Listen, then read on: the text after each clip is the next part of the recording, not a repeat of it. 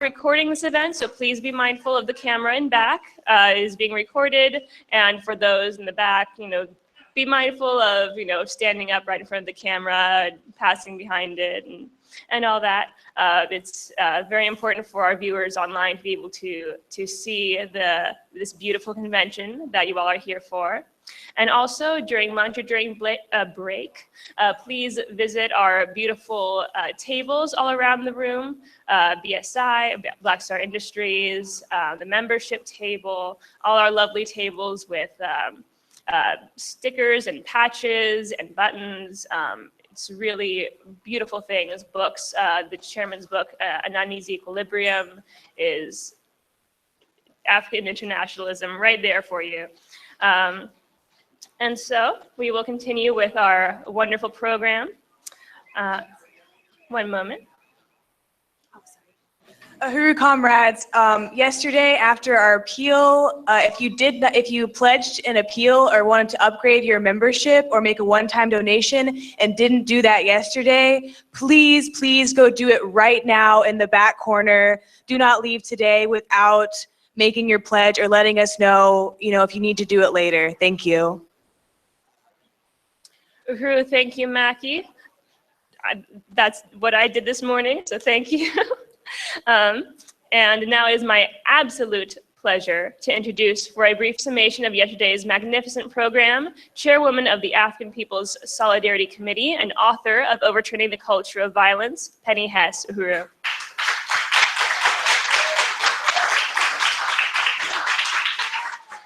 Uhuru, comrades. Uhuru. Move this a little bit. Uhuru. I just want to salute all the comrades of the Uhuru Solidarity Movement who put on such an amazing day yesterday. I want to say Uhuru.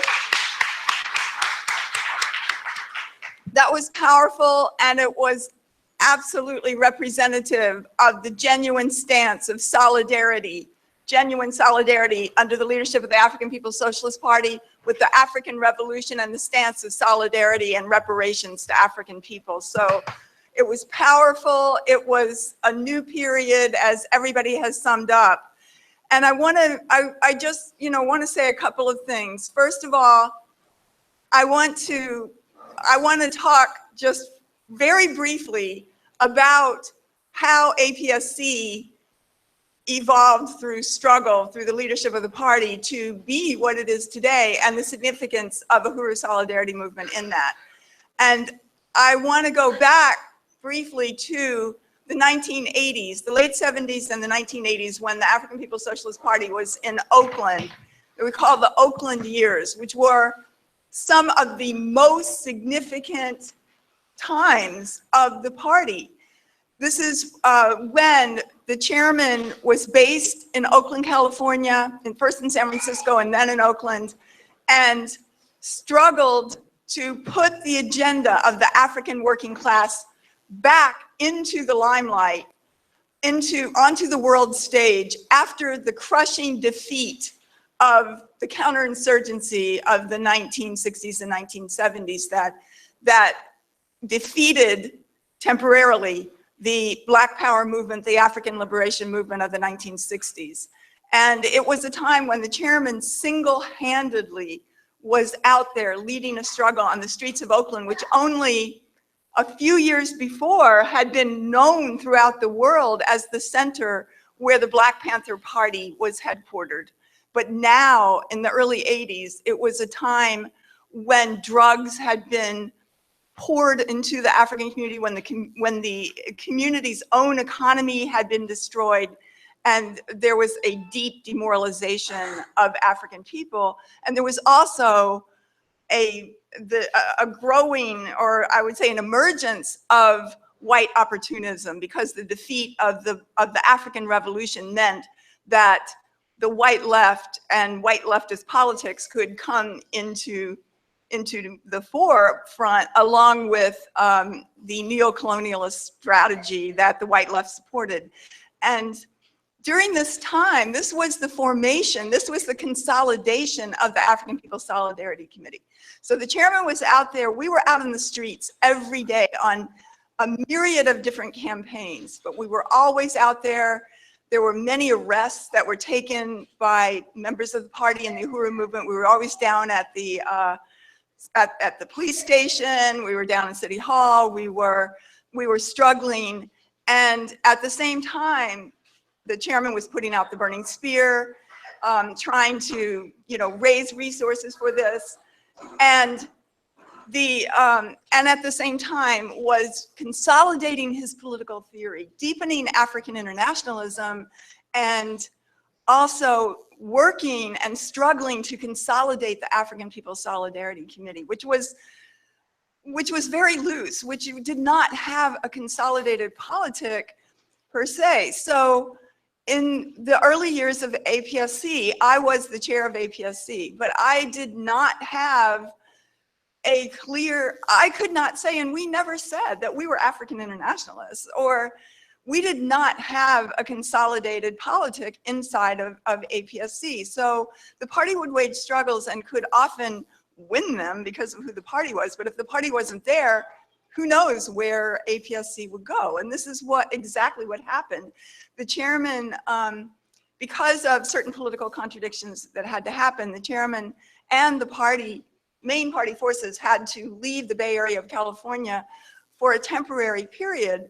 And during that time, we had opened a solidarity or party institution that was coordinated by the Solidarity. It was a print shop called Paper Tiger on Valencia Street in San Francisco. And during the time that the party was gone, we changed that into a women's collective. And basically, took over the resources of the party. And, just when the chairman came back, and we had a meeting with them that, well, we should renegotiate this. And it was just completely, it was a very, very, very deep and very serious struggle.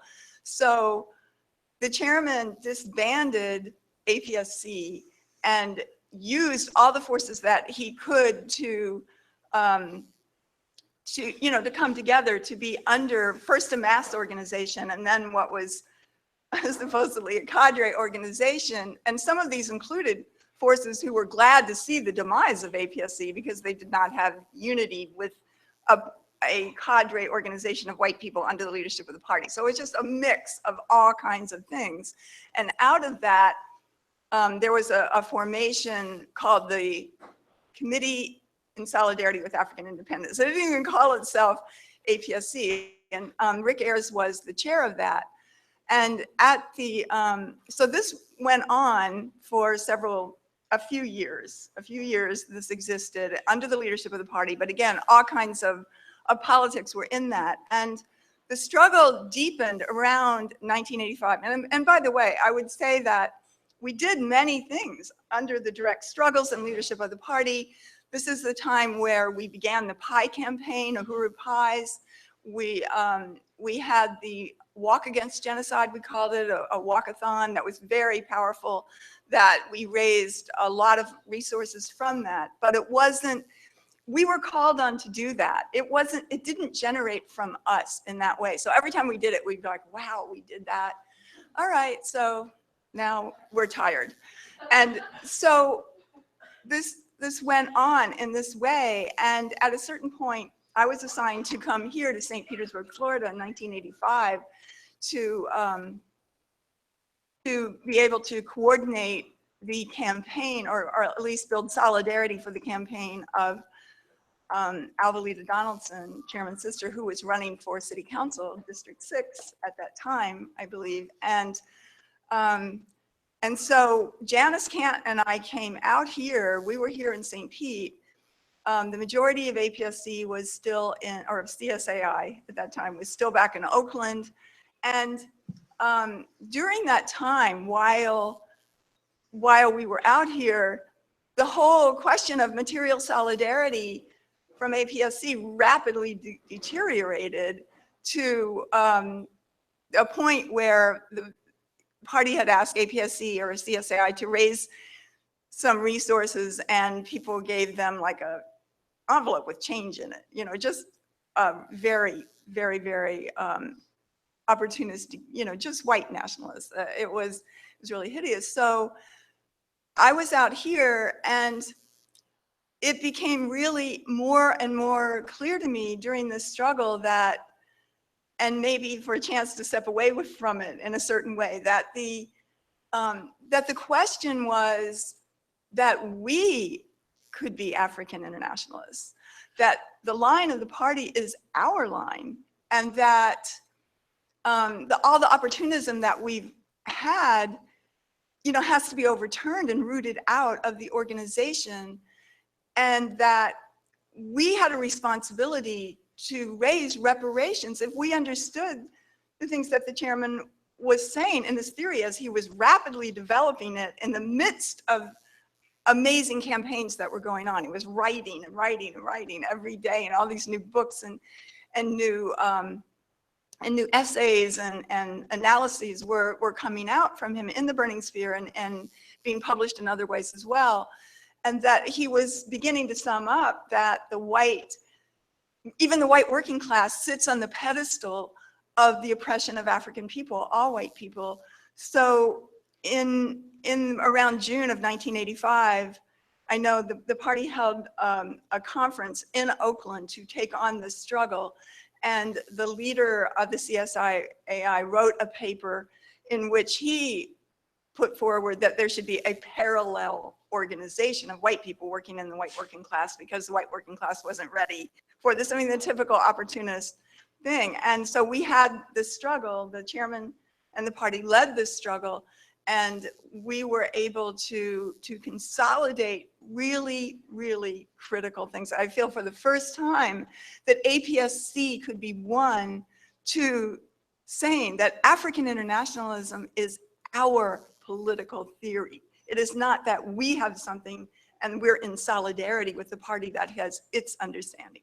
We are African internationalists. This is the political theory that we adopt and we understand. And so therefore, that we would never, ever, ever have to have the party struggle with us to raise reparations, to raise resources. This is our work. This is what we're supposed to be doing.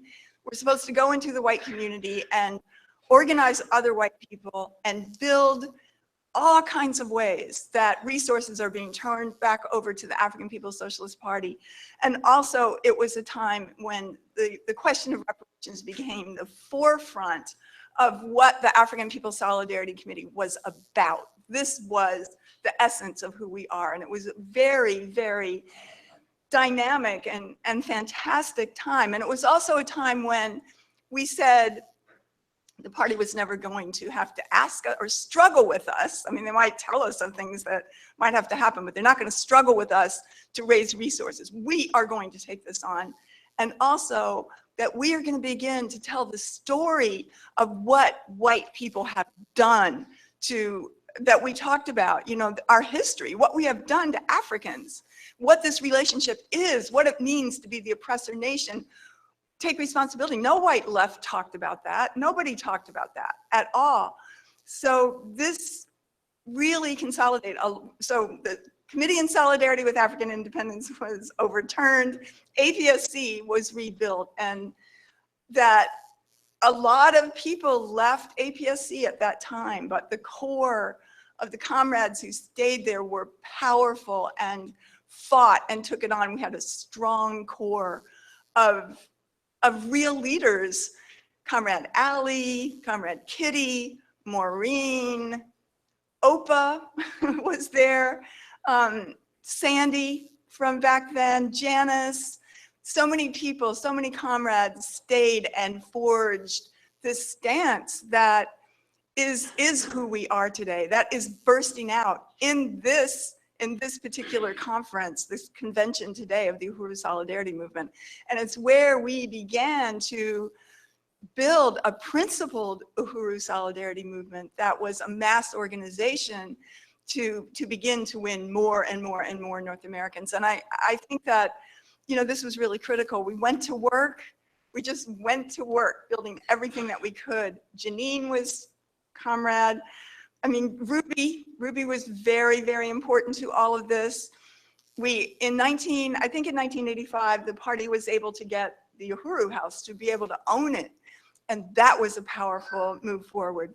We rented an amazing solidarity center after that in Oakland, which if Deputy Chair had been there, we would have bought that. Kitty and I were just summing that up. It was unfortunate that we did not buy that building, but there were so many resources that were needed for the party. And it was an amazing like compound that even had living quarters in it so people could live there. And it had like a meeting room, it had a room where we had tons of clothes and storage and stuff for the flea markets that Ruby was coordinating.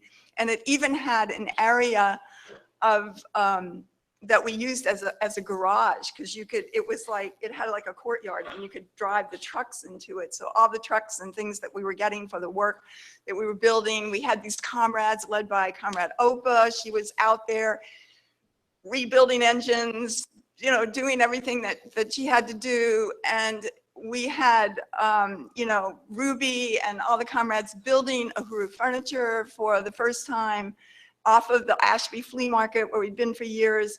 And we had our comrades building Uhuru foods, following the Grateful Dead shows around everywhere, just setting up and start selling sausages, home fries for all kinds of hungry deadheads all night long into the morning, making thousands of, this was before, you know, permits and all that kind of thing.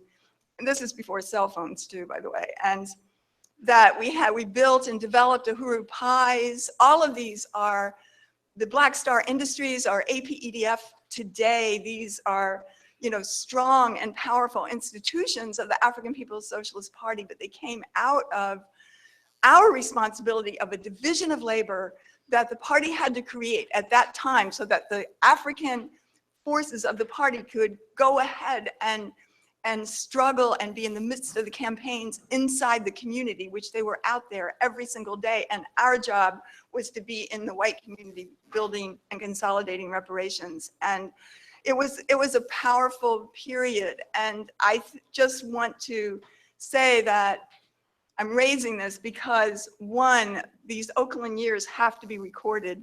In 2010, the chairman, the University of South Florida Special Editions Library created a special collection of all the works of Chairman Omali Yeshitela. And the librarian who did that, Jim Schnurr, you know, told me at the time, your movement must record in oral history the Oakland years. Like these guys study this. I mean, they knew, I mean, it was like he was summing up the significance of this. I had never seen him in our movement, but they study it. They study our movement. And he's saying, you must record it. You must write this down, which we have not done in a thorough way, and we must do, because this was significantly history that was the crossbar, the bridge between the previous history of African struggle inside this country and around the world and the struggle that we see today. And so this whole history that APSC had the ability to be part of was incredibly important and consolidated the question of white reparations to African people that I see, and I know all of us from that generation feel very emotional, very proud of the comrades who can take this message today into the world, raise the reparations, win masses and millions of North Americans in this, that carry on this work for the next generation. And truly, truly, I salute you. It's very moving, very, very moving to see. And, you know, I just also want to say that in this period, as always, the chairman pushes the period to the edge and has called on Comrade Jesse, who we all know is an amazing leader of Uhuru Solidarity Movement, an amazing leader of the African People's Solidarity Committee, and just incredible in so many ways, you know, emulates this stance, a genuine stance of solidarity. And I can see that also manifested in the quality of forces that have come forward under his leadership. And so the chairman has called on Jesse to carry out this really critical role to run for the mayor under, you know, the movement, under Akile, under, you know, this whole plan to really essentially bring the message of the Uhuru Solidarity Movement to the whole city. to be able to show what the question of reparations looks like in a practical way and in a mass way in the city, that going out and winning this among the white population as Akile is winning this deeply in the African community, I've seen it, what it's going to be. And so it means that the comrades who are in the leadership of USM right now, the Uhuru Solidarity Movement, who are doing an amazing job, still have to step up more, because an election is incredibly demanding. And it's going to mean, of course, you know, there'll be meetings, there'll be trainings and everything, but it's going to mean that forces inside of the Uhuru Solidarity Movement leadership body are going to have to take on their shoulders a higher step of leadership, just as, you know, we had to do in the past. We had nobody that went before us. We had to do this. And I know that this is going to happen. It's going to happen in a really good process. I know there's deep unity in everybody, from everybody in USM, with the responsibilities that Jesse has to carry out to victory in this city. And it's going to play out in a really good way, but I'm calling on you to take this on your shoulders. When we say that we're doubling our membership, when we say that we are winning $50,000, and that's just the beginning, that happens because Comrade Jesse, Comrade Brya, leaders carry that responsibility and fight to make that happen. And all of you in USM, including those who are not in the leadership body, step up and join this incredible period of revolution led by the African People's Socialist Party. And it's going to come out, it's going to play out in a really important way. And it's also going to mean that in the future, Uhuru Solidarity Movement organizing is going to be much more like the building for this campaign. It's going to mean community organizing. It means building precinct organizers or neighborhood organizers. It's going to be putting organization on the ground in communities in the North American population. It's very exciting to think about. So this is permanently going to change the way we work and what the chairman has called on for many, many years. So I want to salute you. I want to say Uhuru, forward with solidarity with the African Revolution, reparations now, Uhuru.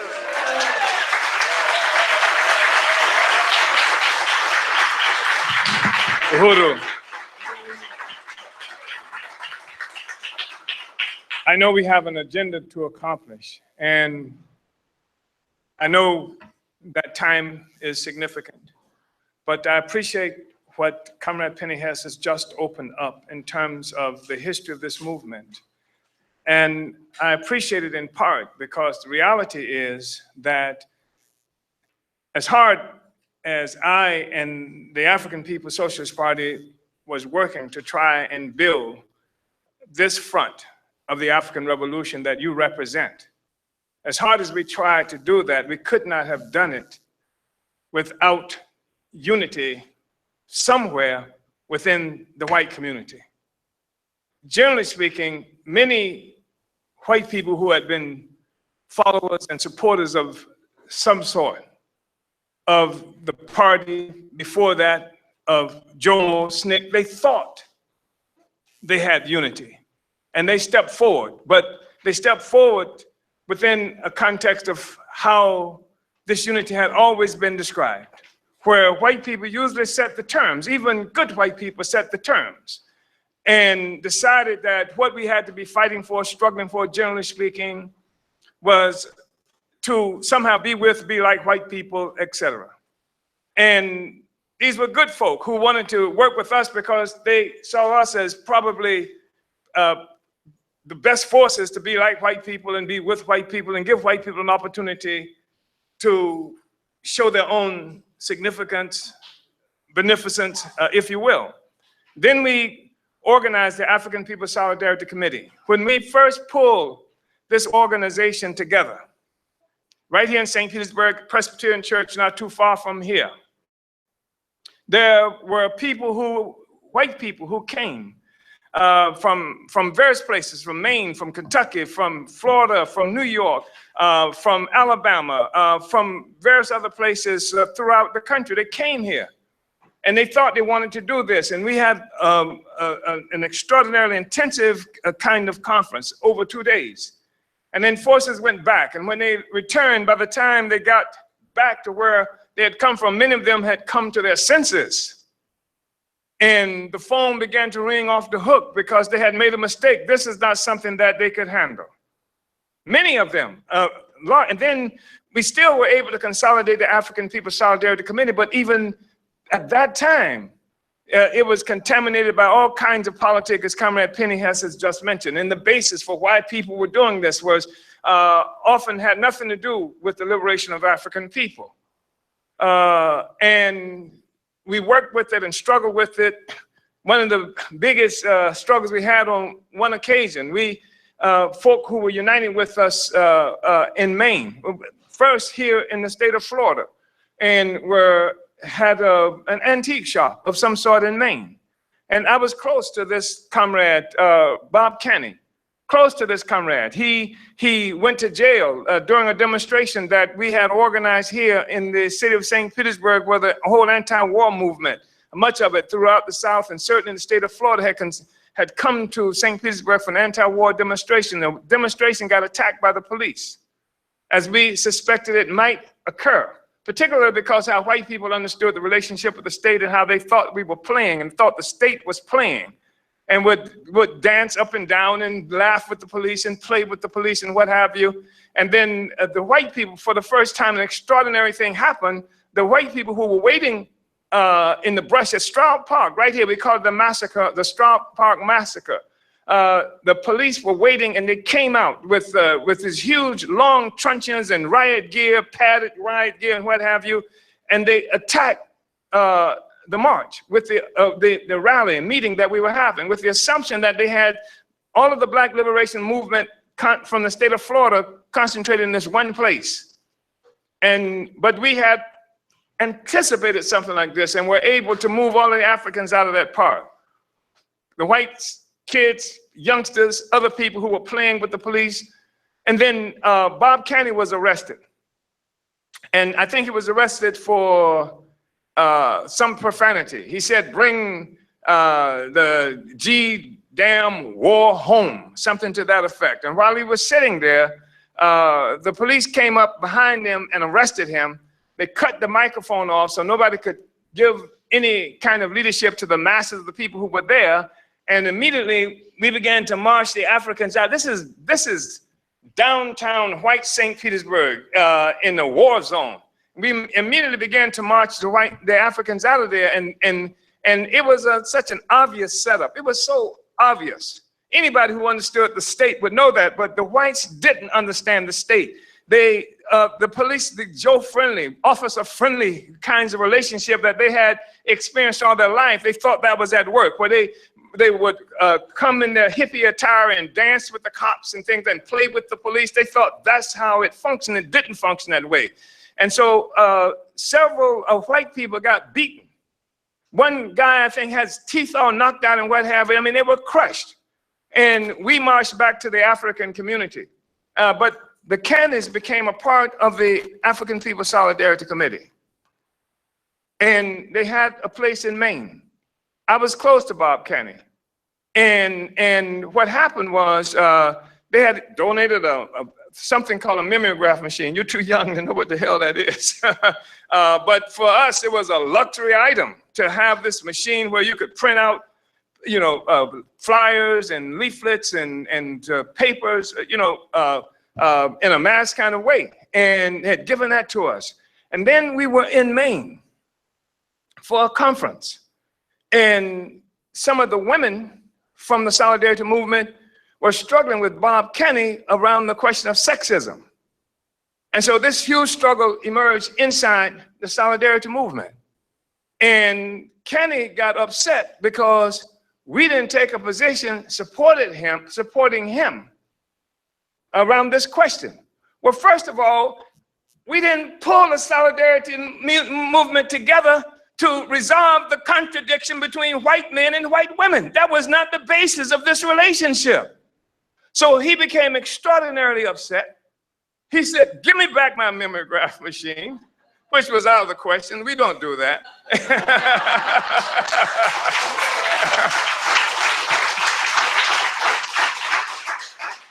It was at this point that I think the question of reparations began to dawn on him. But that was just, one of the kinds of examples. And then Comrade Penny talked to you about the other struggles that was involved in this. This is a relationship that has been marred by a whole history and tradition of the worst kinds of treachery and bad things. This is the relationship that we have. And so we get to the contradictions that Comrade Penny talked about in California. In California, we're in an area that's called the left coast, and this is where white leftism, was spawned in so many ways, and certainly different features of it. But what happened was that on this occasion that Penny talks about, she calls me. We're living in San Francisco at the time, and she says that there's a serious struggle coming on, and she explains to me why the struggle is happening. And she's in struggle with the people in the house, because we lived in collectives a lot during that period. And for the first time, I heard coming back to me what I had been struggling for with the African People's Solidarity Committee. But Penny took it up, and she was taking it up, and it was so serious, they were talking about evicting her from the collective. So this gave me an extraordinary opportunity to pull together a meeting, a conference to discuss this.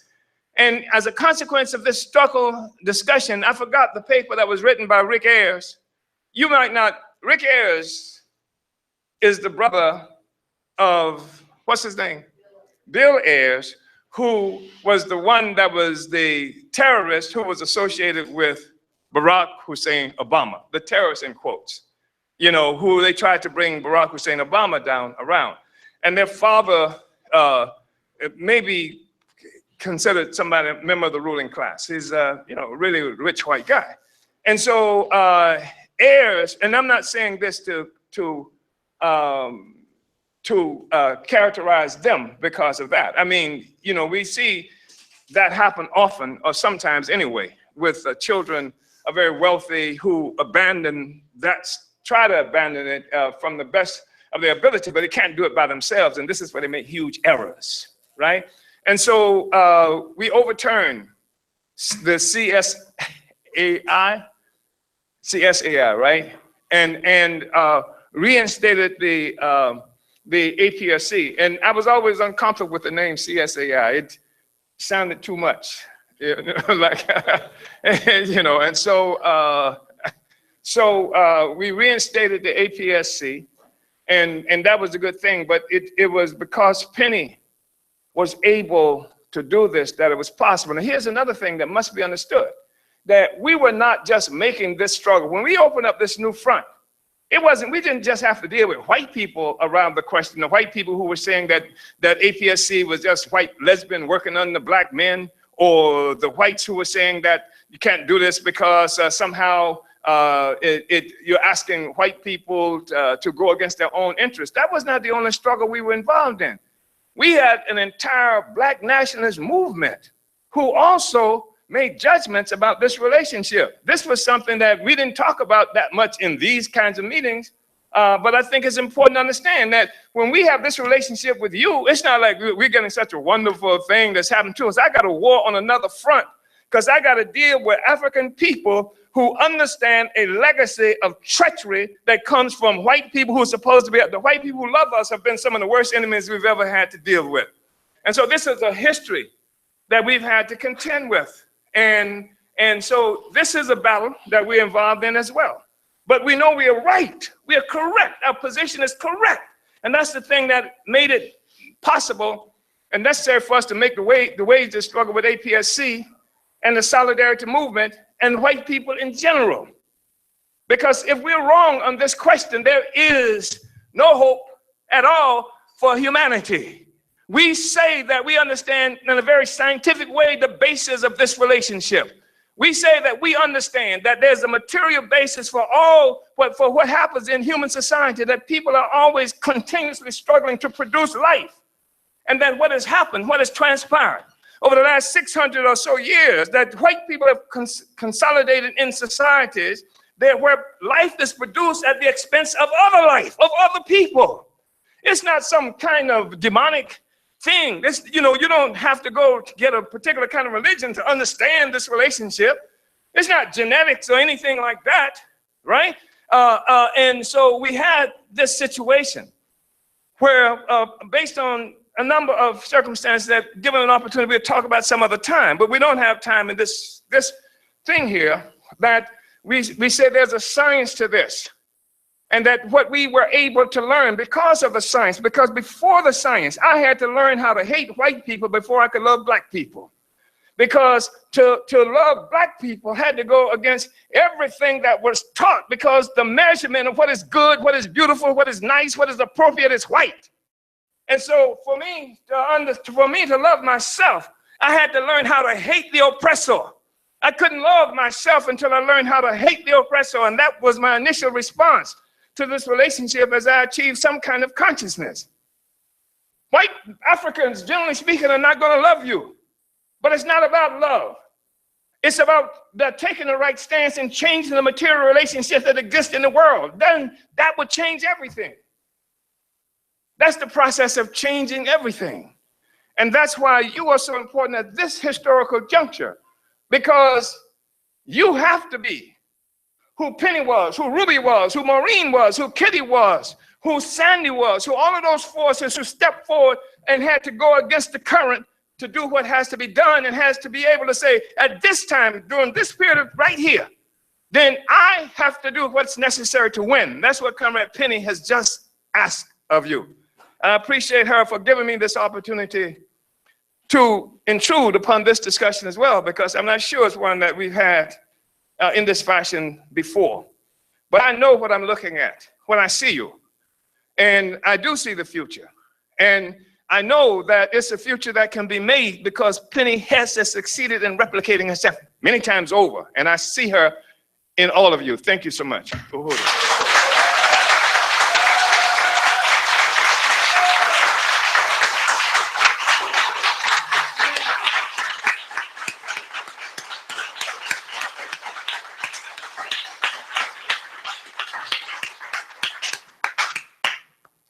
Uhuru, thank you, Chairman. Thank you, Penny Hess, Chairwoman Penny Hess. Extremely powerful. I think we can all, let's give another hand.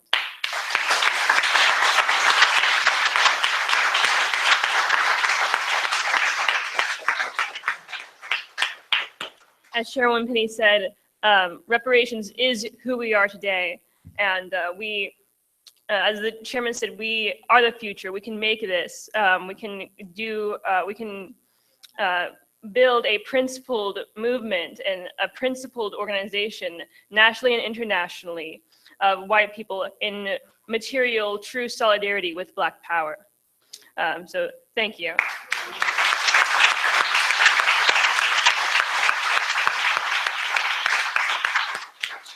Next, we have a powerful reading by USM National Chair of Outreach, Johann Bedingfield, who is also a poet and author of Reflections of a Spider, for a performance of a new poem that he wrote for this historic convention. Uhuru.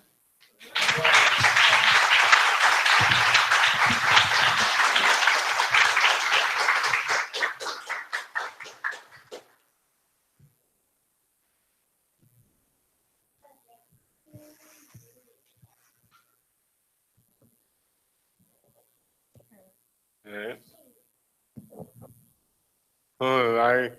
I appreciate the opportunity to write this poem for the USM convention. It's called A Poet's Qualifies for Me. Pieces of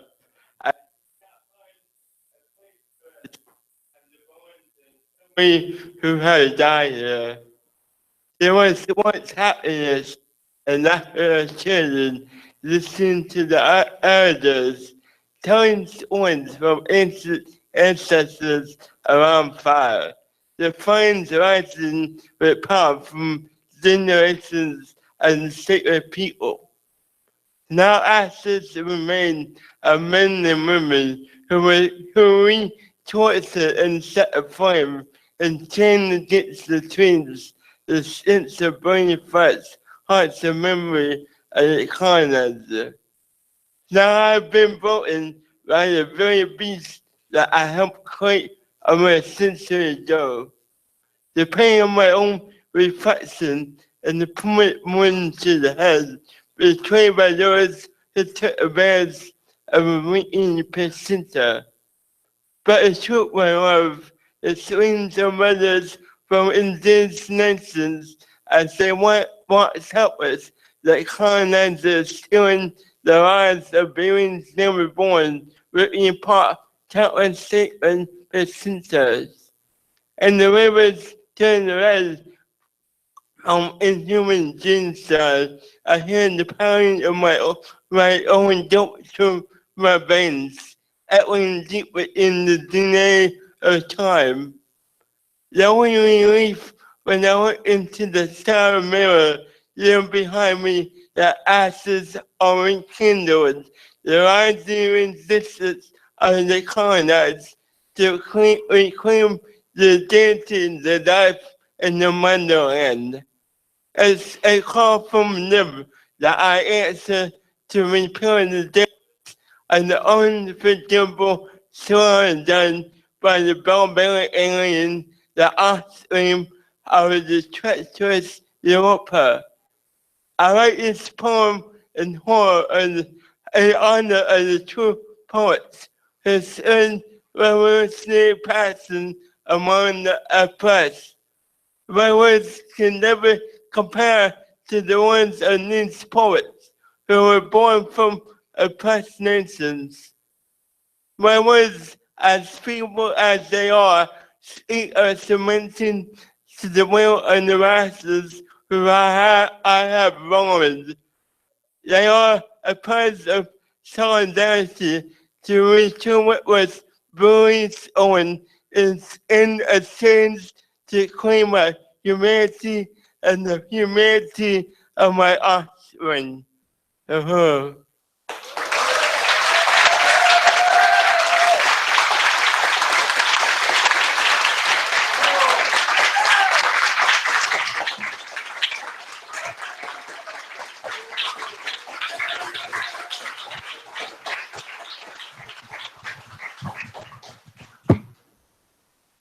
Uhuru, what a powerful poem. Let's give him another hand.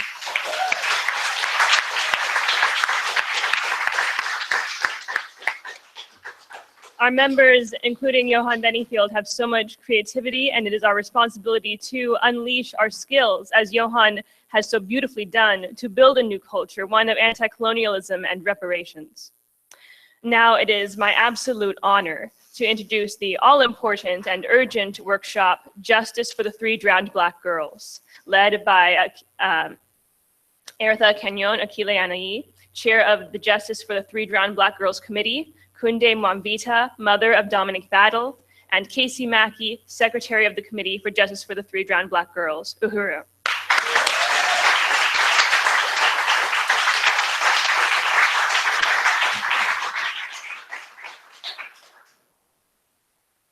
Uhuru.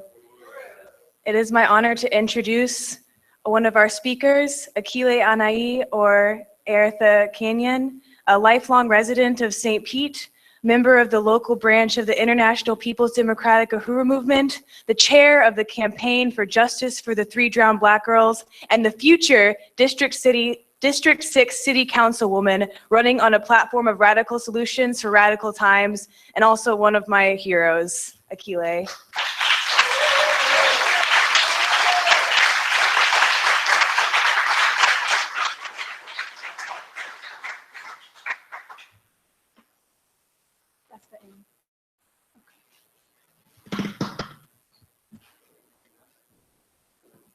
Uhuru. I first want to appreciate that introduction and say that It has been an honor to lead the Committee for Justice for the 3 Drowned Black Girls, work alongside Dominique Battle's mother, Kunde Mwamvita, and I just want to really salute my entire committee who has worked tirelessly to make sure that this campaign stays afloat, and give a special thanks to Comrade Chairwoman of the African People Solidarity Committee, Penny Hess, who really provided a lot of the guidance for me to be able to lead this process, and laid out what she's been able to accomplish and what the party's been able to accomplish with their past campaigns, and what I can implement into this campaign to make sure that it's successful. And I also want to thank my extremely amazing secretary, Casey Mackey. She's from Boston, but you would think that she was right here all the time in my head, helping me move this work forward. So I really want to appreciate you, comrade. And I'm going to go ahead. So again, my name is Eritha Akile Kenyon, or traditionally Akile Anai, and I'm the Chair for Justice of the 3 Drowned Black Girls campaign. And this presentation reviews this case and reports on the year 2016, as well as what's happened and what to expect in this year, 2017, as well as what role you all as Solidarity can play on the 3DBG committee. So this campaign, if you aren't familiar, came as a result of the March 31st, 2016 murder of 15-year-olds Lanaya Miller and Ashaunti Butler and 16-year-old Dominique Battle by Pinellas County Sheriff's deputies after they were illegally chased and corralled into a pond and left to drown in the dead of night. The chase was reported to have begun after the girls' car was spotted driving without headlights on. However, their own footage served to contradict them, as the girls' headlights were pictured on. Then Deputy Howard Skaggs, head of the Pinellas County DUI Task Force, pursued the girls in an unmarked vehicle. He was ordered not to chase the girls, yet he did so at an alarming 93 miles per hour, and the department later claimed that there had been no chase. He chased these girls down a winding path that he admitted to being highly familiar with. He knew that the end of that road had no escape. Deputies prepped the road ahead of time to corral the girls to their desired destination. Skaggs knew the girls would end up in that pond. The girls' car landed 15 feet away from the pond shore. Though Bob Gualtieri, who is the sheriff of the Pinellas County Sheriff's Department, lied and said that the car was 80 yards into the pond, it made it absolutely impossible for his deputies to go in and save them. 15 feet away from the shore, 17 deputies who are trained as first responders stood by and did absolutely nothing. 2 deputies were off to the side, callously conversing, saying things like, "Do you hear that? I don't hear anything. I thought I heard screaming." To which the others respond, after the car is completely submerged, "Not anymore.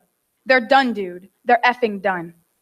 These were 17 deputies, trained as first responders, allowing nearly 6 whole minutes to go by.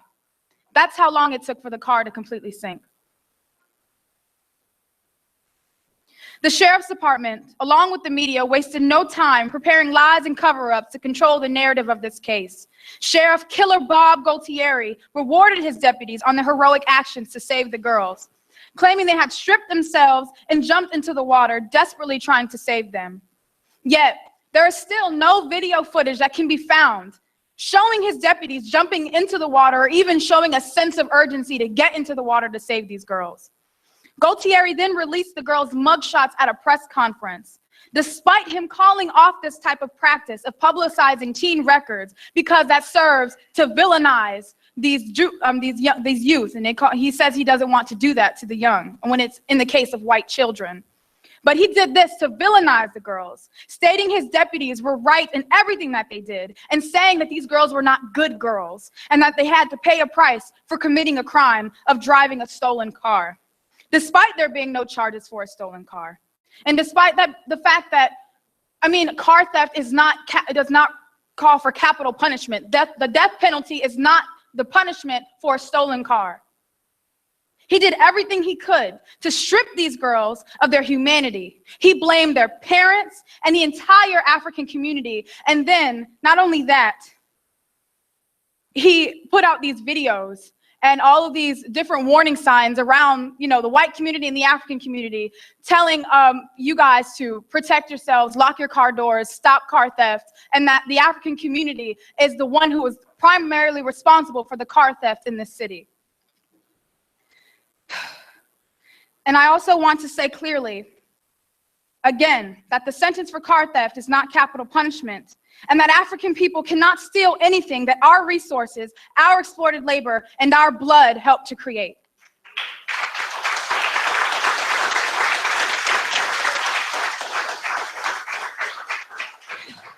A similar case to that of the girls was that of the murder of 18-year-old African Laboriel Felton in 2002. He was pursued by the same Deputy Howard Skaggs, as well as James Vickers. And a little history about Vickers. He was on the scene of the girls, and he is characterized by his colleagues in the sheriff's department as a sociopath because he is verbally and physically abusive to his colleagues. Laboriel jumped from his car and fled on foot. Vickers and Skaggs released a K-9 to chase after him. Laboriel then jumped into a pond where the K-9 would follow and Deputy Vickers would enter into. The media, similar to what had been done in the case of the girls, lied and claimed that the 140-pound Felton tried to fight both Deputy Vickers while drowning the K-9. Deputy Skaggs then removes the seats of his vehicle, which serve as flotation devices, something he had failed to do in the case of the three girls, to save the dog. They then claim that Laboriel could be seen backstroking through this pond of muck in the middle of December. However, when Laboriel's body was discovered, not only was there dirt and grass lodged within his lungs, but he'd been bludgeoned on the skull so badly that half of his brain had collapsed. So tell me, how could Laboriel be seen backstroking through a pond when he was already beaten to death? And the only reason that Skaggs and Vickers had to go back into that pond was because they had to find Laboriel's body before anybody else did. Skaggs now has the blood of 4 Africans on his hands, and he has not paid a price. He still roams these streets, and Gaultieri still defends him. In light of this case and the slander campaign that was waged, as well as Gaultieri's closing of the investigation, the Uhuru movement held a press conference with the bold statement that what had taken place on the night of March 31st was in fact, undoubtedly, murder. The movement uncovered all of the lies of the sheriff's department during this press conference. It was also one of the Uhuru movement's first encounters with the fierce African mother warrior, mother of Dominique Battle, Kunde Mwamvita.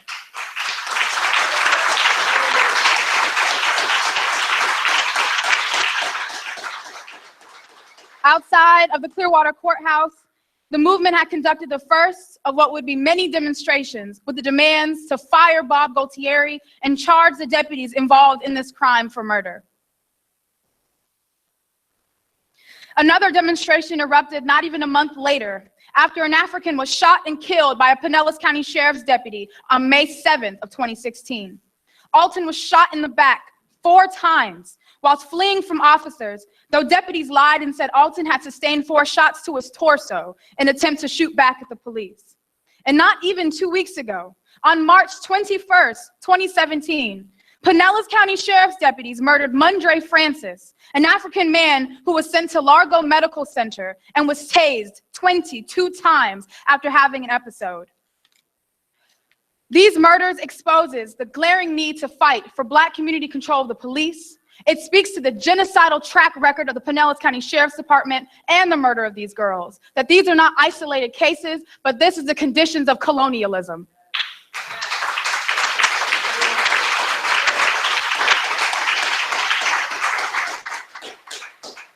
Kunde, alongside the Uhuru movement, traveled the country from Houston, Texas to Washington, D.C.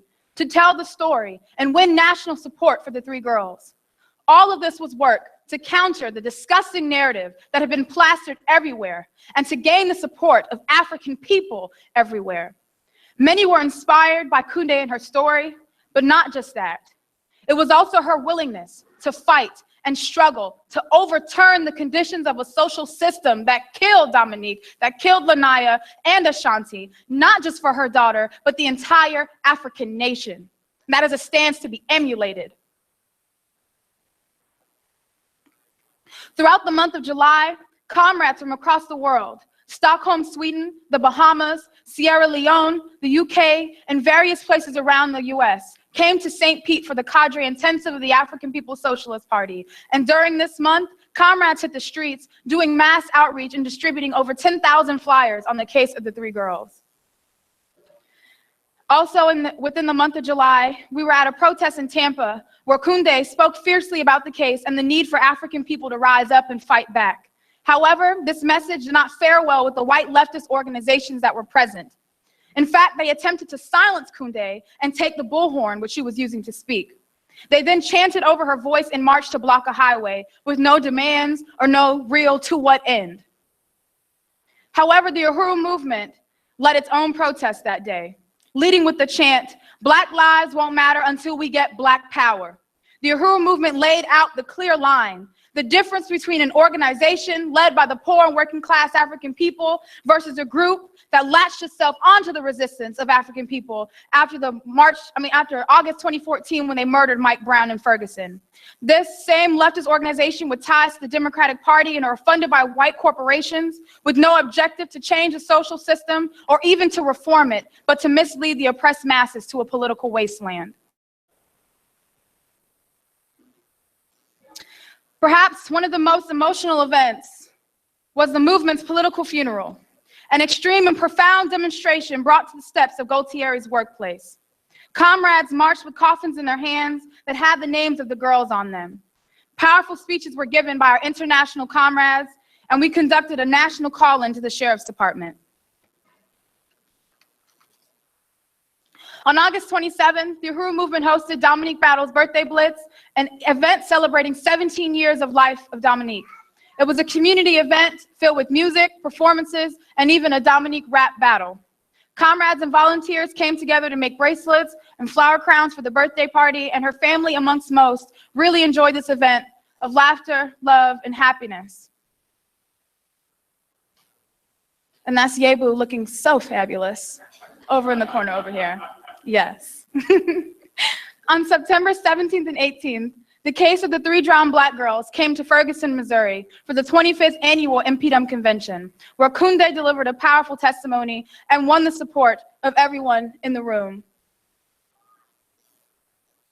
And from this convention, the Justice for the 3 Drowned Black Girls Committee was formed, with myself being the overall campaign and 3DBG's tour's chair, campaign and tour secretary, Casey Mackey, Treasurer and Economic Development Coordinator Tanya, the face of the campaign, no one other than Kunde Mwamvita, legal attorney Aaron O'Neill, who was just here with us yesterday and is now back in Washington, D.C., our propagandist Sen Mariyama, who's out in Philadelphia now. The advisor was Penny Hess, and our social media coordinator also being Casey Mackey. Throughout the month of October, the Uhuru Solidarity Movement conducted their Days in Solidarity with African People U.S. tour, and Kunde was the guest speaker. She won solidarity with the Campaign for Justice for the 3 Drowned Black Girls in several cities, including Huntsville, Alabama, San Diego and Oakland, California, Gainesville, Florida, Boston, Massachusetts, and Seattle, Washington. The narrative was written to tell the full story of the murder of the 3 girls and how this murder is an everyday experience of African people under colonialism. And this narrative was written by chairwoman of the African People Solidarity Committee, Penny Hess. On New Year's Day, we started it off with the 3DBG campaign kickoff. It was a refreshing, invigorating demonstration held here in St. Pete. We had over 30 people marching with us throughout this community and coming back with us to attend the Sunday Resistance Rally, where dynamic presentations from the chairman, Kunde, and Penny Hess were made. We reestablished the presence of the Campaign for Justice for the 3 Drowned Black Girls and won support and even volunteers who had begun being introduced to the work of the committee. And we had even exceeded our fundraising goal that day. And here are some images. So to follow the powerful demonstration that we had, we conducted a national call-in where forces from all over the country, and some of you in this room might have even participated, called into the Sheriff's Department, called into the mayor's office, and called the governor's offices to demand the immediate resignation of Sheriff Bob Gualtieri and criminal charges against Deputy Howard Skaggs. It was a call-in that had white power shaking in its boots, as can be seen in this video as Comrade Jesse is on the phone with the Sheriff's Department. Do we have the ability to play?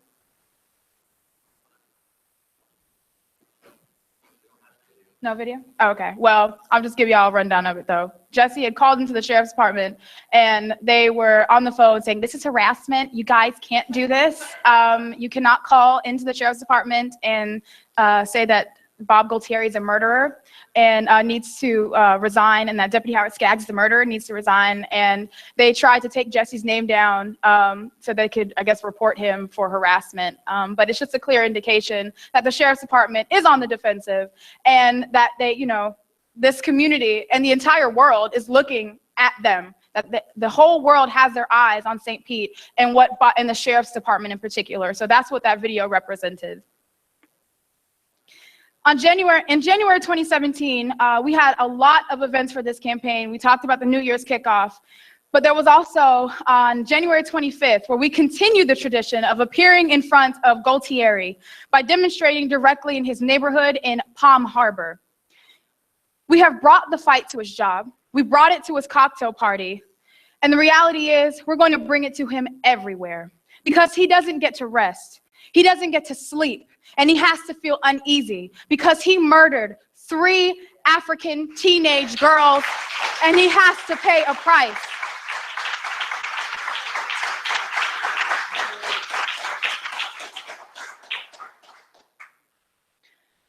So we're looking ahead in what's to come in 2017, and many events, demonstrations, and legal events are, of course, a necessity of this campaign.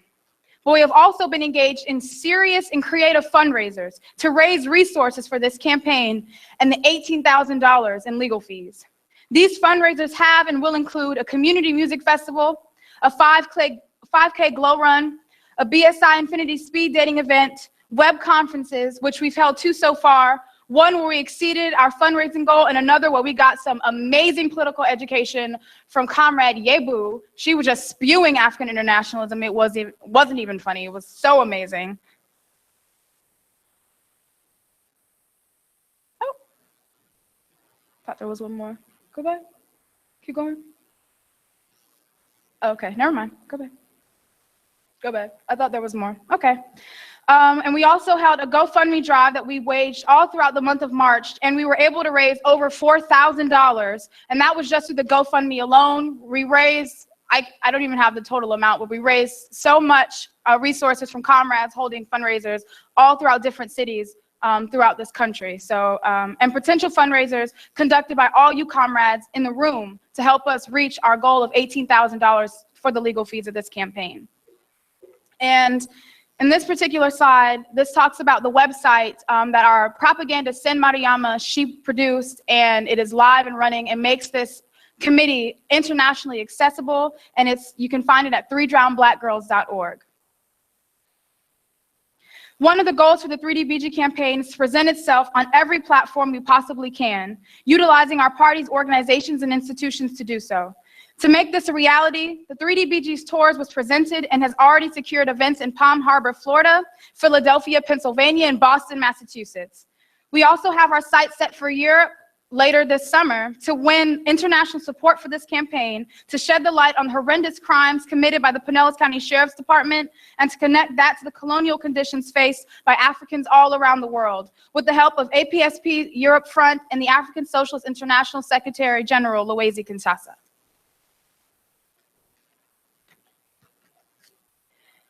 This committee took this campaign to court just 2 days ago. The legal attorney, Aaron O'Neill, filed the notice of intent to sue the Pinellas County Sheriff's Department for the wrongful death of these girls. Oh, go back, I'm sorry. We strategically filed on the 1-year anniversary of the girls, and it was announced with a powerful press conference in front of the courthouse. We had Aaron speaking, we had Kunde speak, also Ashaunti Butler's mother, Sierra Butler's mother was there to speak. Casey Mackey and also mayoral candidate Jesse Neville gave a presentation. So it was a very powerful press conference right in front of the courthouse that also had people coming out of the courthouse coming and asking about the campaign. We were able to hand out literature. And a lot of people, including white people, were saying how they knew that the sheriff's department had killed those girls, and that they were in complete unity with what we were putting out. So it was a really powerful press conference. So this campaign committee needs, and I gotta put on my glasses for this one, can't see. Woo. So again, we are an international committee, and we still need these different positions that are filled. Vice chair, outreach coordinator, project coordinator, treasurer. We have a treasurer now, but she kind of functions as two roles, and we understand the importance of having a treasurer to do this separate work. A contact database coordinator, subcommittees for economic development, outreach, and social media, speaking engagements for the 3DBG tours, where we can get Kunde, myself, throughout schools, universities, churches, and international committees formed with 3DBG representatives on MPDM branches, on USM branches, and even if you don't want to necessarily join a particular organization, you can still join this committee and build this committee in your different area. And we also need ongoing fundraising efforts. So, I mean, Casey, I'm pretty sure we've heard some of the amazing fundraisers she's had. She did one in New York. It was Club Reparations, or No Surrender. There we go. It was a dance party, and she raised over $1,500 in that event. Sold $600 in pre-sale tickets. So it was extremely amazing, and that's something that you can do in your area.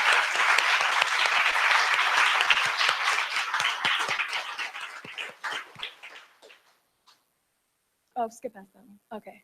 So our campaign demands are the following: the immediate resignation of Sheriff Bob Gualtieri, criminal charges against Deputy Howard Skaggs and all the deputies involved in this murder, Black community control of the police, and reparations to the families of Lanaya, Ashaunti, and Dominique.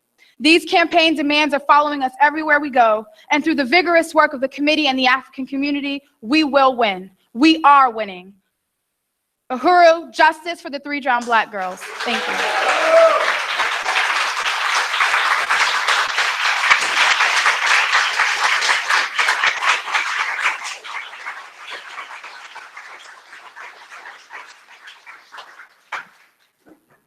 Thank you for that amazing presentation. Now I have the honor of introducing one of the most powerful African women revolutionaries of our generation. One of our committee members said that she is the Assata Shakur of our generation.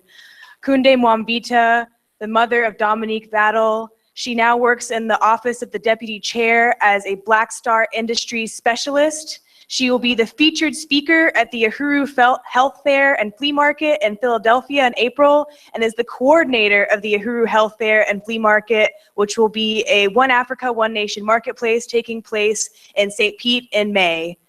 Kunde Mwamvita.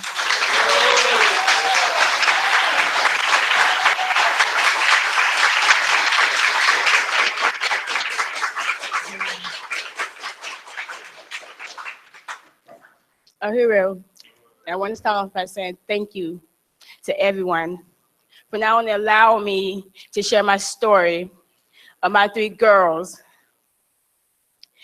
that were murdered because of the color of their skins. They wanted to claim that they chased them, and then they wanted to recant it. Oh no, we didn't chase them. They wanted to say we're in a stolen car, but where's the proof? The car was even reported stolen. But my fight here, and my fight since the day that they took those girls live on March the 31st, 2016, is not only with those sheriff's department, and with not only with the Pinellas County Police Department, but it's with the state. Because they work for the state. And they will continue to try to break us and to bring us down. But we not only demand justice, we demand freedom for Africans at home and abroad.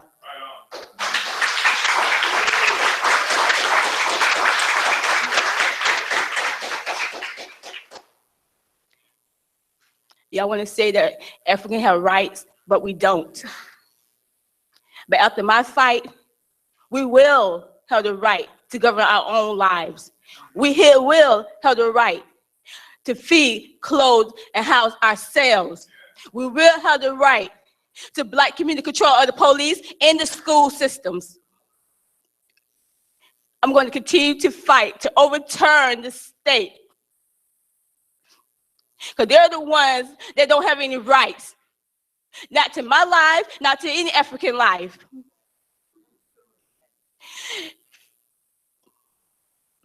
If you look at an African that was so in slavery, you could see the welts from when their skin was beaten and bludgeoned. You look at the men and women in the prison system, it's the same. We're still being beaten, but I'm here to stop it.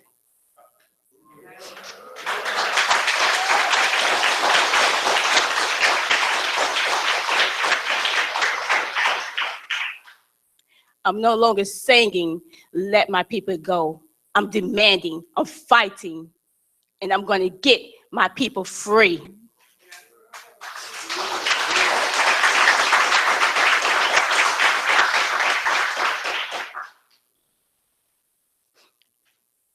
Don't feel pity for me that I don't need. I need you to join a movement. Join a movement that is willing to fight for everybody's rights, for the indigenous people, for the African people, for the oppressed people of this world. They want to say that America is the home of the free and the brave. No, Africa is the home of the free and the brave.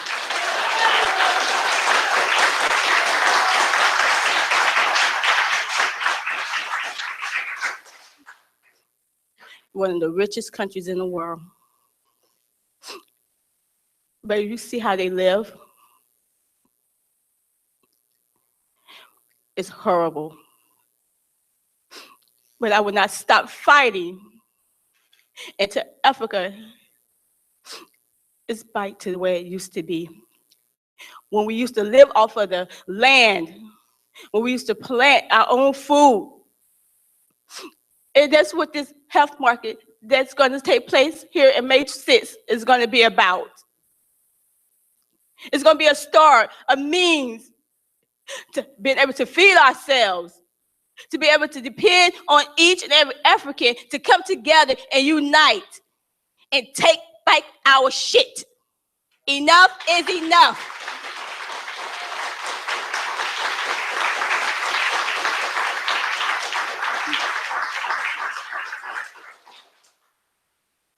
Bob Gillicheri and the Pinellas County Sheriff's Department, you have not broken me, and you can keep your hush money. Because nobody's going to tell me that I can't speak about these girls and about other Africans that y'all are murdering. Nobody's going to tell me that I can't mourn when I want to mourn. Nobody's going to tell me that I can't say their names. Because Barbara Gillicheri, I'm going to say your name until I take your ass down.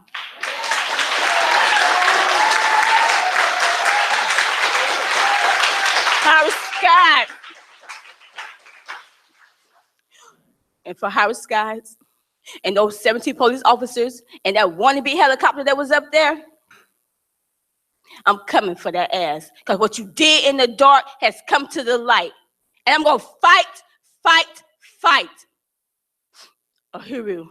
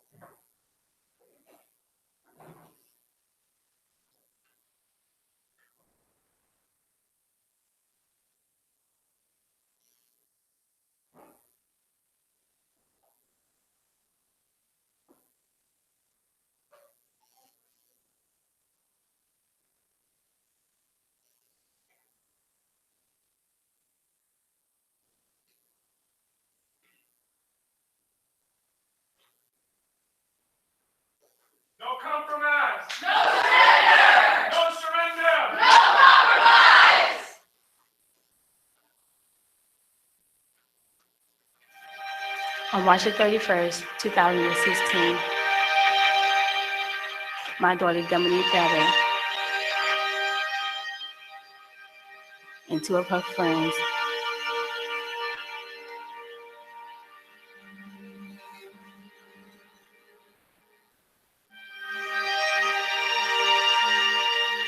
was drowned by Pinellas County Sheriff's officers. They're done. They're 6-7. A few months before this, my daughter had wrote me several letters, and we was always communicate to each other by writing letters to each other when she felt like she was too embarrassed or too shy to tell me word to word. So I'm going to read one of the letters that she wrote to me, one of the last letters I would ever receive from her.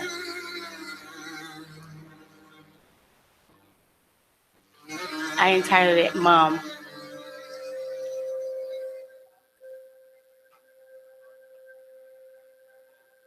Mom, I just wanted to tell you that I'm ready to get on track. You never gave up on me, even when I gave up on myself. But it's time for a change. Enough is enough.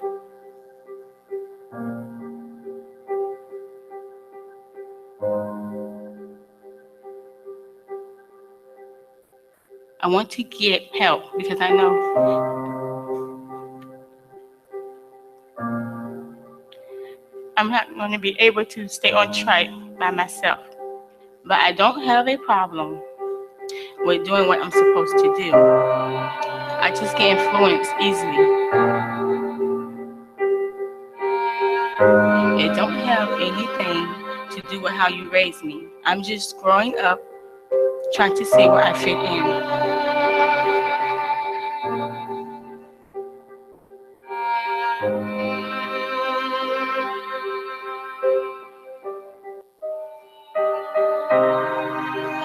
You really are a good mom, hardworking. I wouldn't trade you for the world.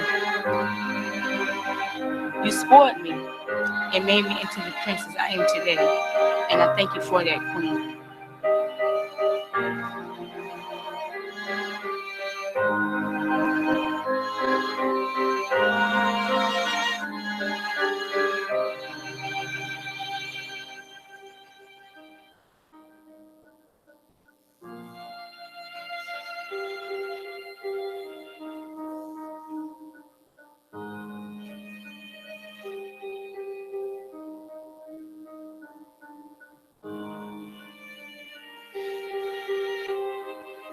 You don't need to feel depressed.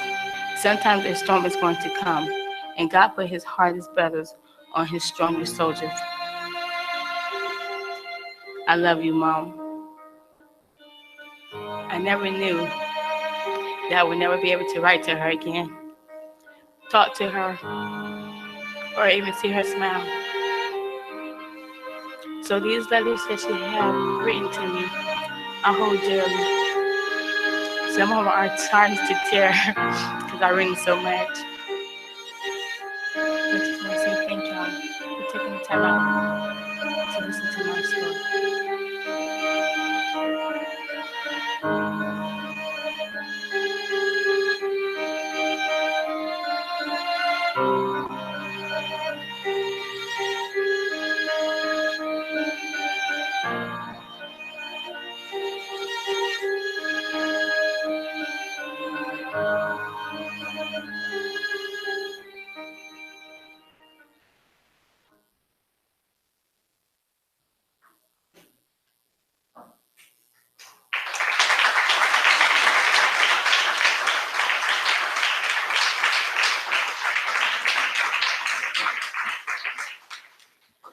Uhuru. And now I will read a poem that I hadn't named for a while, but I decided to call it, You Have to Join the Movement.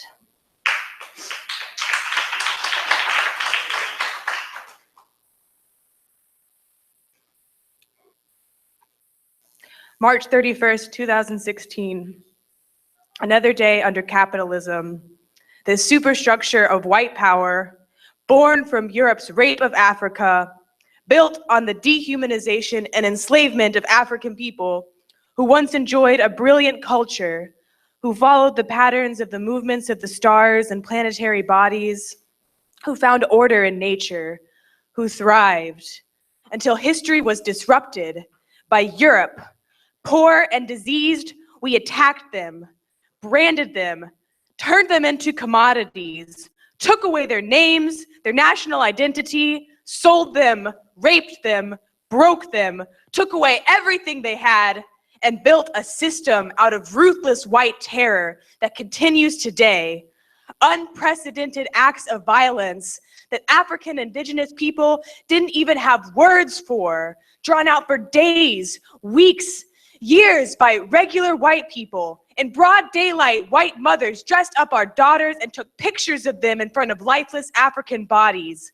Lynch mobs, volunteer militias, the military, the police, armed to the teeth like a robot, no spirit, no regard for human life. My people have done this and do this, enjoying the terror we inflict.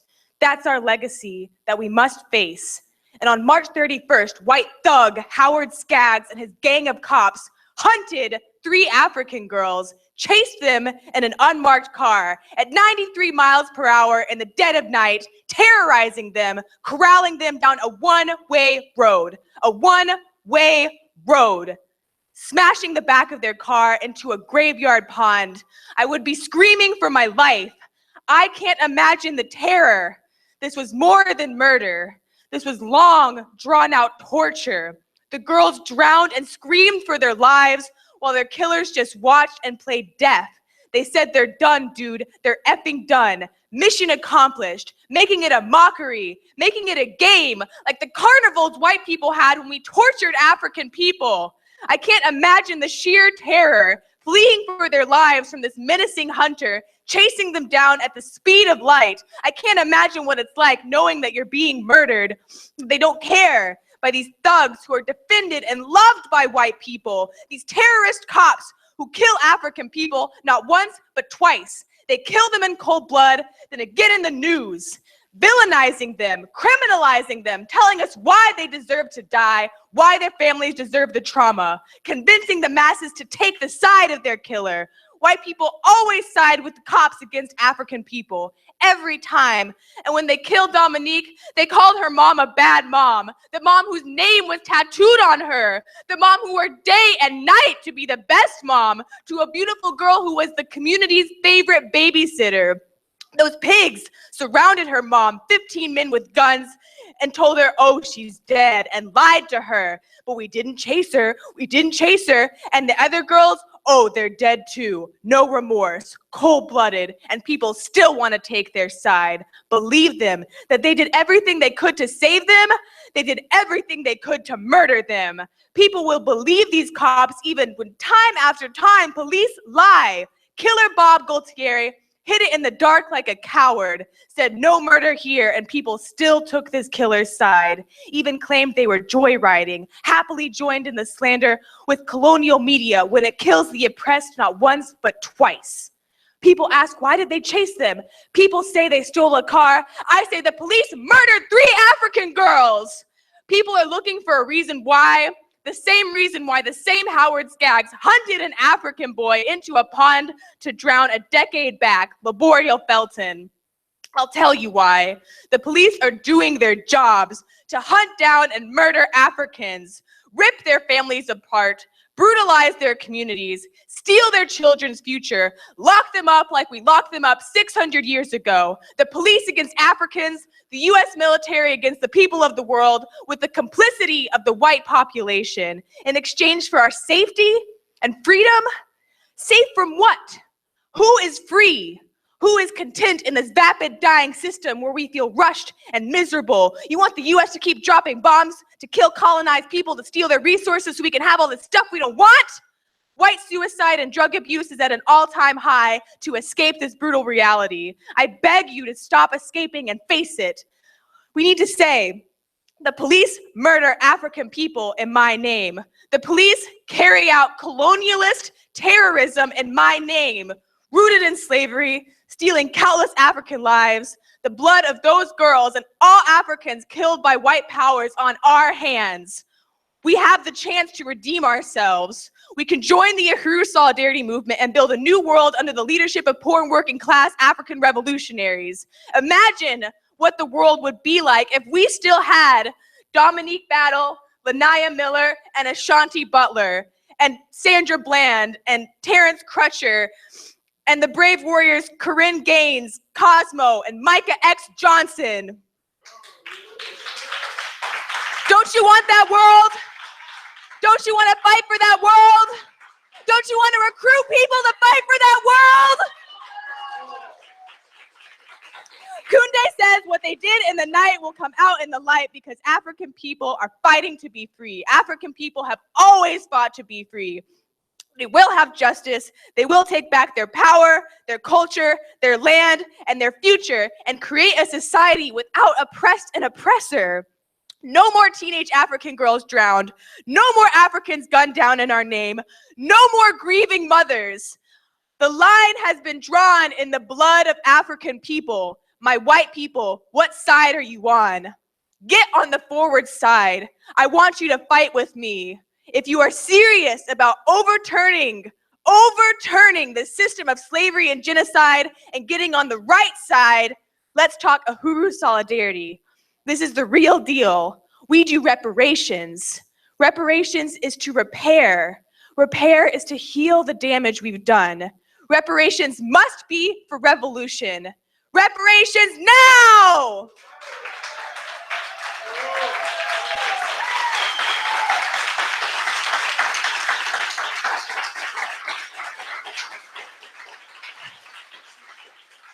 Uhuru. So the next part of this is to follow what Kunde said, to not just feel bad, but to take action. So I wanted to show a PowerPoint and talk about what the Committee for Justice for the 3 Drowned Black Girls is doing next, which is putting this amazing warrior on tour to win people to fight for justice, not just for this campaign, but to join a movement that is making it so that this can't ever happen again. So this is how to bring the 3 Drowned Black Girls tour to your city. And the time frame will be from May to June. And we do have some Uhuru Solidarity comrades that have talked to me about this. Scott Millender will talk as gonna host a tour in Palm Harbor on May 18th. And Jesse McCall from Seattle has talked about bringing Kunde to Seattle. And Boston comrades definitely want to bring Kunde to Boston. So the goals for this tour are to build support for the campaign and win the narrative, because we had our press conference yesterday where we laid out the narrative very clearly, very articulately exposed all the lies.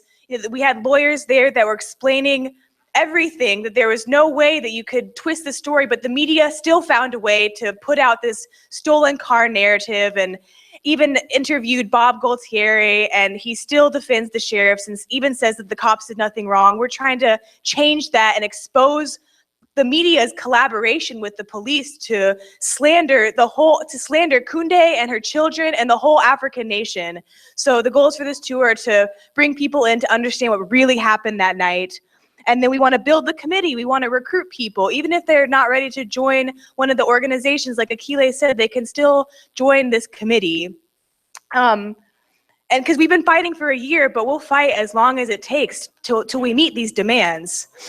And we want to raise resources for Kunde. You know, we're asking for a speaker's fee of $300 because when she's on tour, she's not getting paid at work. So we want to make sure that she's getting compensated for building the African nation and fighting for justice for her girls. And we want to win mass support for continued actions. We want to do more call-ins like we did, where they were shaking in their boots. This is harassment. You know, they're scared. And so we have to keep building on that. So more actions targeting the Pinellas County Sheriff's Department. We want to publicize the wrongful death suit that the lawyer Aaron O'Neill announced in the press conference 2 days ago, where he filed his intent to sue. We want to talk about, you know, the next steps for that.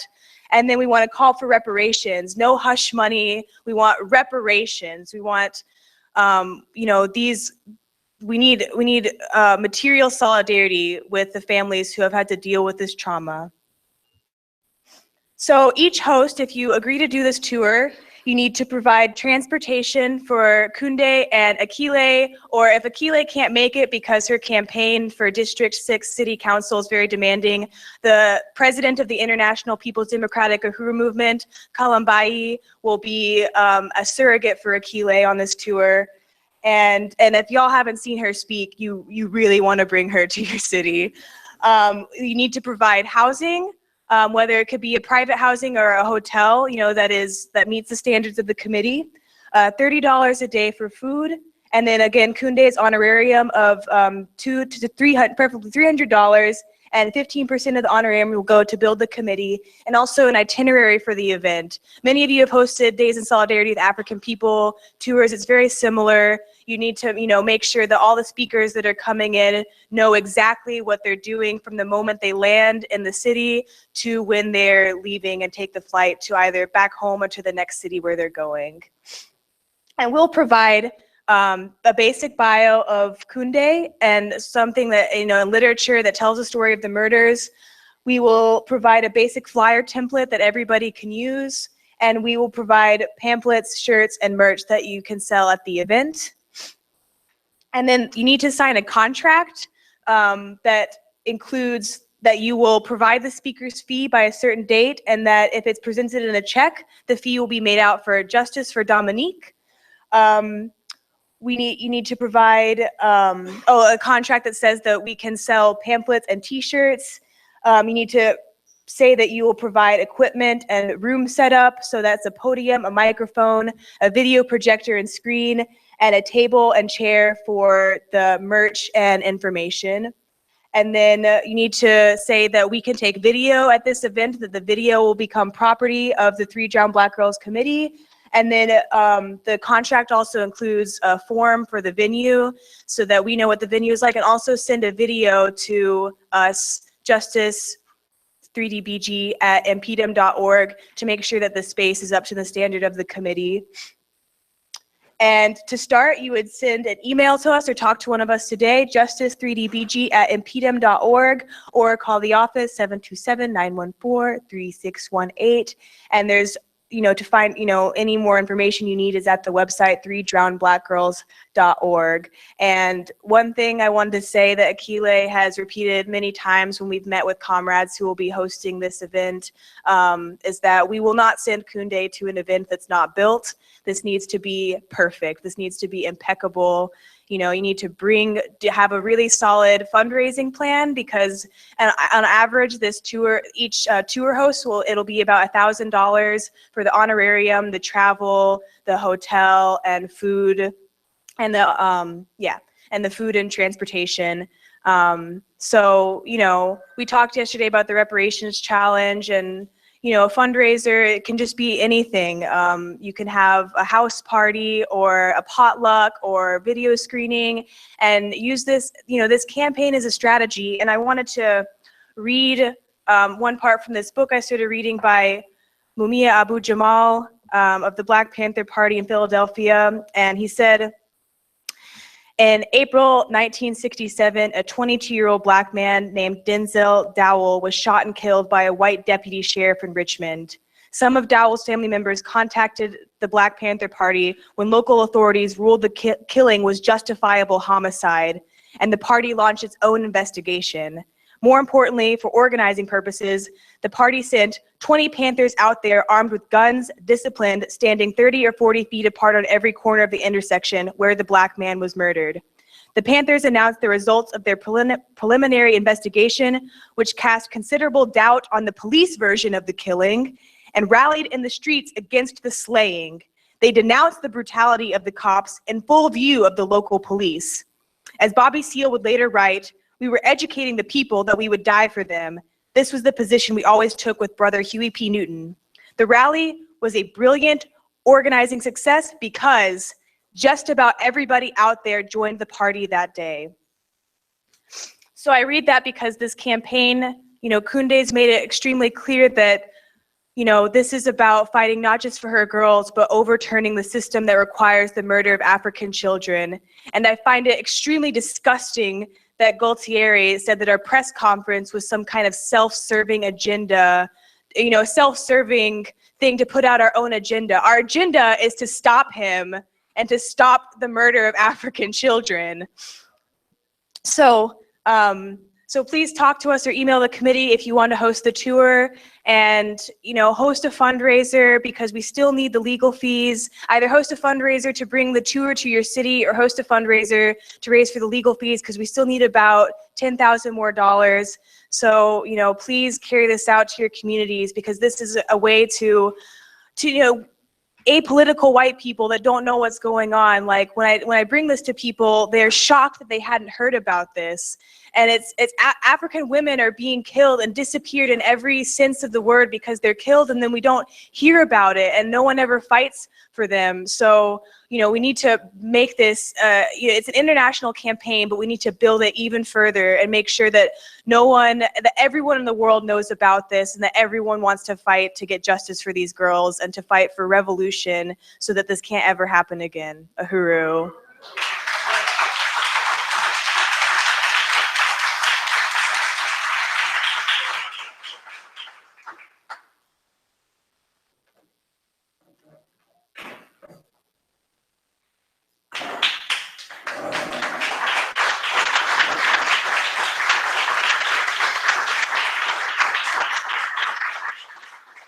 Uhuru. Justice for Dominique, justice for Ashaunti, for Lanaya, for all African children, for all African mothers, for all African people. Reparations now. Reparations now. Reparations now. Reparations now. And now it is my pleasure to reintroduce Mackey for Reparations, the Remix.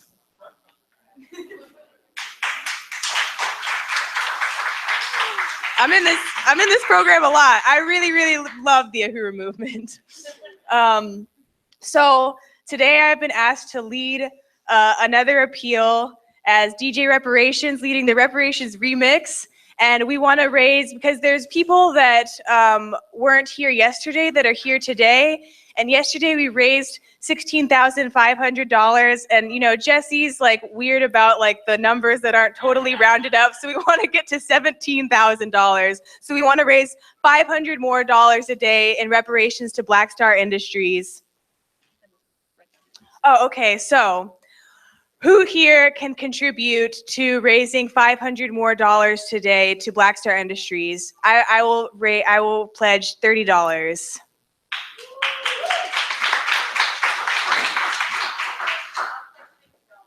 $50 from Comrade Marissa Uhuru. 50 from Jackson. This is gonna be so easy, y'all.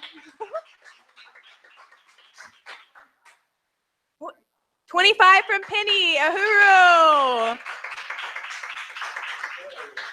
Johann? 30 from Johann. Uhuru comrade. 50 from Valerie Uhuru.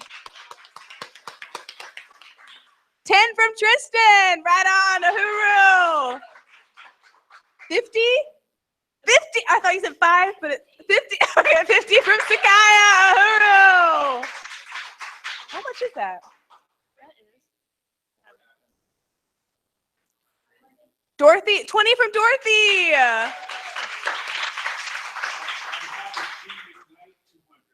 200.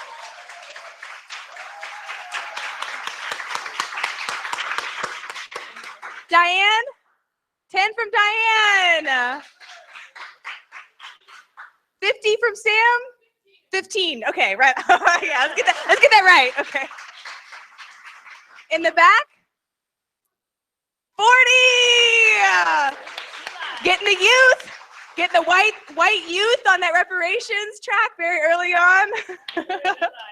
Don't waste any time in the white left like I did. So how much is this? We don't have a calculator. Right, okay. Thank you, Jesse. I think we made it though. Yeah, we made it for number. Okay. We'll see.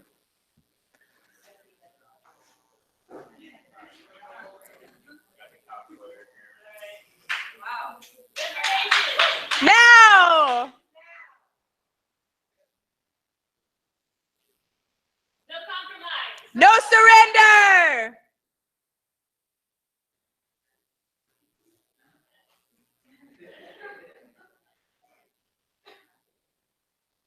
Oh, yes, and definitely go to the back where Renee and Kristen, they're waving right now.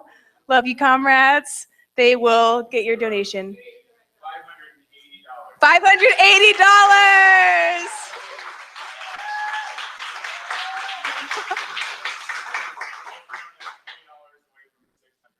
Also, 40.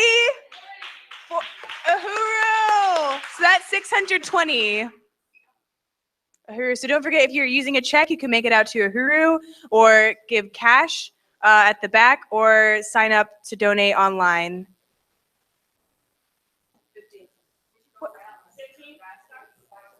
Oh, did Star, did you just say 50 from Star? Is that 670 now? Yes, very good remix. Better than the original. Well, not quite, but. 30 from, yes, we got 700.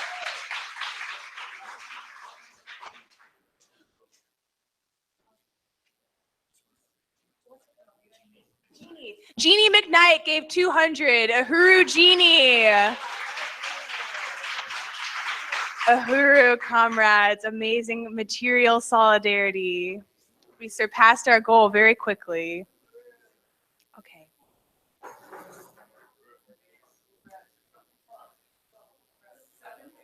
$700, yeah. Our goal was 5, so.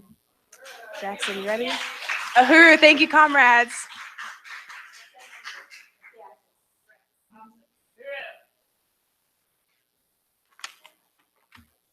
All right. Uhuru, everyone. Uhuru. All right. Now it is my pleasure to introduce an exciting workshop presented by the Uhuru Solidarity Movement's International Recruitment and Membership Office. The people are everything. Build the membership of USM. Uhuru. So please welcome Kristen and Jesse McCall and our wonderful International Recruitment and Membership Office and Kafira Barron. Uhuru.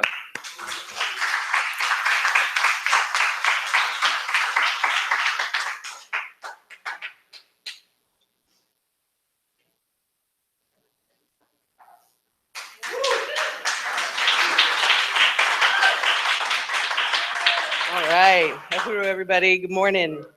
My name's Kristen Forthen, and this is going to be the IRMO workshop. International Recruitment Membership Office is what IRMO stands for. We're going to start off. I'm happy to see everybody here, all supporters, members, everybody online. And it's really exciting to see everybody's parents and aunts and uncles and everybody just here supporting what everybody's doing. We're going to start with the chair, Raya Fogarty. She recorded a message for us. And then we're going to have Jesse Call go through the principles of solidarity and principles of unity and pledge of solidarity. And then I'm going to go through what IRMO does and our goals for the year. And then we're going to end with Kafira, who is going to explain to us what it's like to be a member, why people become members, and just how important it is. So I'm going to start with Raya's video.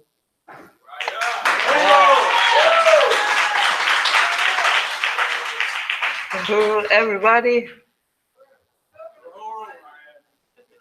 Salute to the Uhuru Solidarity Movement National Convention 2017.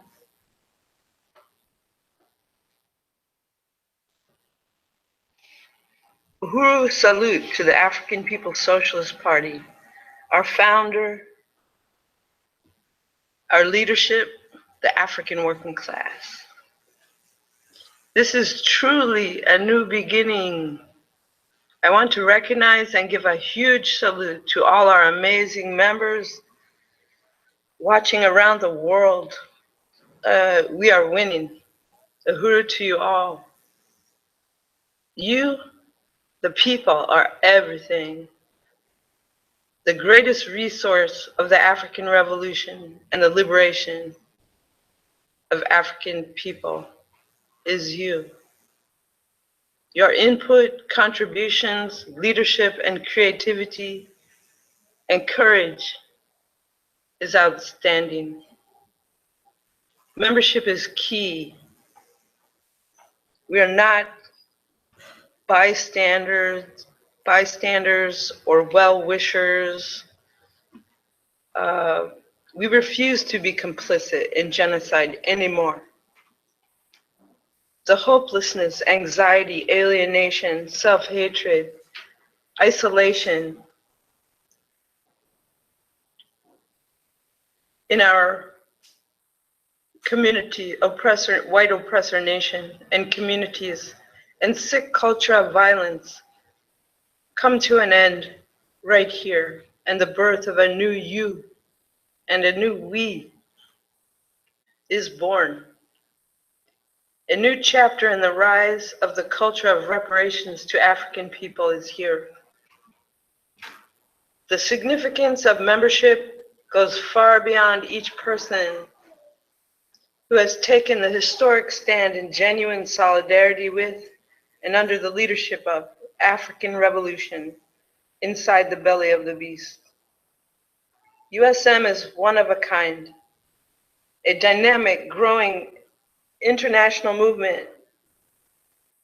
Membership is a part of our profound self-criticism and commitment to both political and material rectification of 600 years as beneficiaries of colonial genocide. All the new incredible victories of 2016 could not have been possible without our members. The victories and membership in 2016 were completely historic, with an unprecedented expansion of epic proportion,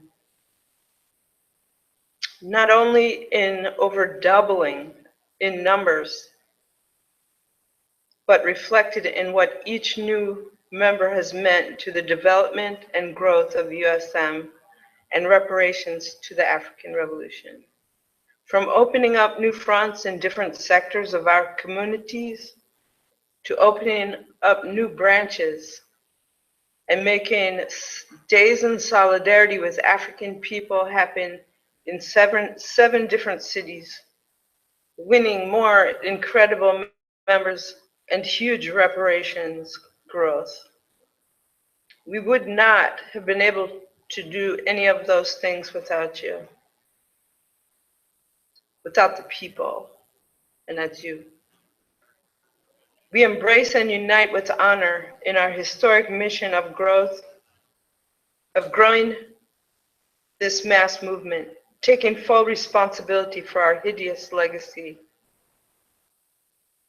and to bring to our white communities, creating the political space for every white person like ourselves to know how we finally rectify and where our true interests lie. It's like reparations to African people, joining with humanity, getting off the pedestal of oppression, or sinking with the ship, the white power sinking ship. And it is, whether we like it or not, that is the reality. It's going down. And we want to help bring it down. Do not resuscitate. Colonialism, white power, is our enemy too. And it is the enemy of all living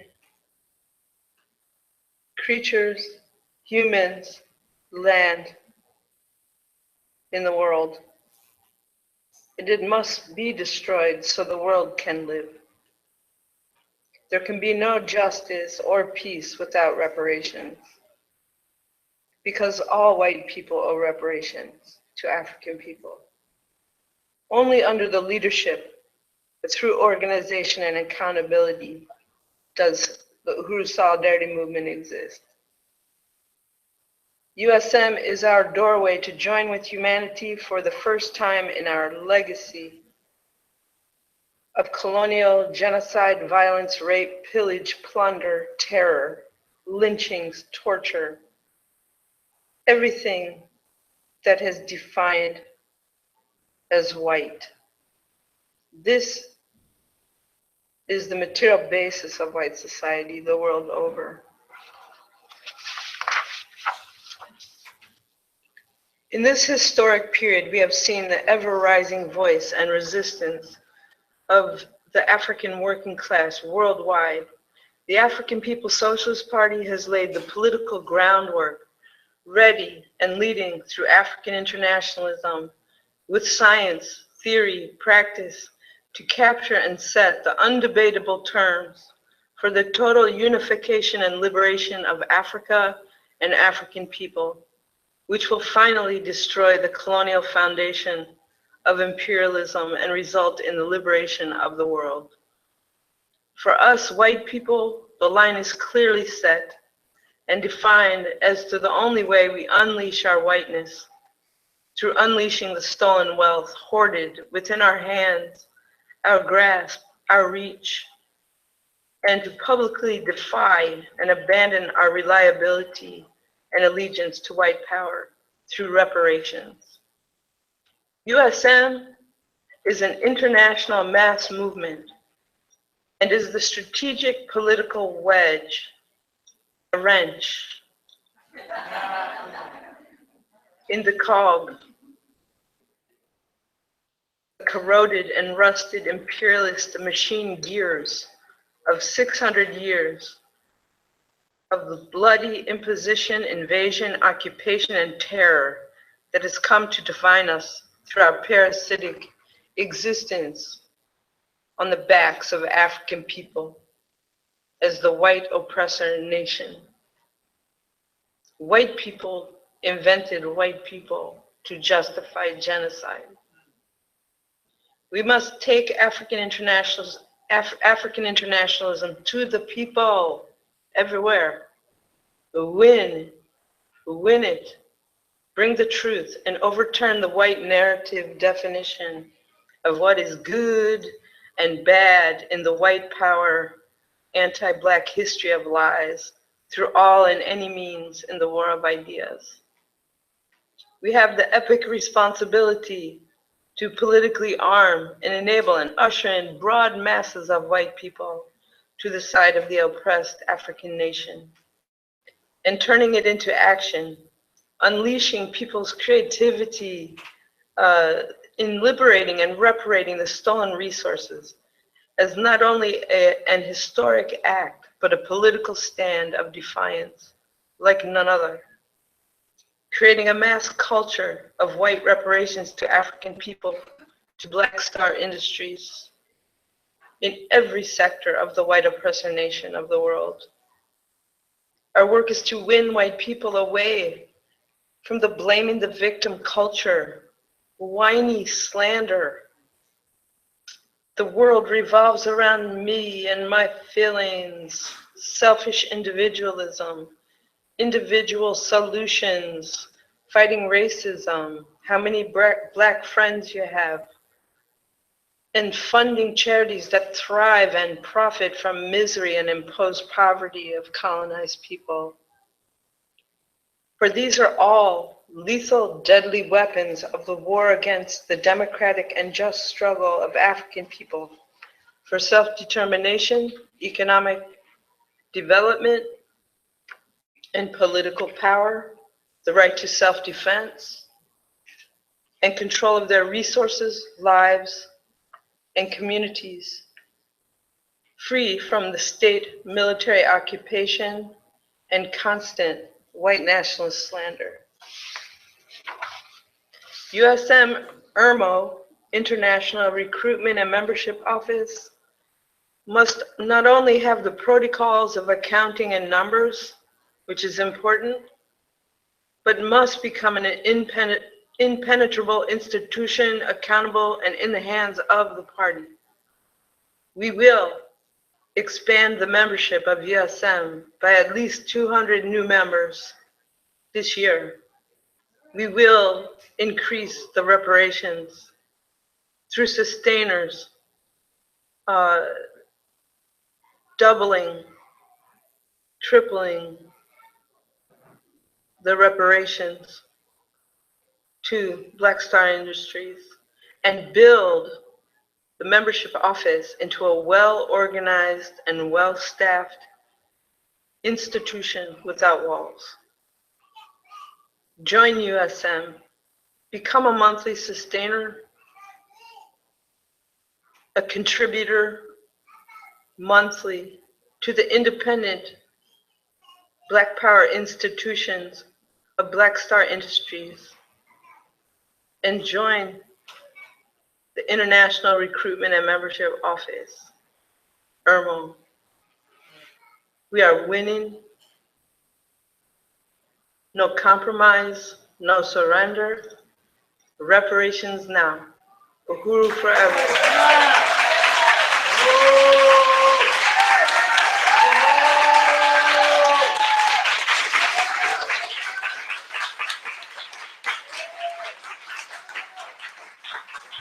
Uhuru, I just want to have a very brief intervention to salute Comrade Raya Fogarty and the incredible leadership that she has given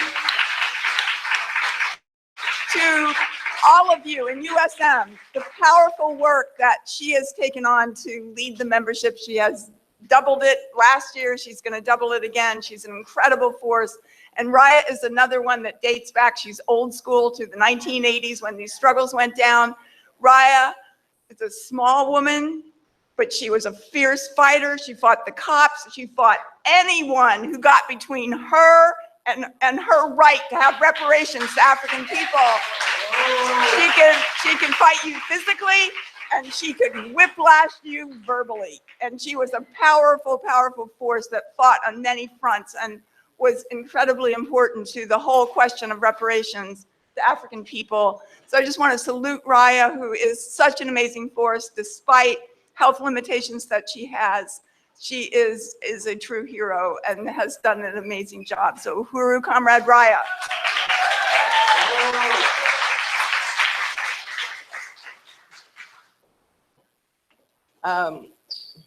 Raya is so amazing to work with. The stories, the history, it's like gold. It's priceless to be able to work next to her every week, sometimes every day when we prepare for the big mobilizations like this. I want to introduce our Jesse Call, who's going to give us our Pledge of Solidarity and our Principles of Unity. You'll have it in your packets, a laminated copy front and back, if you brought them back with you today. He's the membership chair of the Seattle branch USM and the national recruitment coordinator for USM. So Jesse Call, everybody.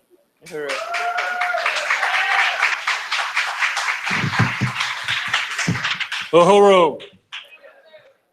Uhuru, Uhuru, Uhuru.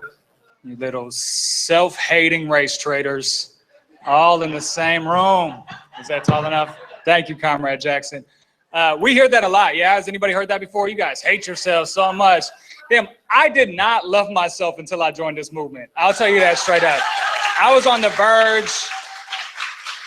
verge of suicide for a year before I came to this convention last year. And Comrade Jesse Neville, the future mayor of St. Pete, Unity Through Reparations, he said something that I'll never forget, and I'm probably gonna butcher the wording, but he basically said, I don't trust white people who aren't addicted to drugs or mentally ill. You know what I mean? Like, well, that's roughly what you said, comrade. And I agree. And there's some deeply personal connections that all of us have to this right now. And obviously the oppressive nation never gave a damn about heroin until white people started dying from it. But we are killing ourselves because we can't stand to live in this system anymore. There's no future for us here.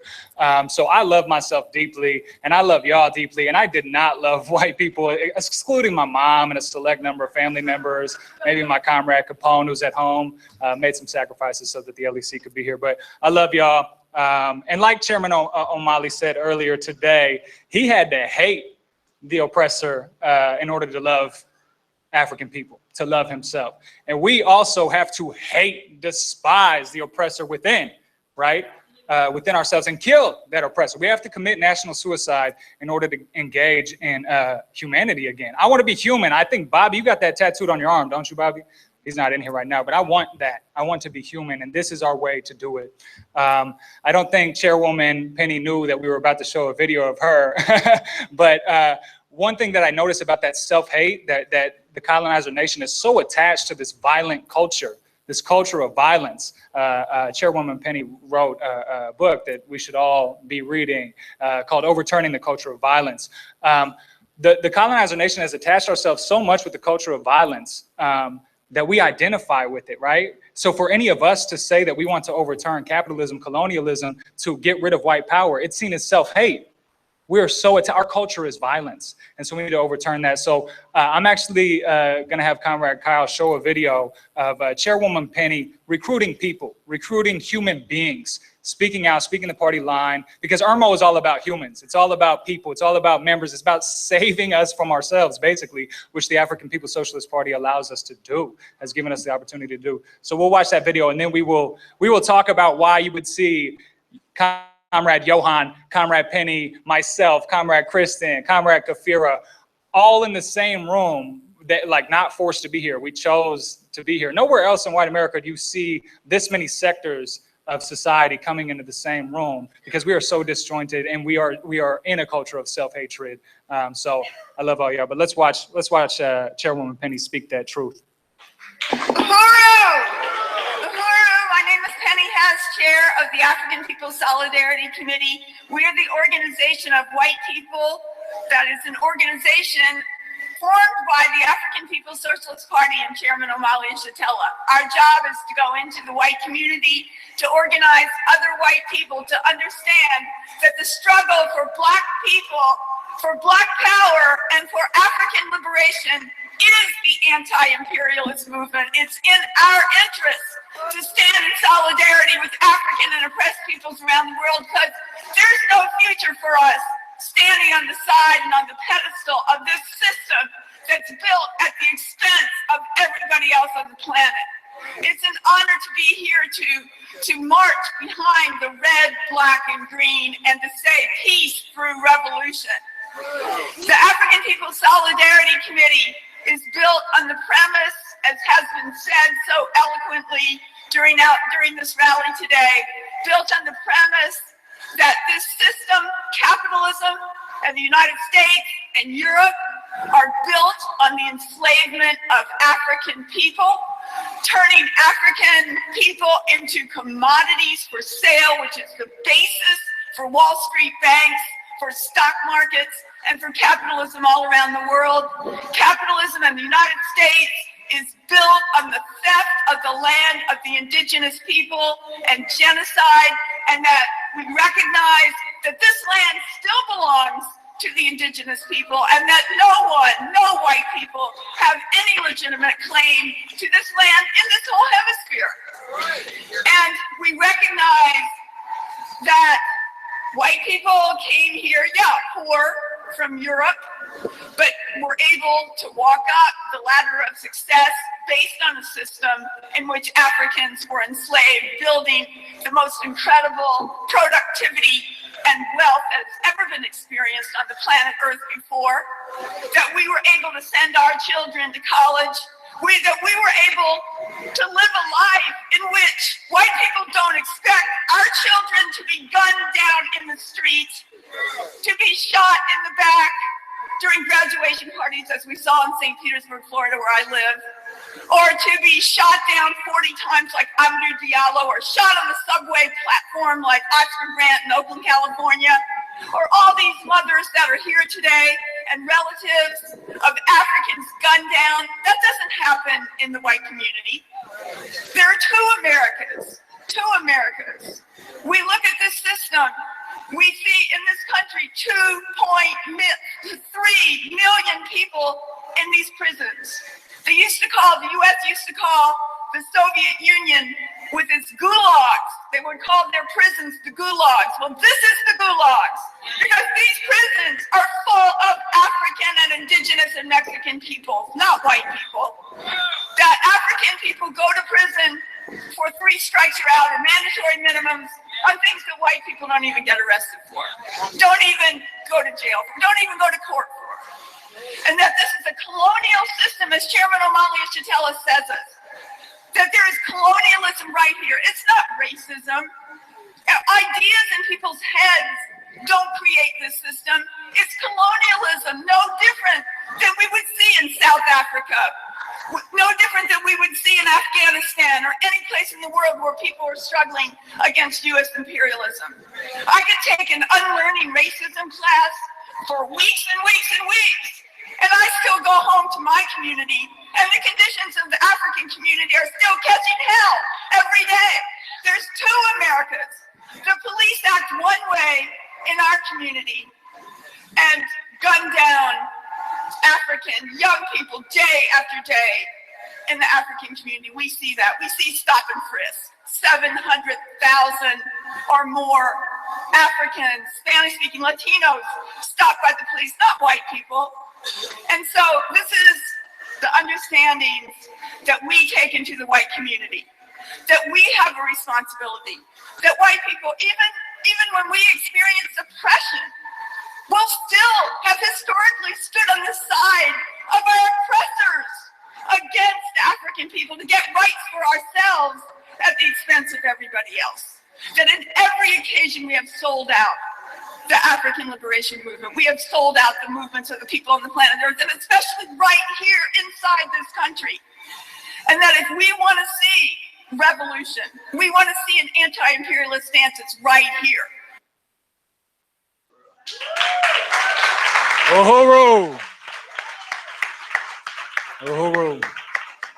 Uhuru to Chairwoman Penny. Uhuru to Comrade Raya watching at home. I know she hasn't left her computer screen. I salute our veterans, the real veterans of this movement who are engaged in principled struggle and have been since 1976, you know, in Chairwoman Penny's case, for a long time. People came before us and we will continue their legacy. I also recognize I'm a part of a generation that has a attention deficit disorder, right? We can't sit still for an hour. So it's sometimes hard for younger people to hear the same things over and over again and over and over again. But we have been programmed, in my case, for 27 years by this illegitimate parasitic capitalist state. We got to reprogram ourselves. So I'm cool willfully engaging in self-propaganda every single day. Political education is another way to say it. And we just need to internalize these principles of unity. They need to become a part of our DNA, the fabric of who we are. So I would ask all of you at this moment to get out this placard. Hopefully you got it out when Comrade Kristen told you earlier. But this is how we are going to, these are the principles that we need to unify around in order to overturn this culture of violence, this violent culture that refuses to see African and indigenous peoples, colonized people around the world as human, and will never treat them as human until they have power in their own hands. So here's number one. Say it with me, actually. We are under the leadership of the African People's Socialist Party. I'll do it one more time. We are under the leadership of the African People's Socialist Party, Uhuru. So the Uhuru Solidarity Movement is under the leadership of the African People's Socialist Party, the worldwide African working class revolutionary party struggling for the liberation and unification of Africa and African people everywhere. Our work at USM is held accountable to the leadership of the APSP, and we are a strategic front. We're not allies. We're not self-appointed allies. We are a strategic front, soldiers of the African liberation movement inside the white community, bringing the struggle for Black power and African liberation into the oppressor nation population. Can I get a Uhuru real quick? Uhuru. Okay, say this second one with me. This time we're gonna do it on first round. We stand in solidarity with African self-determination. Uhuru. We unconditionally uphold the right of African people to lead their own struggle for freedom and self-determination. We unite with the leadership of the African working class who set the terms for their own liberation struggle. I do not know what it looks like for African people to be free. I never can, I never will. They will determine that. As Chairman Omali Yeshitela of the African People's Socialist Party has said, African people are our own liberators. They are their own liberators. We will play our part. Number 3, we organize in the white community for reparations to African people. Uhuru, concrete, tangible action, not liberal lip service, not talking, chasing our tail, digging our own ditch. We are doing something to rectify this situation. Am I right? Okay, Uhuru, we are doing something about it beyond sharing a Facebook post. But I'm gonna post another viral video today, so go ahead and share that. That's for real. I got to get it approved by Gazi and Jesse, but we'll post it. Okay, number 3, we organize in the white community for reparations to African people by raising resources for the programs of the African People's Socialist Party. Material solidarity is the cornerstone of our work. We go back into white society where the stolen wealth of African people is hoarded, and we work to raise resources in solidarity with African liberation as concrete acts of reparation.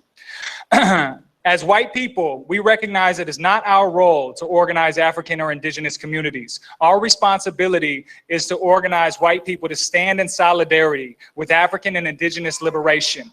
We take responsibility, not guilt. We're not talking about guilt. Guilt is a catalyst. We take responsibility for the fact that white society rests on the pedestal of the oppression of African people and the genocide against indigenous people of the Americas. We recognize that white people have a completely different reality from African people because of our relationship to this system as the beneficiaries of centuries of slavery and oppression.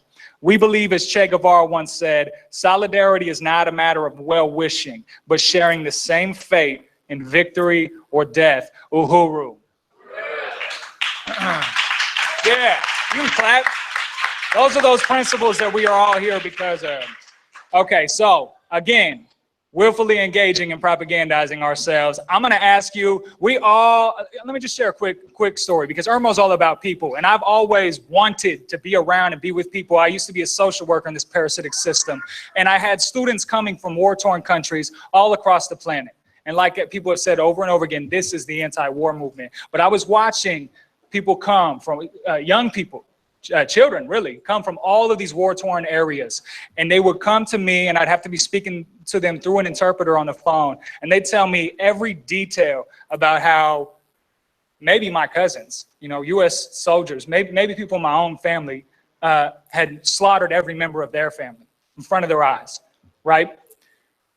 I would hear interpreters who do this full-time crying. They couldn't even finish what they were translating on the phone, not even looking in these eyes, right? And I would watch those kids as I gave them some sense of false hope that we would do something to give them education, even though it was straight assimilation. I would watch them walk across the hall and say a pledge of allegiance to this sickening country that just killed their family. So I would ask you to say this pledge, the only real pledge that any principled white person, any human being could say at this point in time in this crisis of imperialism, the pledge of solidarity with African people. And out of reverence, I would ask that y'all stand because we are told to stand all the time for this nonsense pledge. So will you say it with me? Let's do this. Let's do it a little slow, so we can all get on the same track. The pledge of solidarity with African people. I recognize that this unjust system built on slavery and genocide must be overturned. I pledge my solidarity with the struggle of Africans, indigenous, and other colonized peoples for self-determination, reparations, and independence in our lifetime. I recognize that Africans inside the US, Europe, and throughout the world suffer from a lack of self-determination and control of their own resources. I recognize that this system is built on war and violence against oppressed peoples, including the ongoing war against the African community that has destroyed the lives of countless Black men, women, and children, such as Mike Brown, Freddie Gray, Sandra Bland, Dominique Battle, and so many others. I pledge my solidarity with the struggle of Africans and other colonized peoples to reclaim their land, labor, resources, and self-determination. Uhuru! Uhuru! Uhuru! Reparations now! Reparations now! Uhuru, everybody. So to avoid talking, I'm going to introduce our comrade Kristen, who is actively engaged in this every single day. She brings practical skills to the movement. Not everybody in this movement is lucky enough to have a branch in their area yet. So comrades like Raya and Kristen are working every day to keep us unified as an international movement. Kristen is incredible. She did an amazing job phone banking. You probably heard from her directly. And she's going to tell you what we're tangibly trying to do this year. And I hope all of you who are not involved nationally will join IRMO by the end of this presentation. Uhuru. Awesome. Thank you, Jesse.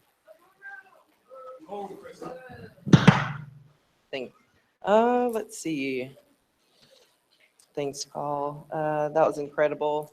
That was good. That's awesome. I'm just going to get into what IRMO is and what we do. So let's go to the first slide with text on it. Third, keep going. That's cool. Keep going though. Okay. So with IRMO, we win members. USM celebrates an explosion of new members in 2016 and 2017. We've over doubled our membership. We always had a steady membership, but last year we had a huge breakthrough year, adding 42 members in just 4 months, from January to April last year. And from our convention last year to today, we've increased by 153 members.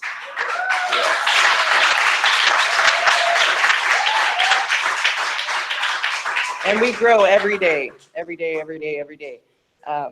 And we're also growing USM branches, and we have a huge influx of international memberships coming in from all over the globe.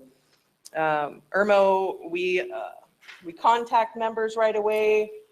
We send membership packets out so everybody gets their card and then takes a picture of it because you're official with your card, and then you post it. It's great, those membership cards. Then you get invited to an orientation. You'll get an email. It's posted on Facebook a lot, where if you show interest, then we'll reach out to you. It's open to more than just members. You can, if you're just interested or want to hear the foundation, you can show that you can just email us as well, and you'll be invited to the orientation. And then we engage people, connect, build relationships. This isn't like a mass movement where we just send out emails and a text every once in a while. We actually call you, see what you're doing, give you updates, invite you to every event, every presentation, every mobilization. I'm gonna go to the next text. Cool pictures, awesome pictures. Where's Bobby? Here we go. Okay, so IRMO staff, we have Raya, the chair, secretary, project director, that's me, renewals coordinator, database admin. We have all these open positions, orientation coordinator, recruitment coordinator, anybody who's really good with mass emailing and stuff like that. Just if you resonate with anything like this, it fits you, you like engaging with the people, you like reaching out to the people, this is probably the place that you're looking for to be in IRMO. And also when you come through IRMO, we watch out for what you're interested in or what you express that you like to do, and then we connect you to the committee that's doing that work that you prefer to do or that you state that you like to do. And then other people kind of put you forward. Once you get into what it is that you like to do, then the rest of the organization opens up, and so you can try new things. If you're, I think a good example was we were doing media, reaching out to the media, and I had never done that, super scary, but yeah, I want to learn how to do that, or yeah, I want to try it. So that opportunity's there. Let's see. I want to go to the next text And let's see, branch building, is that? Here we go, building the branch. Okay, so IRMO drives recruitment and strategy. We do branch building and facilitate that process by doing outreach, tabling, selling the spear, holding viewing parties, events, and we build local members everywhere we are. And then in your branch, you have, you set up these positions so that it's running like a smooth engine, and the branch speaks back to the national, and the national speaks back to the branch, and we create big networks. Let's see, I think we have a few more pictures, and that's the end of this. I want to go to our goals of 2017. We're, like Raya said, we're going to get 200 new members this year coming up. We're going to have, we want to increase sustainer reparations by 3,500 more a month. And we are on target to surpass our goal. The USM National Convention 2017 done. So that was a goal. We've done that. Our Reparations Challenge mass campaign, that's amazing. Almost everybody's joined to do that. So that's great. We want to win 2 people per branch a week on our outreach tables. So many people would be here if they only saw it. So we need to show them. Online, Facebook, Twitter, website, YouTube, that stuff, those can't be understated. Our people go viral all the time. Our videos go viral all the time. People are looking for this, and they deserve to see it. We're going to be doing the Days in Solidarity with African People tour all around the country. So we'll be organizing that this fall. We're going to be doing membership drives, about 3 this year. One's going to be Malcolm X Sustainer level drive, the $30 a month, giving back studies, awesome posters and other cool stuff. Our goal is to hold monthly web conferences. We're going to do local, national, and international events. Let's see, the international members add a lot of rich depth to our work. I love that we get those. The Reparations in Action radio show. If you haven't seen this, I don't really know what you're doing with your life. Our goal is to reach every sector in the white community. So you know how we're doing that. We're reaching out to the white LGBT, the white women, the white veterans, the white social workers, white teachers, white people with disabilities, did I say white workers again? Yeah. White youth. And I want to, so those are, that's IRMO, and that's our goals, and you're always welcome to be a part of it. We want to be overstaffed. We need to be overstaffed. So come work with IRMO, and I'll be back there, sign your name. Wednesday's our next meeting. We can go. Let's go. Okay.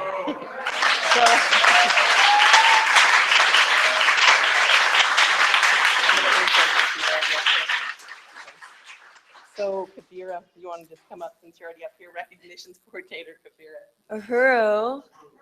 Thank you, Jesse and Kristen and Raya. Really want to appreciate Raya as our leadership. She's an amazing leader in IRMO. Yeah, long distance leader. She fights hard for this work, and I am the recognitions coordinator of IRMO. And I just want to recognize that you all came today for different reasons, and you all joined USM for different reasons. And I'm sure you didn't know about this huge history behind this organization before you joined. So I just want to read some quotes about why people joined, and some of you might be in the audience today. Next slide. Chelsea said, "I felt helpless in recent situations of injustice, and a friend told me this was a good place to start." And we see with, the news, we do feel helpless. We don't have a place to turn in the system. Jordan says, "Trying to repay for the sins of my father." That's reparations right there. "Only organization dedicated to ending the current system, which is embedded deeply in colonialism." Susan. And then we have I saw my monthly donation as doing my part in setting an example for the gesture of repayment to the African Americans for all they have been and continue to be robbed of. Tanya. And we recently recruited a member in Hungary, Budapest. Our international members are growing, and Peter in Hungary said, I just would like to share with you how happy I am to find your website and radio. So now I can learn many things about reparations and go through your educational materials. To be honest, till now my knowledge is very limited. It is most probably due to I raised and lived in Budapest, Hungary. I also think it would be very great idea to promote your movement in Europe as well, especially in Hungary. It would be very good to have a group here so we could do our part.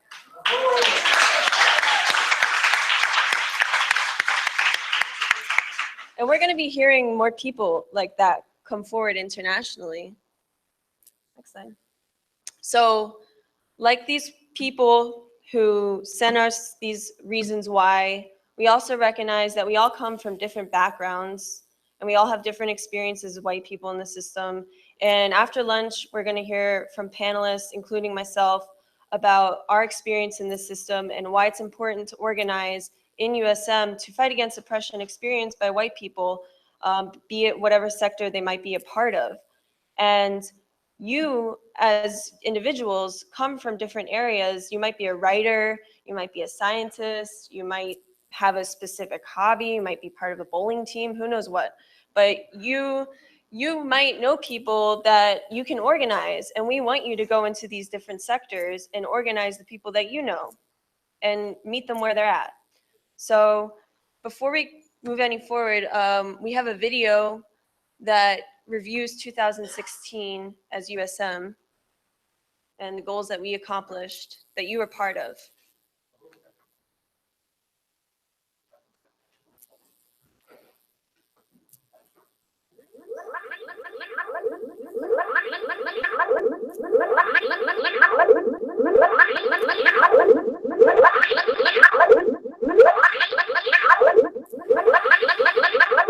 Explain reparations, because a lot of motherfuckers out here, a lot of you cave thieves, a lot of you Mayo Saxons, a lot of you toilet seat complexion individuals, dope people, they had it really fucked up. You think reparations is for African people. You think reparations is for African people that, oh, black people just want their free money and da-da-da. Let me tell you something.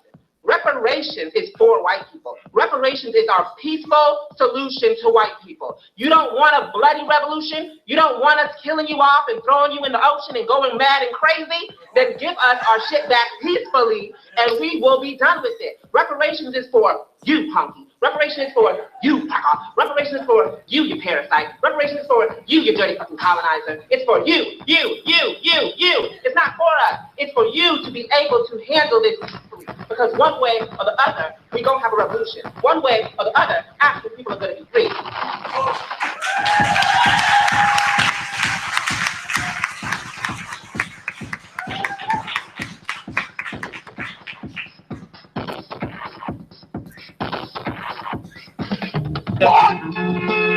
He just shot his arm off.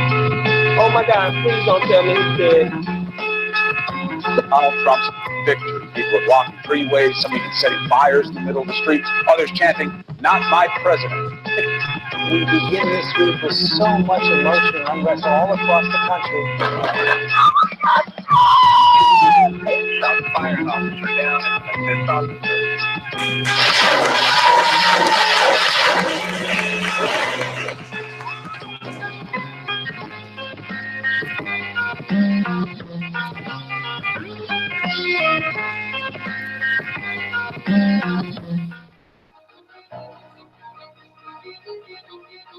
Black lives don't matter! We get black power! I am fighting for justice for those three girls. I don't want all hush money. I want justice. What the lady in the dark has come to the light. And that African girl is mine.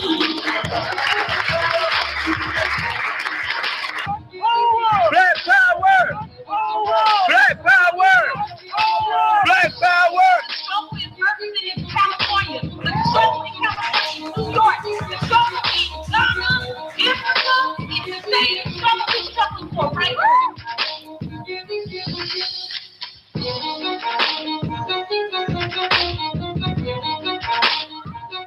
We work under the leadership of and are accountable to the African People's Socialist Party. We organize in the white community for reparations. African people have the right to make their own.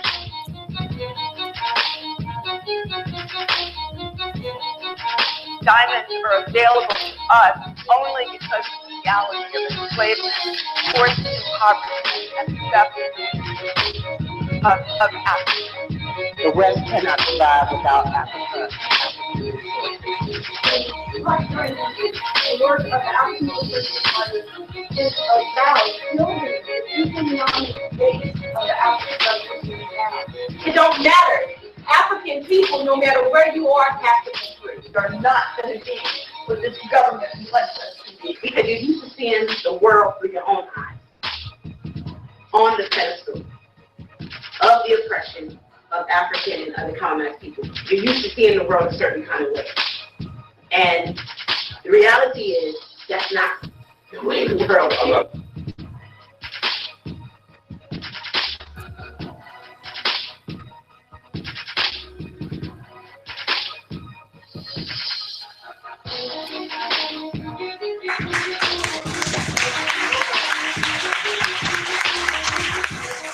This is the place to be. Join this army.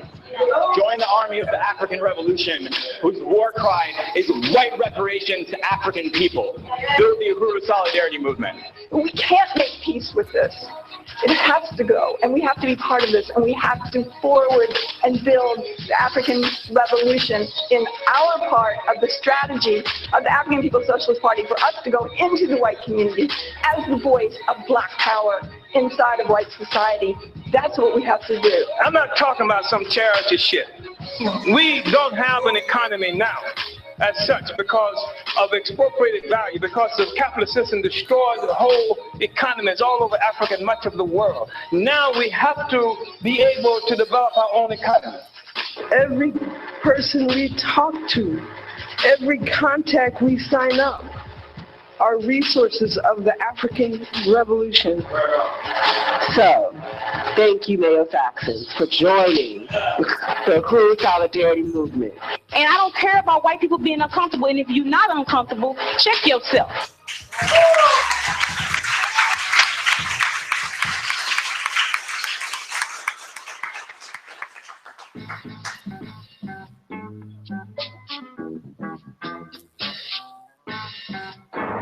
White people, we have blood on our hands. Regardless of how often we pray, regardless of how loving we are, regardless of whether we are women or gay or bisexual or transgender or Jewish or Irish or working class.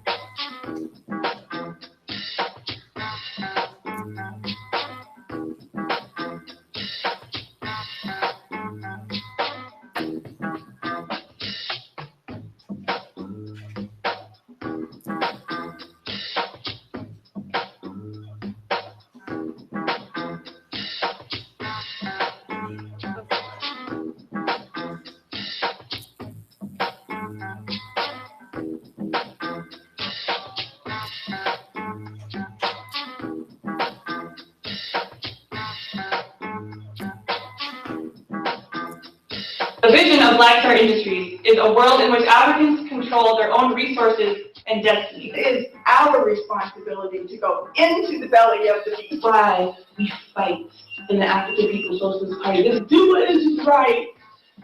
Help us fight for justice. In the blood of Dominique, Ashaunti, and Anai, the line has been drawn. We want you to be in solidarity with a revolutionary movement. It's not a movement to make you love us.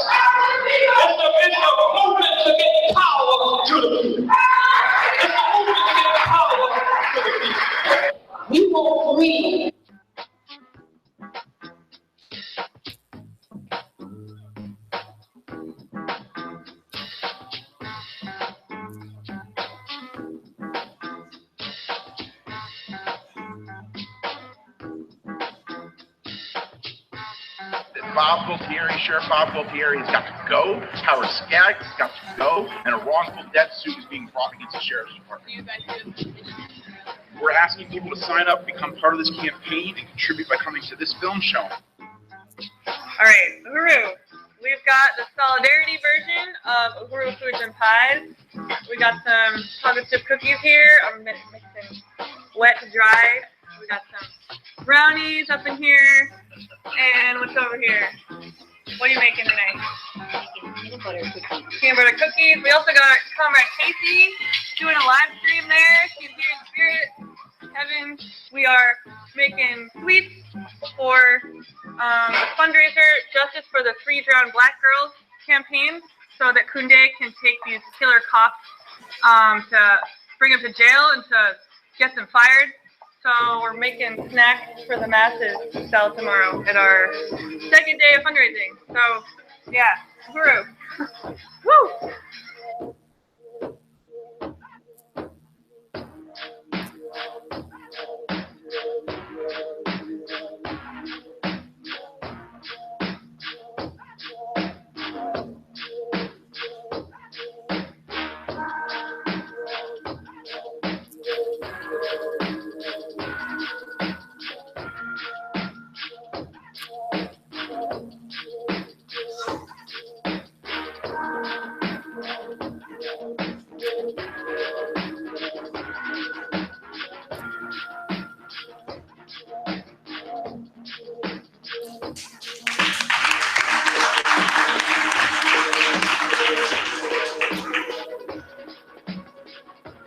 You have to liberate yourselves from this relationship with the ruling class, with the white ruling class. You have to fight for black power, because it is white power that is responsible for every contradiction that people face in the earth. Hold it. It is white power that is responsible for the oppression of white women. It is white power that is responsible for the oppression of white homosexuals. It is white power that is responsible for the oppression of white workers. It is white power that is responsible for the oppression of the vast majority of the people of the world. Everybody else is united against white power. It is the responsibility of Europe and you to join in this struggle. Join Uhuru Solidarity Movement. Uhuru.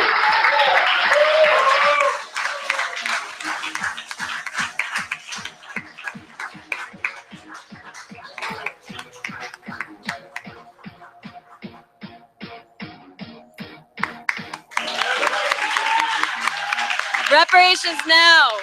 Uhuru.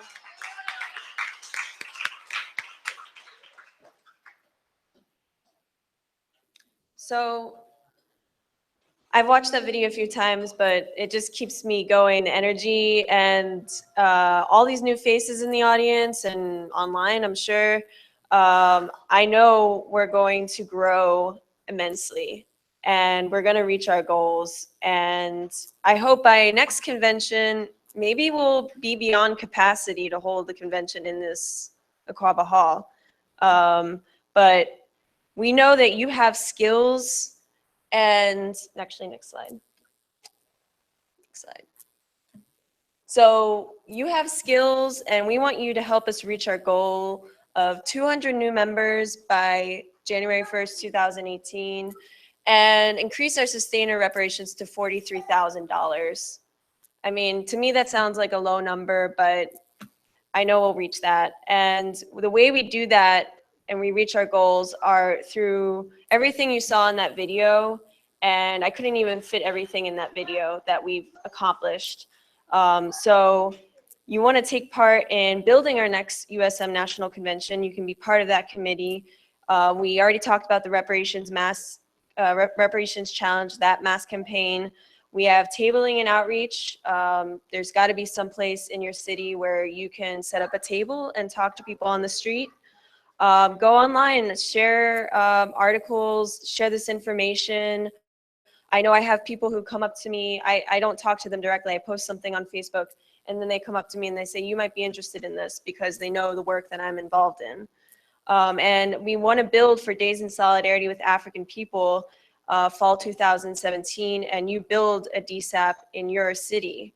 And we're going to be building membership drives, and we're going to have monthly web conferences you can be involved in, all these different campaigns, 3DGB, and of course, Reparations in Action show, which is every week, and so much more. So we say, we want you to recruit wherever and whenever, Irmo forever, Uhuru.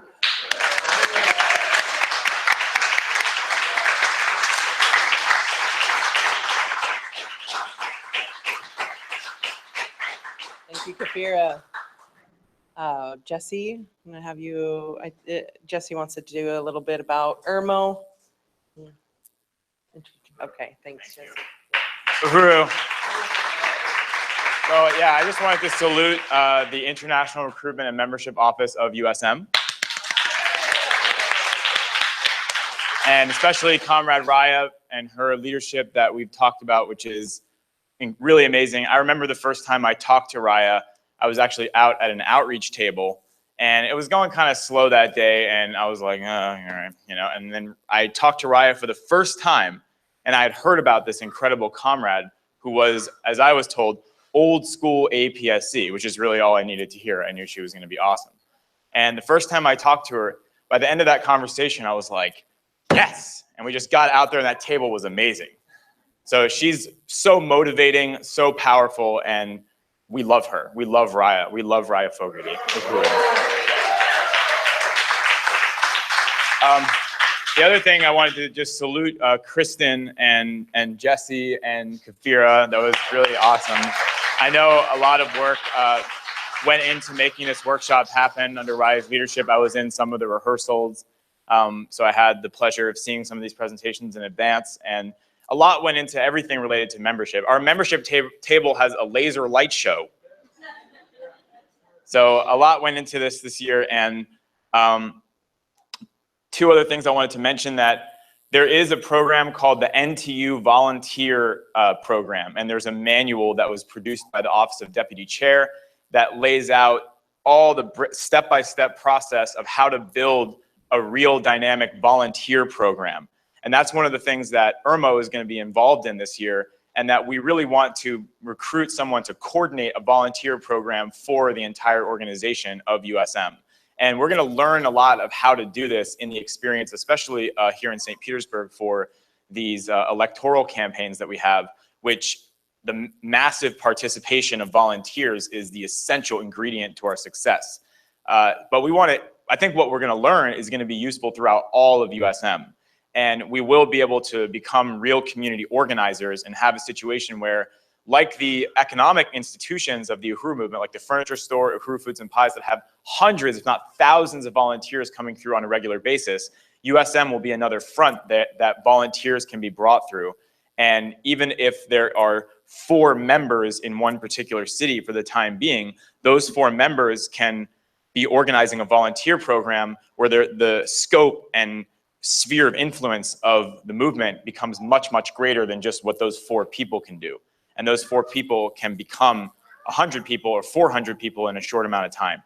So we will be talking more about that this year, and we do want to recruit someone to play a key role in coordinating the volunteer program. So the other thing I wanted to mention was that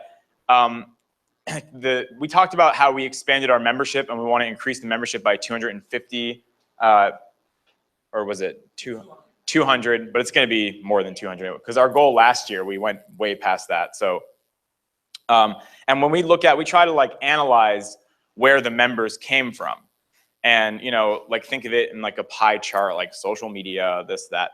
But the biggest way that members are recruited are through members. The members ourselves are the best recruiters, more so than a good flyer or something like that. All those things are important, but the greatest recruiter is the membership. And if every member, right now we have over 200 members, if every member won another person to join, we would meet our goal tomorrow. So we're very confident that we can do that.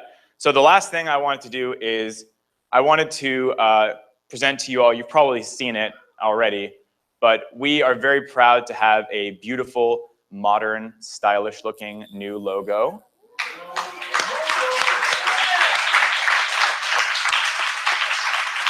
And I do want to acknowledge someone who has played and continues to play an extremely important role in the Uhuru Solidarity movement, not just as an amazing and talented designer who produced this image and many other things, many other powerful flyers and graphics and videos, but who is also an incredible organizer, not just a good technician, but someone who has genuine enthusiasm for African internationalism and has been out there organizing and is also the engineer of the Reparations in Action show and many, many other things, and that's Kyle Wiese.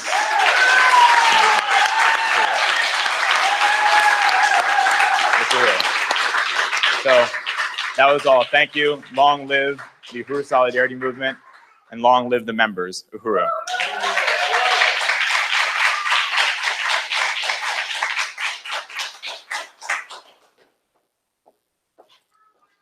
You better come join Irmo back there. Put your money where your mouth is. Let's do it. Uhuru.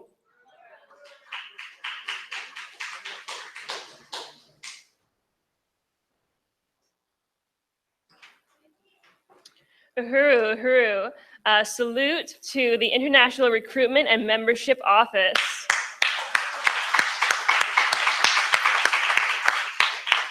And a special salute to Kristen for her excellent work as Secretary of IRMO and for your strong unity in the stance that white people can be won to material solidarity with Black power. We can and will win white people, all of us here in this room and watching online.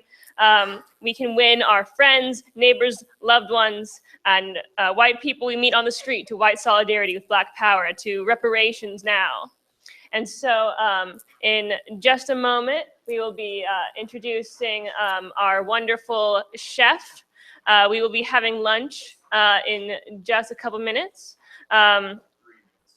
In 3 minutes, we will be having a delicious lunch, and we will be lining up at the back of the room, and we'll be back for the election of our National Steering Committee of USM right after lunch. Lunch will be 30 minutes. And it will be absolutely delicious. So at 1:15, we will be back for the election of our National Steering Committee that coordinates and leads USM and building the culture of reparations in every city all over the country, as well as internationally. You saw that we have a member in Hungary, we have members in the UK, in Ireland, in Germany, and we are just growing all over. So if you want to take just a short break, say hi to people, and we will be enjoying lunch in just a couple minutes. Uhuru.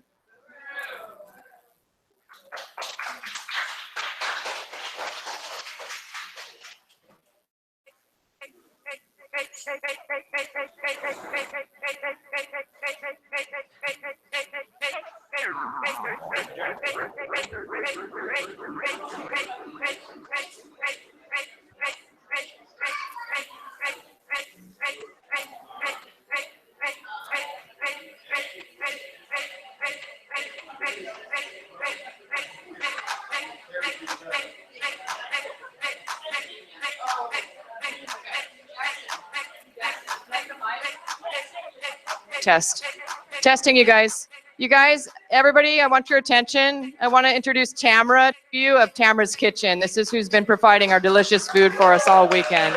Come on out, Tamara, a little bit more. Thank you, Tamara. She caters here locally. There's business cards back there. It's called Tamara's Kitchen. Tamara Wilson 9. Thanks. Lunch will be ready in about 5 minutes. Remember to file the line through the kitchen that way and through the office. Thank you, Star, and thank you, Tamara. Uhuru.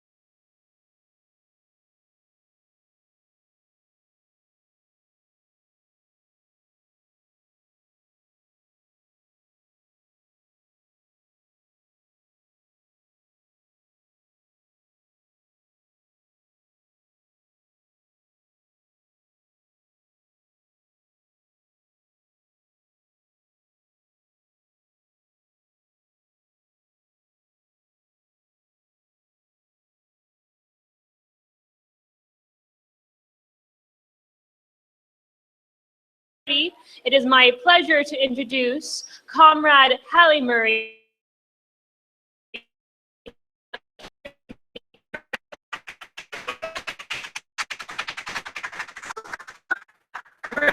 All right, let's just set aside doing more organizing during lunch. So elections, are we? Okay, so Uhuru and welcome. This is a part of the program where all the current members of the Uhuru Solidarity Movement have the opportunity to participate in the democratic process of electing our National Steering Committee, which is the core organizing structure of the Uhuru Solidarity Movement. As an organization of the African People's Socialist Party, the Uhuru Solidarity Movement operates according to revolutionary organizational principle of democratic centralism, or also it's a democracy under a centralized leadership. And the centralized leadership, of course, is the African People's Socialist Party, and the chair of the Uhuru Solidarity Movement is appointed by the National Central Committee of the African People's Solidarity Committee with approval from the National Central Committee of the party and Chairman Amalia Shatella. So during this part of the program, first Penny Hess, the chairwoman of the African People's Solidarity Committee, will come up to the podium to appoint the chair of Uhuru Solidarity Movement for this upcoming year. And after that, we will elect our National Steering Committee for the 2017 year. And the way we'll do this, as per the constitution of the Uhuru Solidarity Movement, we will present to our general membership a proposed slate of comrades, like a list of them, who are nominated to fill the offices of the National Steering Committee from now until our next convention in 2018. So this is our highest meeting body as an organization right here, the convention. So without further ado, I'd like to bring to the podium to appoint the Uhuru Solidarity Movement Chairwoman Penny Hess of the Solidarity Committee.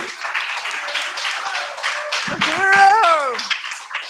This is a very exciting part of the program, and I want to say that it is my honor to reappoint the future mayor of St. Petersburg, Florida, as the chair of the Uhuru Solidarity Movement, Comrade Jesse Neville.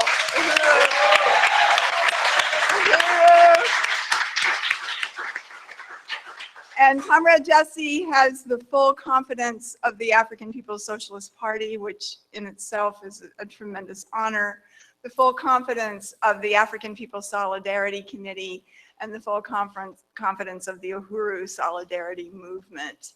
And I just want to salute Comrade Jesse's incredible dedication to the principles of genuine solidarity, something that he upholds every single day. And that, you know, I salute Comrade Jesse's deep commitment in practice, put in practice, his commitment to genuine reparations to African people from the white population, and also for his winning and principled stance of recruitment, the way he works with all the comrades, trains them, brings them into the fold in such a powerful way. Also for the comrades' just powerful stand of integrity, his honesty, his willingness to struggle and forward this movement, do whatever has to be done, and his ability to make self-criticism when necessary, to do whatever is necessary to forward the stance of white people's reparations to African people and the revolutionary cadre stand expected of a member of the African People's Solidarity Committee under the leadership of the African People's Socialist Party and the African Revolution. Uhuru, Comrade Jesse Novelski.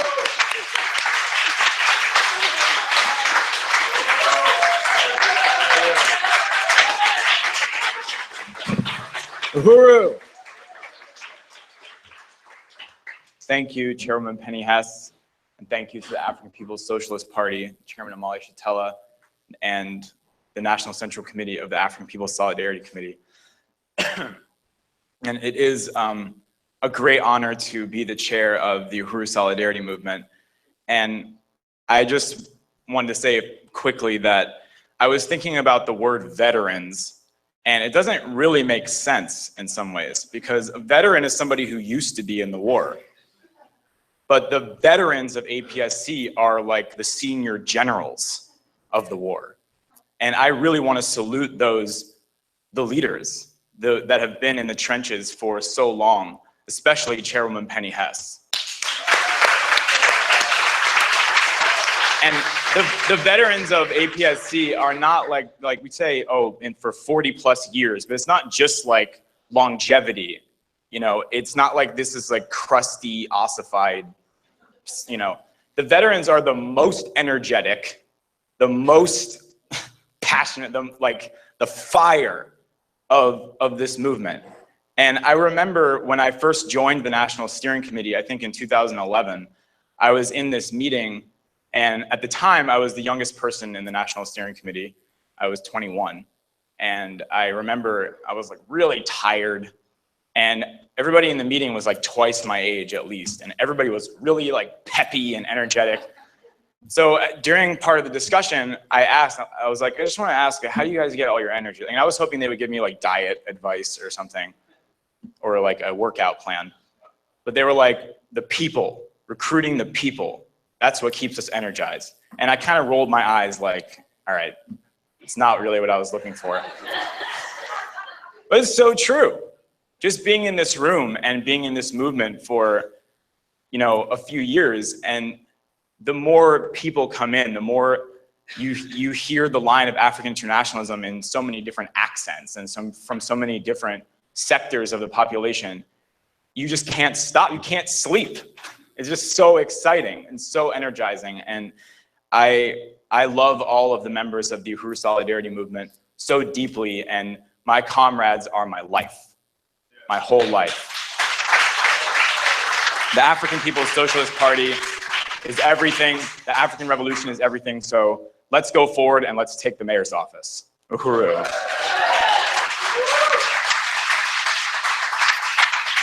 Salute to Chair Jesse Neville of the Solidarity Movement. Uhuru.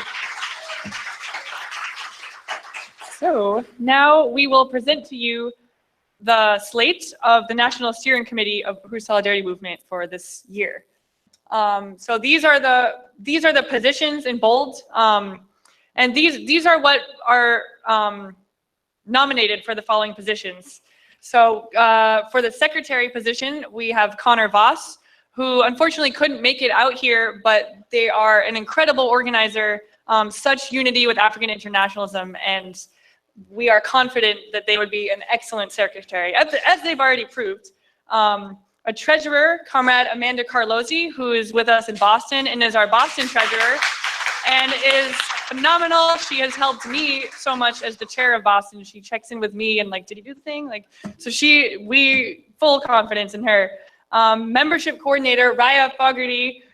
She is the reason I'm here and came to the convention last year, because I joined the movement online and she called me on the phone, and I was like, who is this random person calling me? Like, I didn't answer my phone. And she talked to me and was like, you know, convinced me to come to the convention, which changed my life. So Uhuru to Raya, our extraordinary membership coordinator. Our proposed outreach coordinator, Johann Bedingfield, who has been doing it for a while and has just such unity with the line and is always out there, no matter what day or what time, just like, we gotta talk to the people and organize them. So salute to Comrade Johann, Uhuru. Economic Development and Reparations Coordinator, Casey Mackey, who has already proven herself to be a solid comrade. She's been doing this for a while now, and just, you know, she's in our Boston chapter as well, and full salute to Casey. Uhuru, I love you.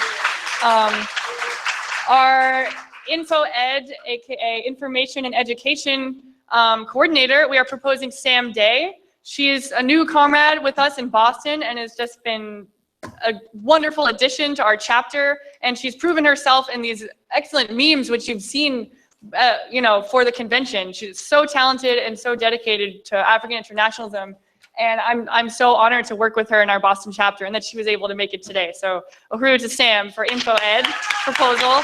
Our international organizer would be Jackson Hollingsworth, who's an incredible, talented organizer. If you've seen him here perform, talented singer, and this will really be building, this role will help be building the different chapters. And under Jackson's leadership, we're surely to explode triple million-fold this year. So shout out to Jackson, Uhuru. And we have a new position this year, and it's also open, an information technology administrator, someone to help us with the software and the database, like your techie. So this is open. So if there's anyone out there in the audience or online who you think you can do this, even if you don't know, yeah? What's who's that? Tristan? Tristan, Uhuru. Uhuru. Yes. You want to come up? You want to come up? Or, but well, yeah, that'll come. And I just want to say to that, all of these positions, some of the folks listed here are new. They're coming into it for the first time, but we train you. We are all about training each other and getting leadership from the party and the chair. So excellent. Thank you, Tristan. Is there anyone else who'd like to nominate themselves or a friend for any of these positions also? So this is what we proposed, but if you're interested, you can also put yourself on the list and we can take a vote. So any other proposals? Okay. So these are the current positions of the National Steering Committee, and we feel like all of these comrades are very capable of doing this work and carrying out their responsibilities to build the solidarity movement, to get the reparations, to have African liberation in every sense of the word. So now we're going to vote. So all the current members, including if you became a member this weekend during the appeal, or if you were with the membership table, if you look in your registration packet, you should have a cute little red piece of paper. This is your voting card. So why don't you take that out, have it, give it a shake so I see it's in your hands. Yeah, okay, shake it up. So now, yeah. Oh, yeah, can the folks who are here come up to the front so we can see your shining faces? Bring them on up. So that would be Amanda, Johann, Casey, Sam, Jackson, and Tristan. Step right up. Okay, so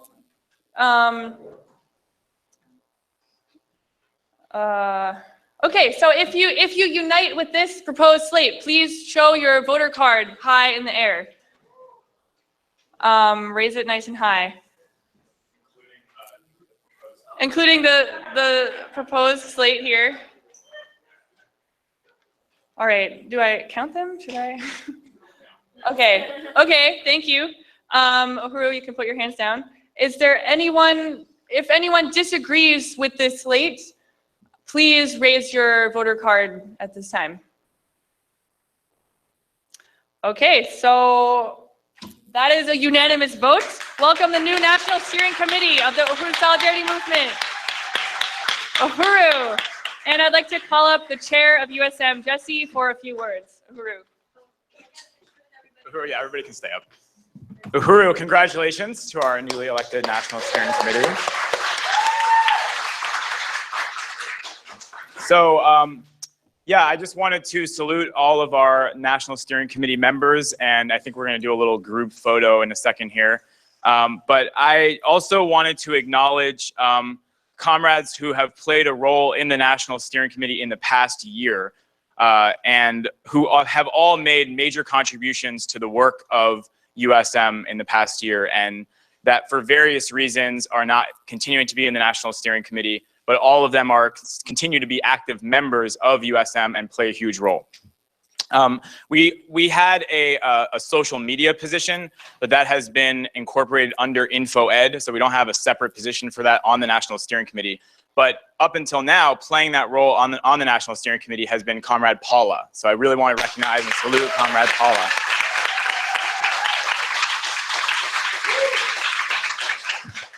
Our treasurer for many years, for the past at least 5 or 6 years, has been a comrade who unfortunately wasn't able to be at the convention with us today, but has also contributed a lot to the work, a huge amount to the work of USM, and that is Wendy Craig.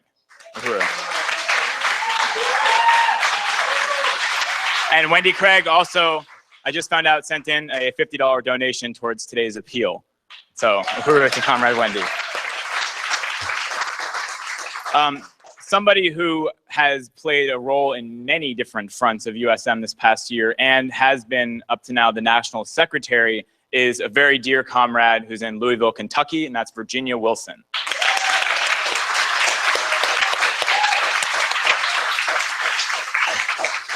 And this is the year that the African People's Socialist Party has laid out a strategy and a plan and a mandate for APSC as a cadre organization to be built with a real infrastructure and to really be filled out and built this year. So USM as a mass organization is bringing us in all the time.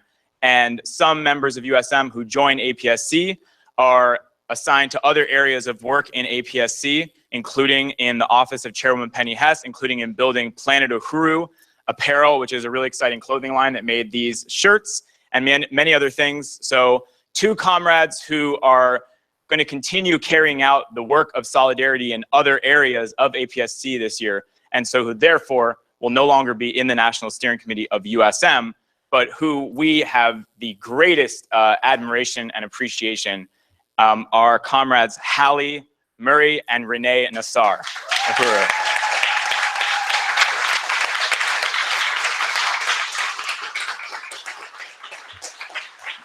But both of them are new, but that word also loses meaning in the Uhuru movement. You're new for like a minute if you have unity. So Uhuru to all of you, and we're really excited to go forward this year. So we're gonna do a little group photo just for a minute here with the National Steering Committee and Chairwoman Penny Hess, if you could join us, and Chairman Amali Shatella.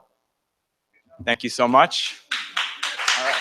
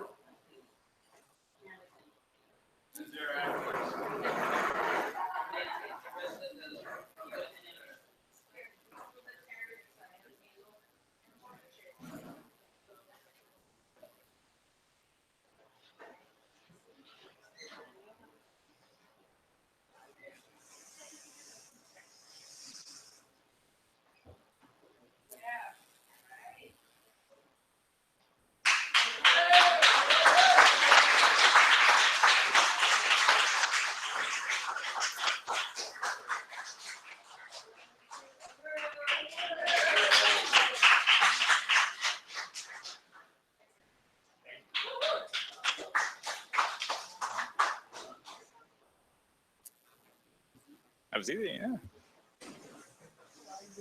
Yeah.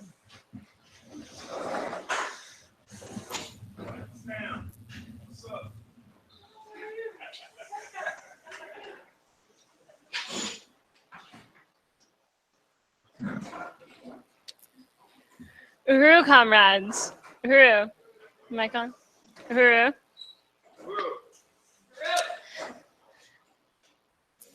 So let's give another salute to our National Steering Committee and our leadership.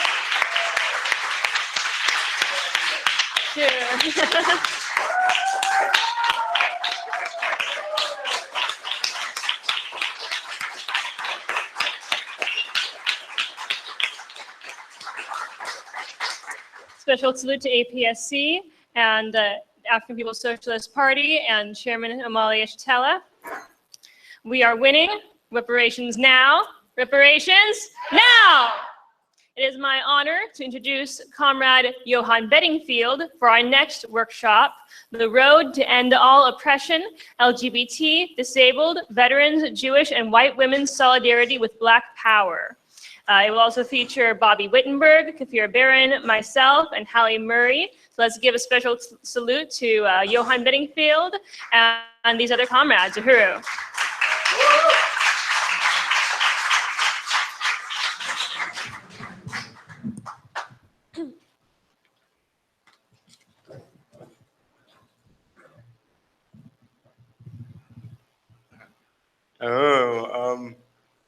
It's a workshop is about organizing different work settings in the in our community.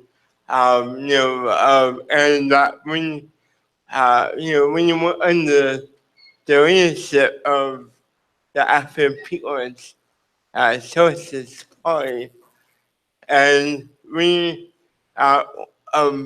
organize for reparations to African people.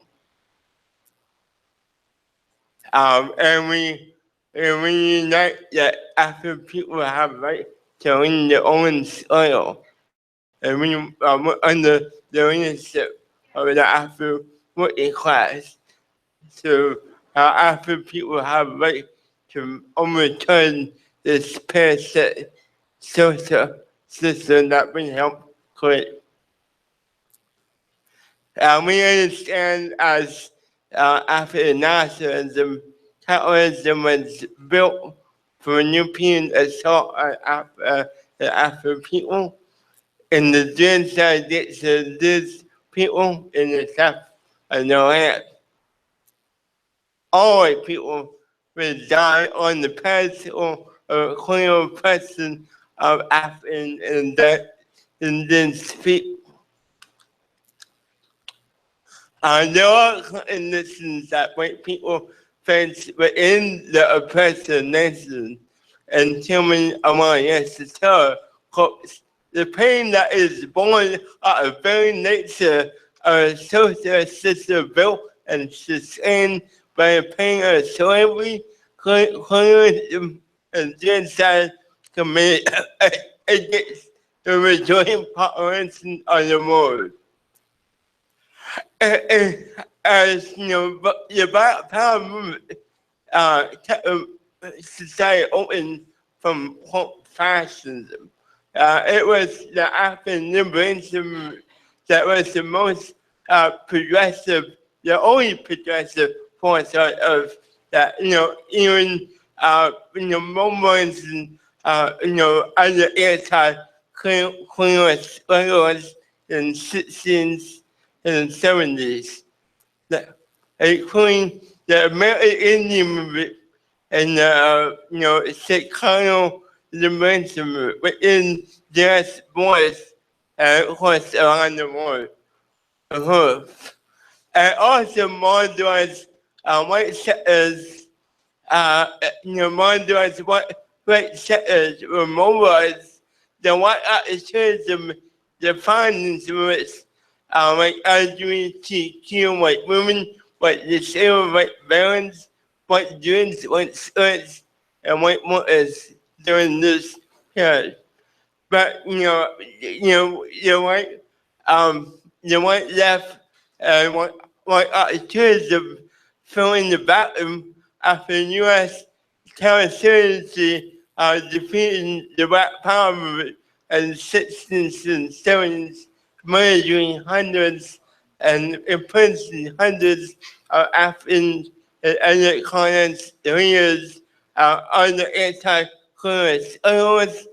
White women became cops and they could participate in the killing of African people, and white homosexuals could kidnap African children away from their parents and the guise of so-called adoption or foster care system. And during our this total have formed the hunter of militant organizations and which survive that want to put in the accountability ways by U.S. government. Alliance Terror has been called the last man standing. He compounded the African people's sources by in 1972, including the theory of African internationalism. The story was beyond how it's explainable, but how to change it.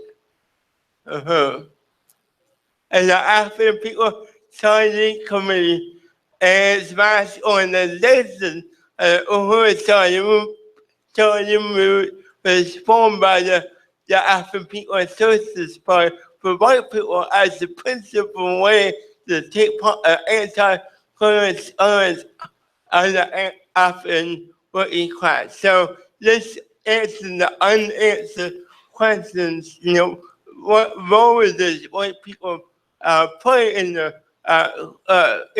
overturning of parasitic capitalism that was led by the U.S. and Europe? That we could, protect the right stand underneath of the African People's Sources Party. And reparations is a revolutionary act. As the children of my necessary courts, why in the world when people continue to identify themselves with a social system that only exists to steal wealth, the resources, and the future of the vast majority of the people on earth? You have to liberate yourselves from this relationship with the right ruling class. You have to fight for black power, because the white power that is responsible for every condition that people face on earth. It is white power that is responsible for the presence of white women. It is white power that is responsible for the presence of white homosexuals. It is white power that is responsible for the presence of white voters. It is white power that is responsible for the presence of the vast majority of the people in the world. Everybody else is uniting against white power. It is the responsibility of you and you to join in this join the solidarity movement. And reparations now to African people. And then, I will be talking about working group that is, coming under leadership of the outreach committee, the disability working group, organizing white disabled people, and strategizing how to do outreach in the white disabled community to see the true interests and the leadership of the African working class. We held a bit on November 19, 2016, St. Peter's report entitled Disability Justice for Solidarity with Black Liberation.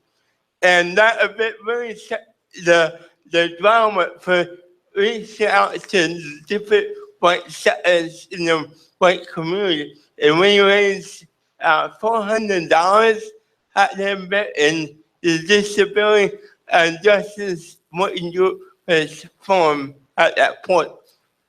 I want to tell you a little bit about myself, how I became disabled. Well, as you understand, that the U.S. and Europe is a parasite institute that, that we call capitalism, that was born on the soil of Africa and African people, and that the healthcare system is part of that system. It's based on profit. And, the first experimentation were against African and other colonized people, including African women and Native women. And, it does happen in the white community where they come up with these new pharmaceutical drugs that, that they put on the market. And one of those drugs they put into me, it damaged my brain, it froze my brain cells, and it left me with cerebral palsy from birth. And what some people face isolation and neglect abuse, and I certainly faced that, growing up, as a person with cerebral palsy. And, I understand that, we sit on soil land of the Native people and soil neighbor of African people, even our, wheelchairs, the bauxite that is made into aluminum comes from Africa. And I understand I own reparations, and I have a very deep interest of, being in the principal solidarity with African liberation, because I understand that every contradiction I face as a disabled person, one disabled person, is the result of the primary contradiction is the personal oppression of African and uncolorized people. And the only way to end that oppression, we have to, be underneath the African working class to overturn the oppressive nation that oppresses, that is born as, a rapist, violent system. Within white society, white disabled people are devalued and degraded. Yes. And you see violence on the pedestal, white women killing their own children. Here at a hospital, and she shot and murdered her cerebral palsy, and then shot herself. And during the fire was decapitated his 7-year-old son. He was found not guilty by reason of insanity. And it's so revealing because after people are being locked up in prison for a non-violent offenses, and here you see a white father decapitating his son and getting away with it. And people with disabilities are victims of 1 million non-fatal violent crimes every year, including rape, sexual assault, abuse, and simple physical assault and robbery. More than 7 in 10 people with disabilities say they've been abused. And about half the cases begin say that it's physical abuse. Some 40% report sexual abuse, and nearly 9% of those who said they have been violent in Canada were verbally and mostly harmed. Next. Racial accessibility, even though that's not what, I'm advocating for accessibility on the citizenship, but it is actually rare in most states, and only a few states have accessibility for white disabled people, only disabled people with prior to 1670s. There was no Bible of disability rights in the U.S. In fact, the European nations had their own history in putting white disabled people into institutions, and this is the only thing that they have, cellular labor, find a disabled man job. But then in sections, we saw of a trend of revolution around the world, African immigrants and other anti-colonialists going around the world. And it was started the rise of Black power, the African working class, and the foreign Black Panther Party, and the hunter of militant organizations. Black power inspired white disabled people to fight for their rights. And the architectural barriers that in 1968 was modeled on the Civil Rights Act of 1968. Black power inspired militant disabled activists in San Francisco Bay Area. Berkeley became the birthplace birthplace of a center for independent women. Black power inspired the concept of independent women, like African independence, directly influenced the white disabled community fight for independence. And we saw the occupation and the power buildings, the Hill offices, as the civil rights people in 1977, demanding Section 504 would be passed with, guaranteeing equal semblance of life for, white disabled people. But it was the Panther Party that supported this movement.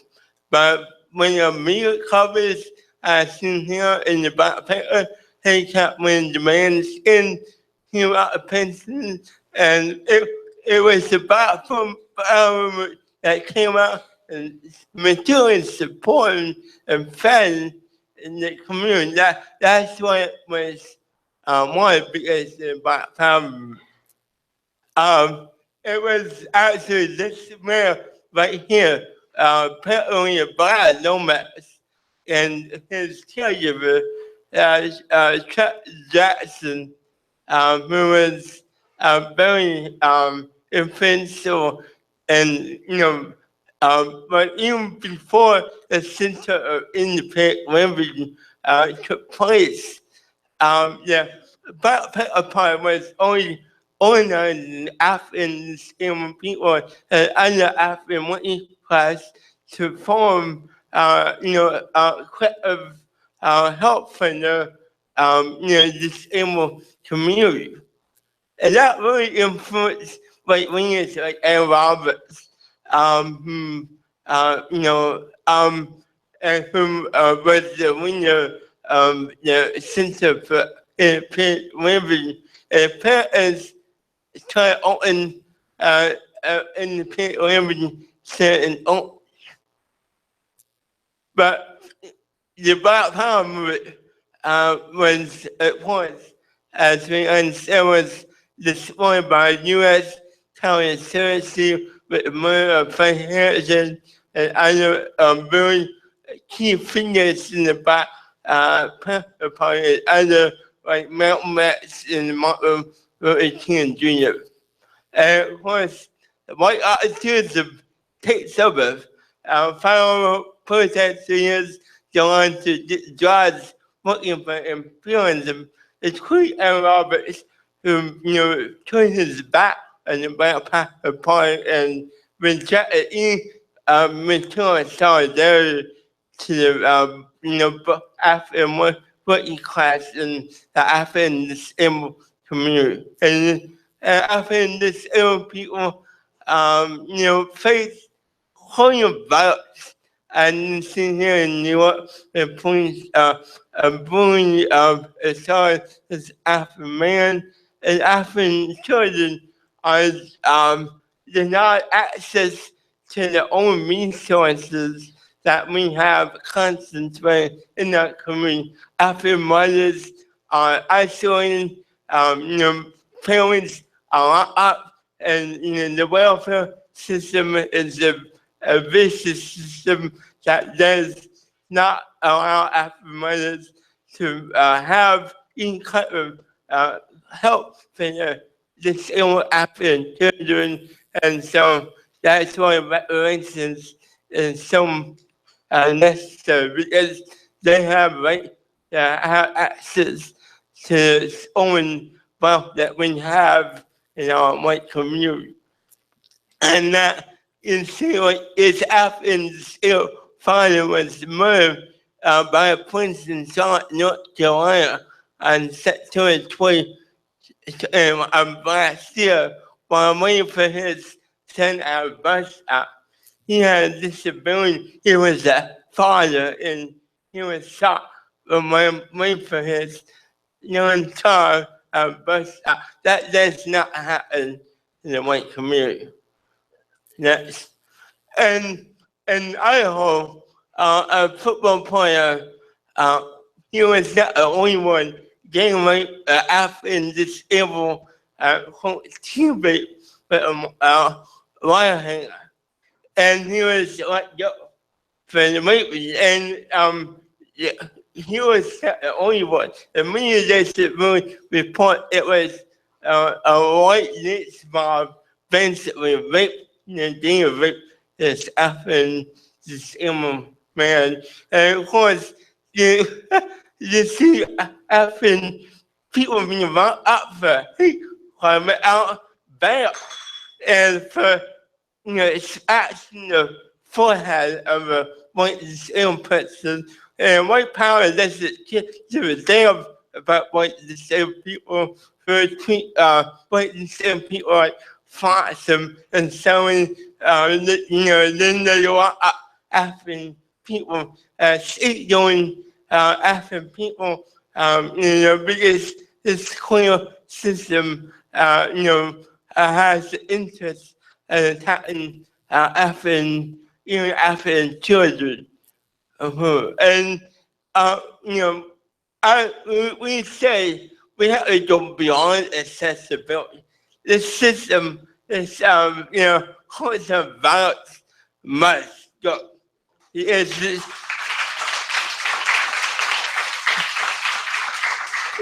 so obvious. It's so freaking obvious that, these murders, this is white power, this is white nationalism. So I don't want to be a part of the system that kills African people every day, including African enslaved people and white enslaved people. It has to go. So I'm calling on white enslaved people, families, and caregivers to join the Operationalizing movement and become part of this working group.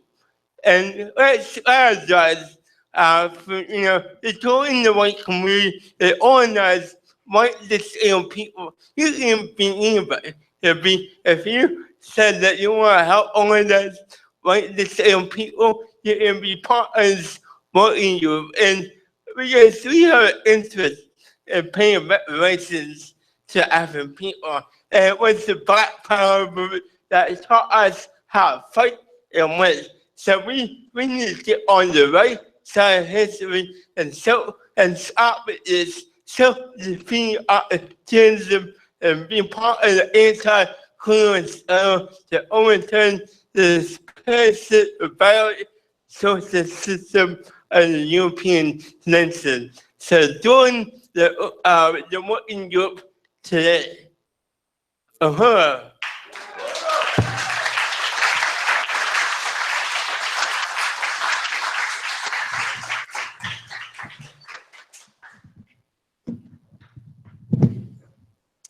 Uhuru Comrade Johann. Give another salute.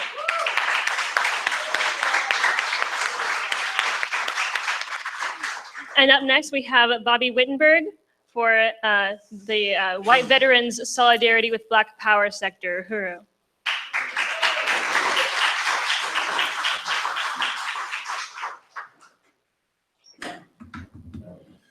Uhuru.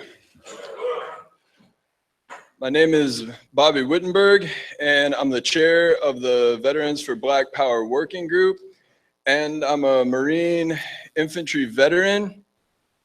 I was wounded in combat in the brutal war against the people of Iraq.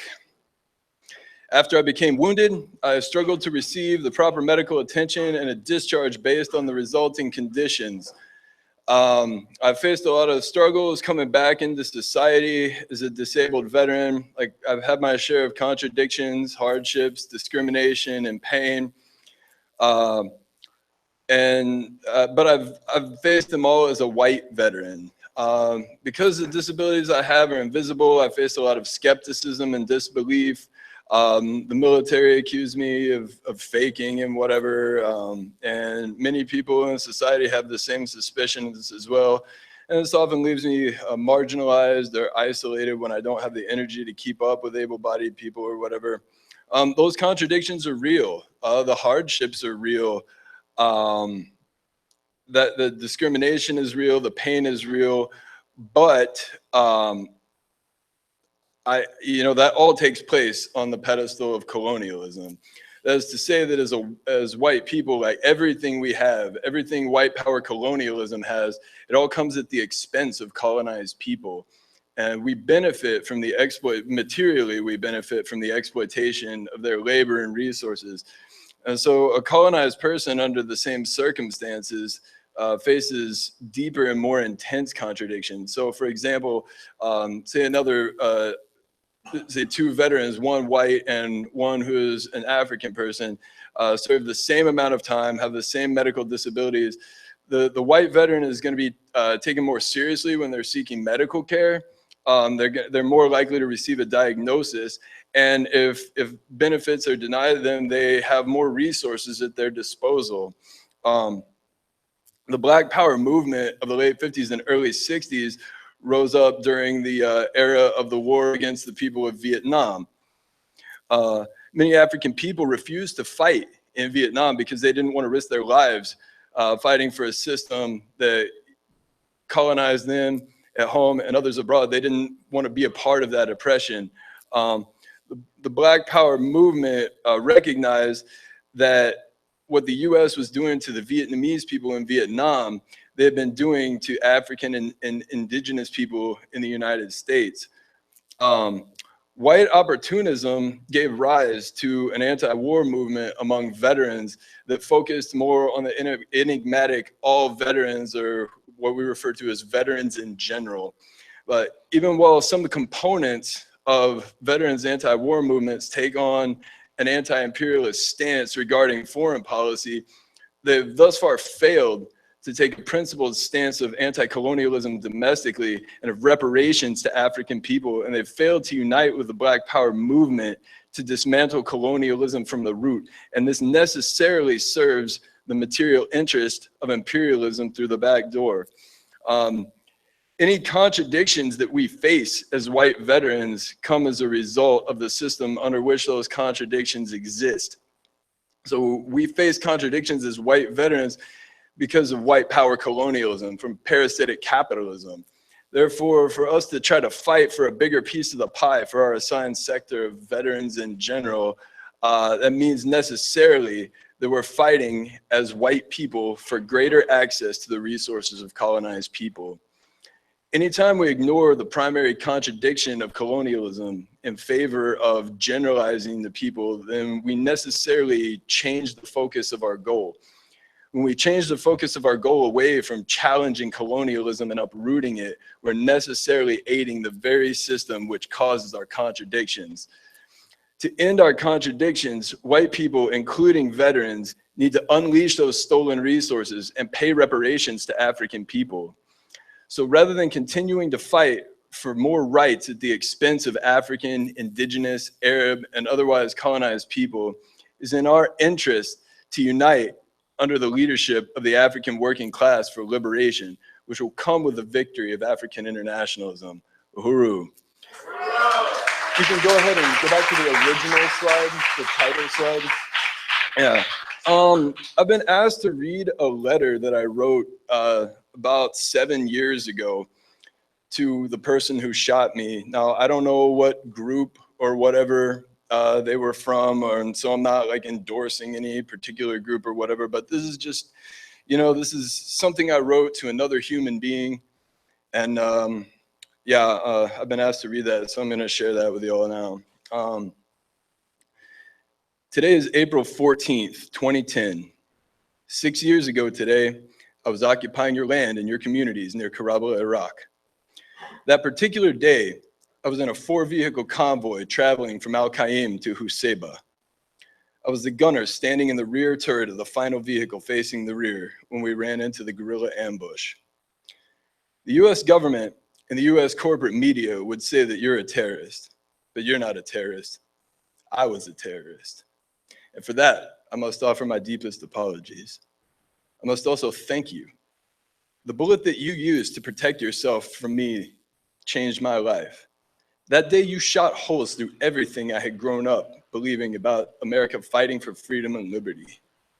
Your bullet, like a seed, penetrated far beyond skin and muscle and sank deep into something in the core of my being, where over time, it grew to be something much greater.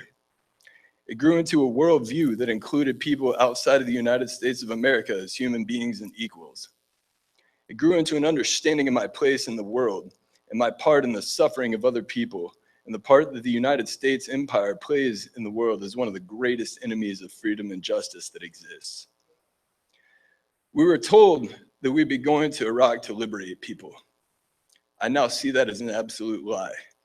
It's you who was there that day fighting for the liberation of the Iraqi people.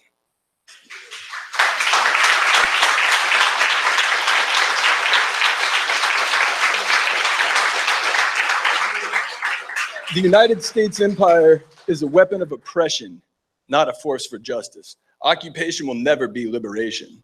I oppose all ruling class wars, but this war is particularly unfair. The United States empire is a military superpower, and many of the countries in the Middle East that the United States empire attacks exist in third world conditions as a result of US foreign policy, neoliberal globalization, free market economics, sanctions, and US military attacks. Since the United States disbanded the Iraqi military, this is nothing but a military superpower attacking civilians. I can say with full confidence, with no hesitation, that you had every right to be a part of that attack and to shoot me that day. I'm thankful that I was wearing a canteen full of water that slowed the impact and possibly spared my life. But even had that round laid me silent forever, you would be free of guilt. You have a right to resist. You have a right to protect your family, your communities, and your way of life.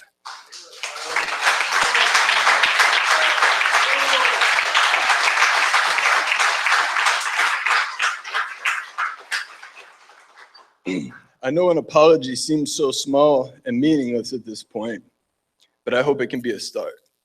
You are brave and courageous. Thank you for opening my eyes. Thank you for allowing me to see that I'm just like you, and you're just like me. Thank you for telling me that I was on the wrong side. I'll probably never know who you are, but I hope you and your family are safe somewhere. I know there can never truly be justice for what's been done to the people of the Middle East, but I hope we can do all we can to get as close as possible, to stop the killing, reduce suffering, and as we have bled together, we can begin to heal together, and together we can put an end to these wars. Power to the resistance, solidarity, salam.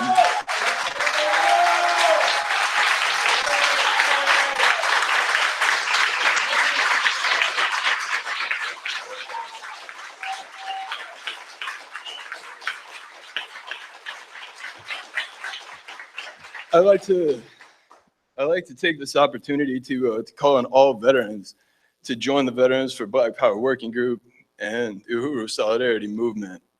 And don't, I know I'm kind of getting choked up here and whatever, but don't let that fool you. That's part of me taking back my humanity. But you're still looking at a warrior. The difference is that I know my enemy now, and my enemy is white power, colonialism, and capitalism. And I am here to fight. And when I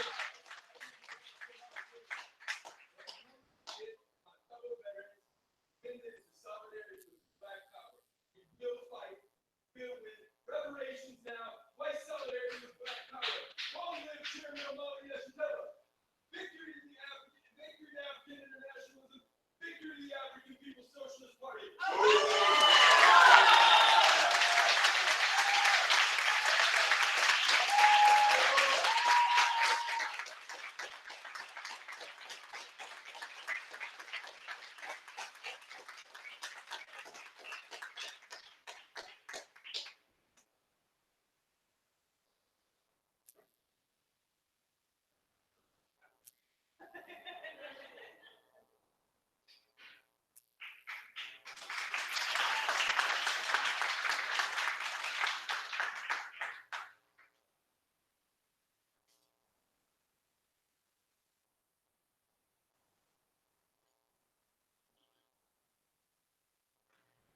Uhuru, thank you, Alienza.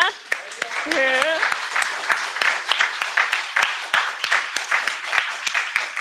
Member of the African People's Socialist Party. And next we have Kafira Barron. Uhuru.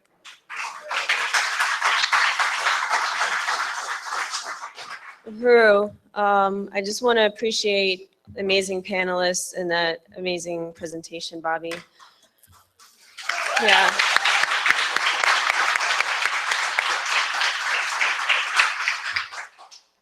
So I'm here to present on Jewish solidarity with African liberation. And I was raised Jewish. My name is Kafira, which is actually Hebrew for young lioness. And from 2nd to 8th grade, I attended a Jewish day school in North Miami Beach. And much against my will, sometimes I was forced to go to synagogue and attend Shabbat services and high holiday services, you name it. I know a little bit of Hebrew, and I had a full range of a Jewish upbringing. But through that upbringing, I recognized contradictions in what I was being taught. I didn't know how to put the contradictions into words until I met the Uhuru movement. But I knew there was something not right about what I was learning all the time. The only thing that I took away from my Jewish upbringing that's significant to me is a doctrine called Tikkun Olam, and that means repairing the world or social justice. And to me, that's reparations. And that's why I'm on this panel today, because I want to win other Jews and the Jewish community to the stance of solidarity with African liberation. And it's important because as Jewish people, we have experienced oppression by white nationalists, and that comes in the form of being ghettoized in Europe. We experienced pogroms all across Europe, which were just random violent attacks on Jewish community. And the most well-known experience is the Holocaust. And for this reason, because Jews did experience that form of oppression, when the civil rights movement was at its height, Jews found themselves in solidarity with the civil rights movement. And Jewish activists played a huge role in providing space or forwarding what they needed to do to organize. And from 1957 to 1958, temples, Jewish community centers were bombed in the South. And as many as 90% of civil rights lawyers in Mississippi were Jewish. So there was a strong connection between the Jewish community and the Black community, especially in the South, as was with the Mississippi Freedom Project. Actually, the two white activists that were killed were Jewish. And in this picture is a rabbi who was attacked because he let them organize an event at his temple. So that also continued in other forms with temples organizing something like a Freedom Seder for Passover in honor of the anniversary of Martin Luther King's death. And on the right is a Jewish activist who actually marched 50 miles to honor the civil rights movement. So with that, the Jews played a strong role in the civil rights movement, but when the Black Power movement came around, there was a huge shift in solidarity. And because the Black Power movement was calling for self-determination and recognized that the root issue was colonialism, there was conflict there, because colonialism was also the root issue of what Palestinian people were facing in Israel. And I'm going to get into that more in depth, but Black Power movement and the Palestinian people recognized solidarity with fighting against colonialism. And Jews had an interest in the survival of Israel. So they couldn't stand in principled solidarity with Black Power movements that were calling for overturning the system that they benefited from. So Huey Newton went to Palestine and Middle East, and this is a picture of him with Palestinian refugees in Lebanon. And I just want to take a moment to recognize Ghassan Kanafani, who is actually a writer and spokesperson of the PFLP.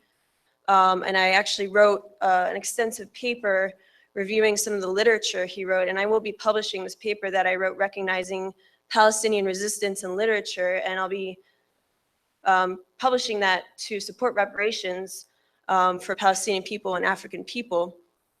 But to understand further what this white opportunism was that Jewish people were benefiting from, it goes all the way back to the slave trade. Nobody wants to talk about how Jews participated in the slave trade, and that in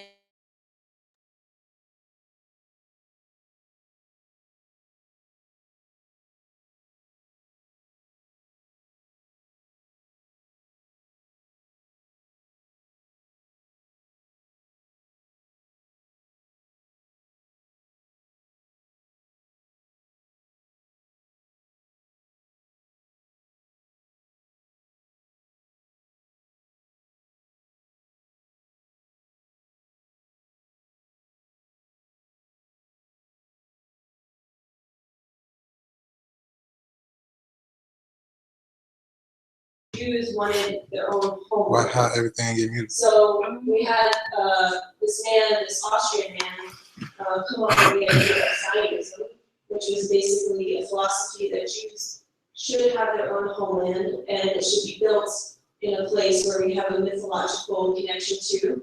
And in order to put that into place, European leaders got involved.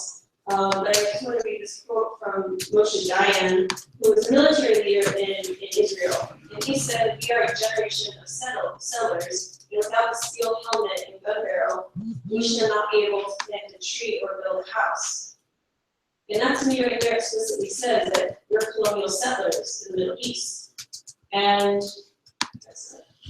So just a brief history, because some people are not familiar with Zionism, and what we're taught here in America is a completely different story. But after the collapse of the Ottoman Empire, British Empire zoomed in, occupied the territory, worked with Zionists to purchase land.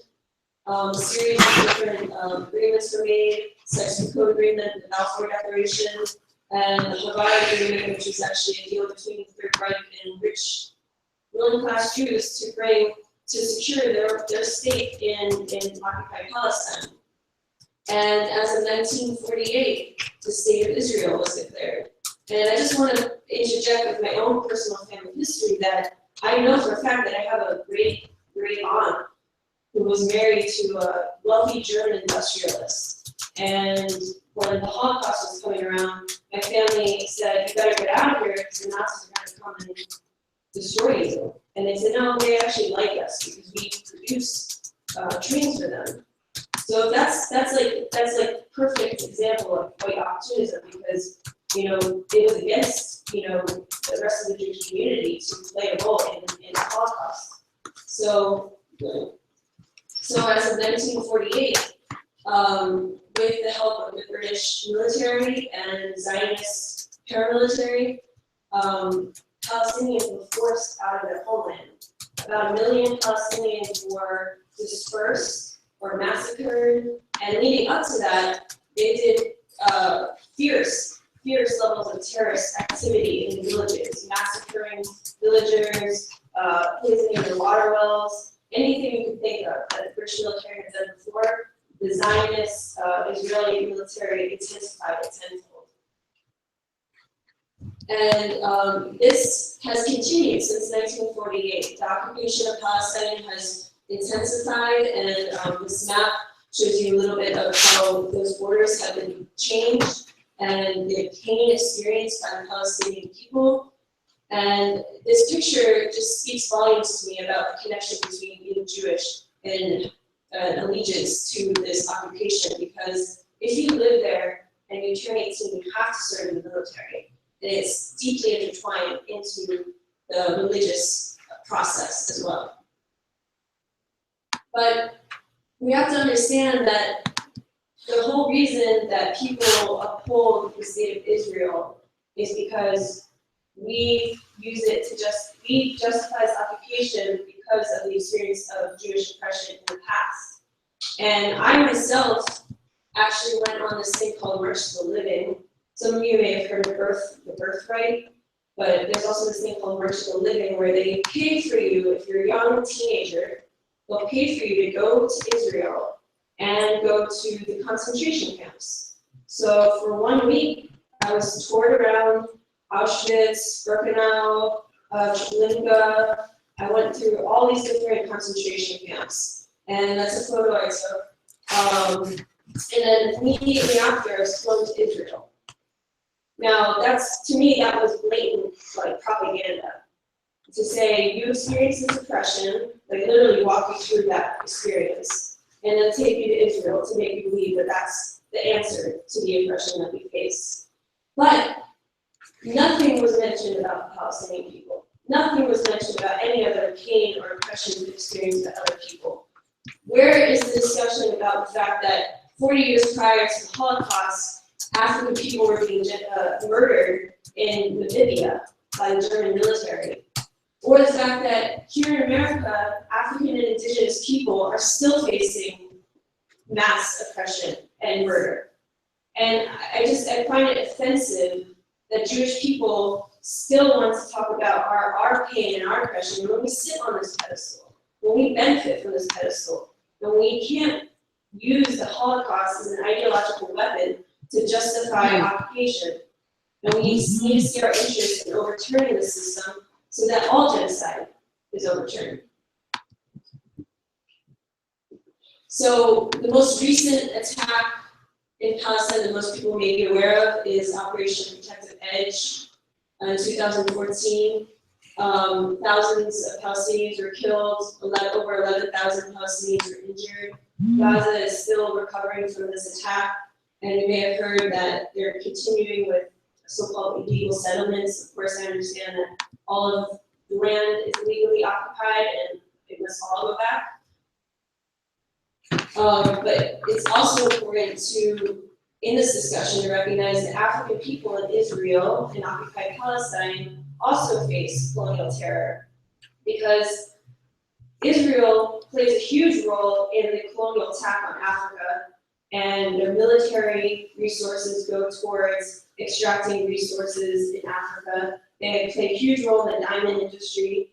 They steal minerals, you name it, and that's why Africans have to flee their homeland and go to Israel. And even there, they don't find safety. And many times they end up in internment camps with lack of resources, or they face white nationalism, like constantly being attacked. But the significant thing is there's still continuing solidarity between This one's on we can go live and do stuff still like see this. that every time an African person is gunned down in the US, Who's the biggest sellout? Sharpton. Who's the biggest enemy? Something like that. Ugh. and now the current situation with solidarity is That's terrible. like a small sector of students who don't support Palestine. And then there's also a sector of the community who is really not considered Black Lives Matter. Wow. They want to face the fact that we have a state being Palestine. So that's why I'm not here to call on other groups, why the first word of the push out there, because I recognize that any oppression is about this country of what happened. 30 Chicago, this can't be sued. Let's say some invest in stocks and bonds, but man, that's crazy.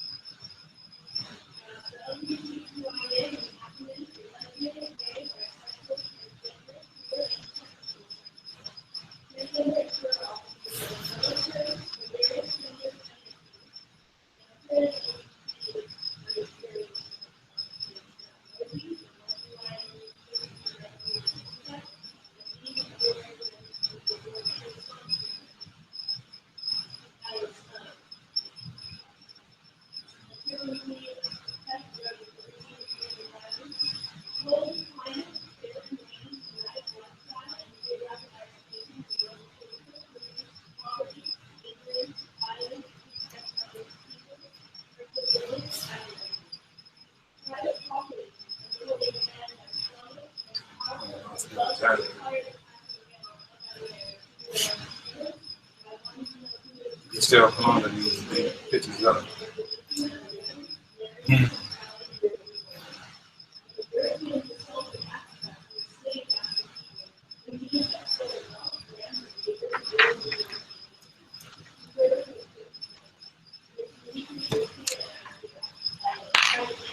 Oh.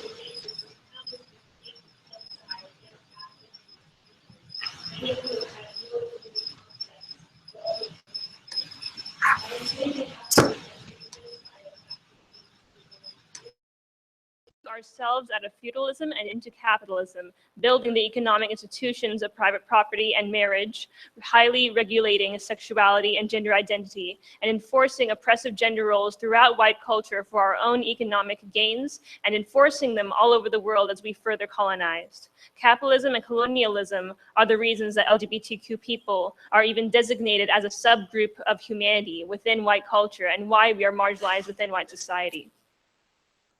Prior to Europeans assaulting and colonizing the world, nearly all African and indigenous societies either did not see the need to designate homosexuality or transgenderism as separate subgroups of humanity, such as in much of Africa, including ancient Egypt, or they praised and elevated them within society, such as two-spirited people in indigenous nations of North America and Hijra in India.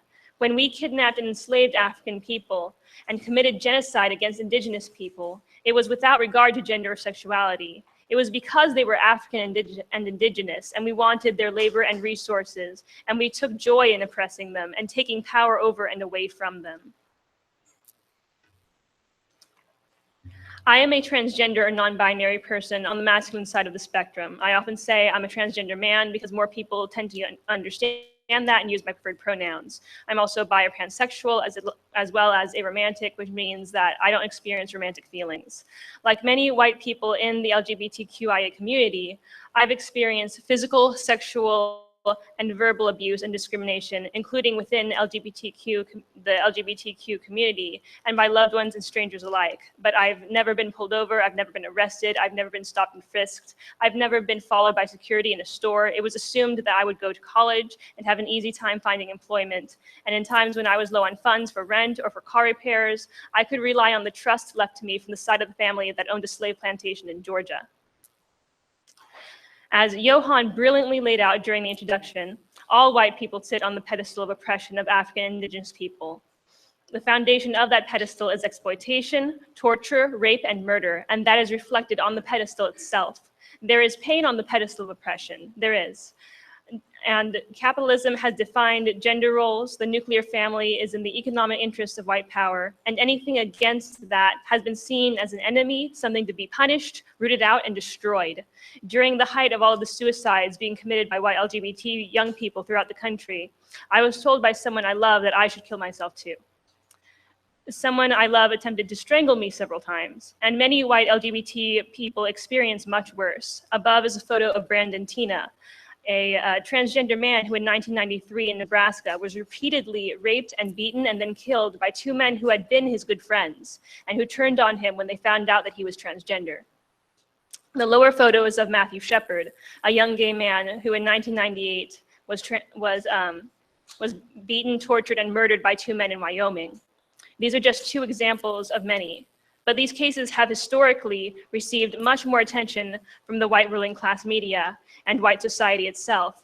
And they ask questions such as, how could such a promising white youth have fallen so far? How could their community have been more tolerant of them? Things like that. And the lives of these victims are given attention in or even honored by news specials, documentaries, films, and plays.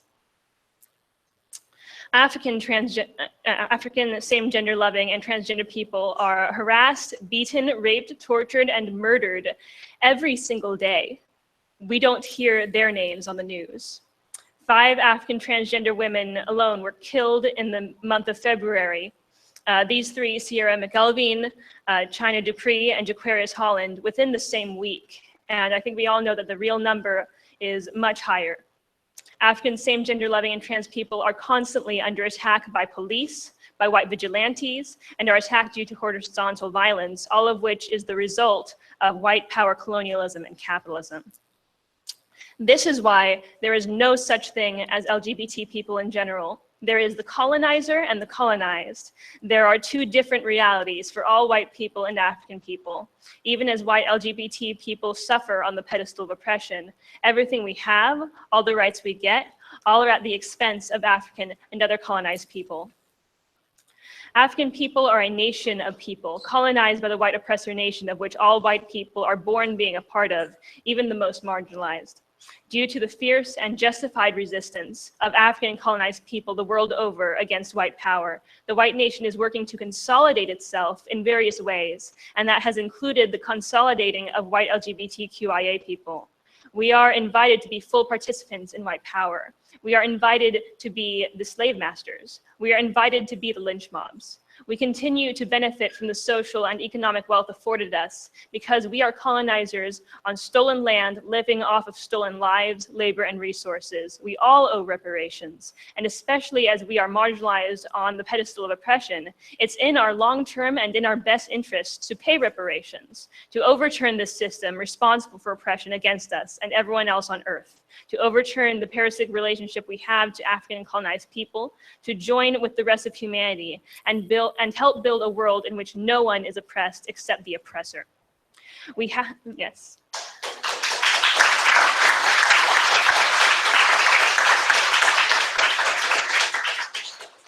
We have to turn against our own white ruling class, especially as it offers us a bigger piece of the imperialist pie. As the chairman has stated, the problem historically is that the North American or white population has usually united with solutions to their perceived problems at the expense of Africans and others. White power has historically forced us into closets, abused us, imprisoned us, ignored us, and pushed us into suicide. And yet, instead of joining under the leadership of African and other colonized people to overturn this white capitalist and imperialist system, we have historically worked to integrate into it and to become equal with our own oppressors, to become one with our own white ruling class. We have volunteered to be the cannon fodder to fight and help in its imperialist wars, have spoken and written at length of its praises, have worked to become one with our own vicious ruling class.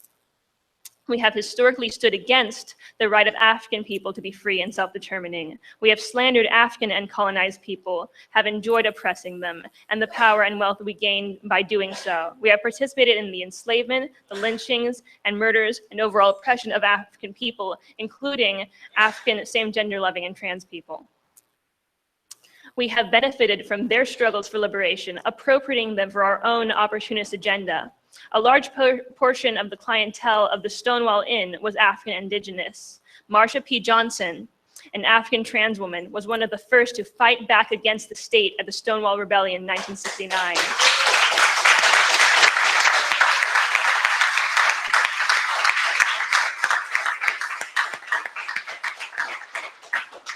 This was resistance against colonialism. The slogans gay power and gay liberation were deliberately taken from Black power and Black or African liberation.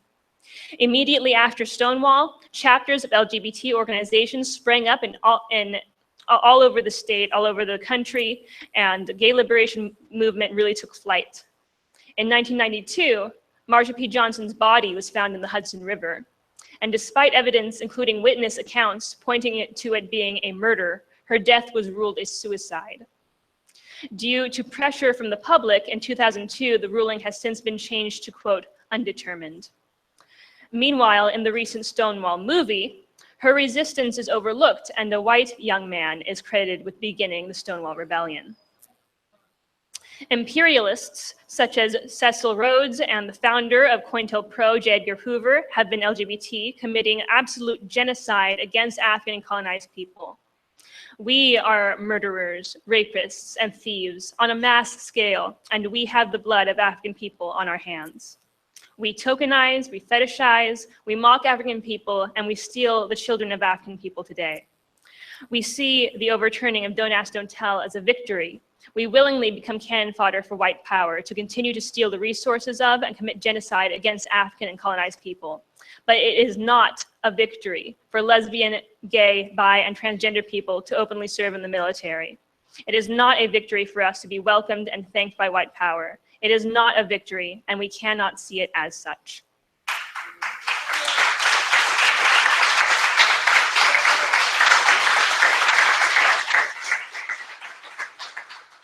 The rainbow flag is a symbol of the LGBTQ community, designed by Gilbert Baker, who was commissioned by Harvey Milk in the 1970s to come up with a symbol of pride for the gay community that was a positive alternative, quote unquote, to the pink triangle used by the Nazis to denote LGBT people.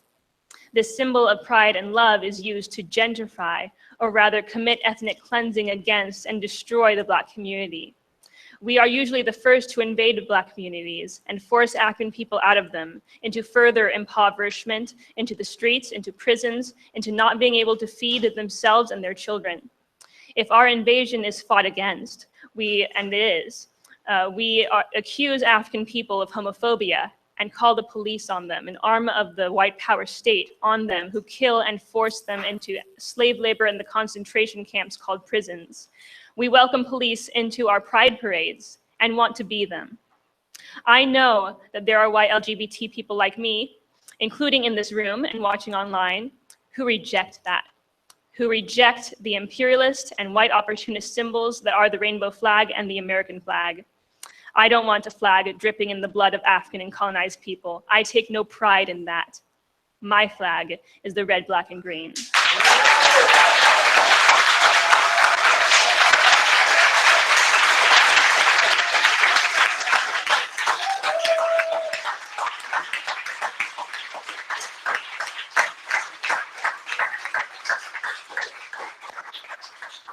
I and other members of the Uhuru Solidarity Movement who are LGBT recognize our own interests in working under the leadership of the African working class to overturn white capitalist and imperialist power.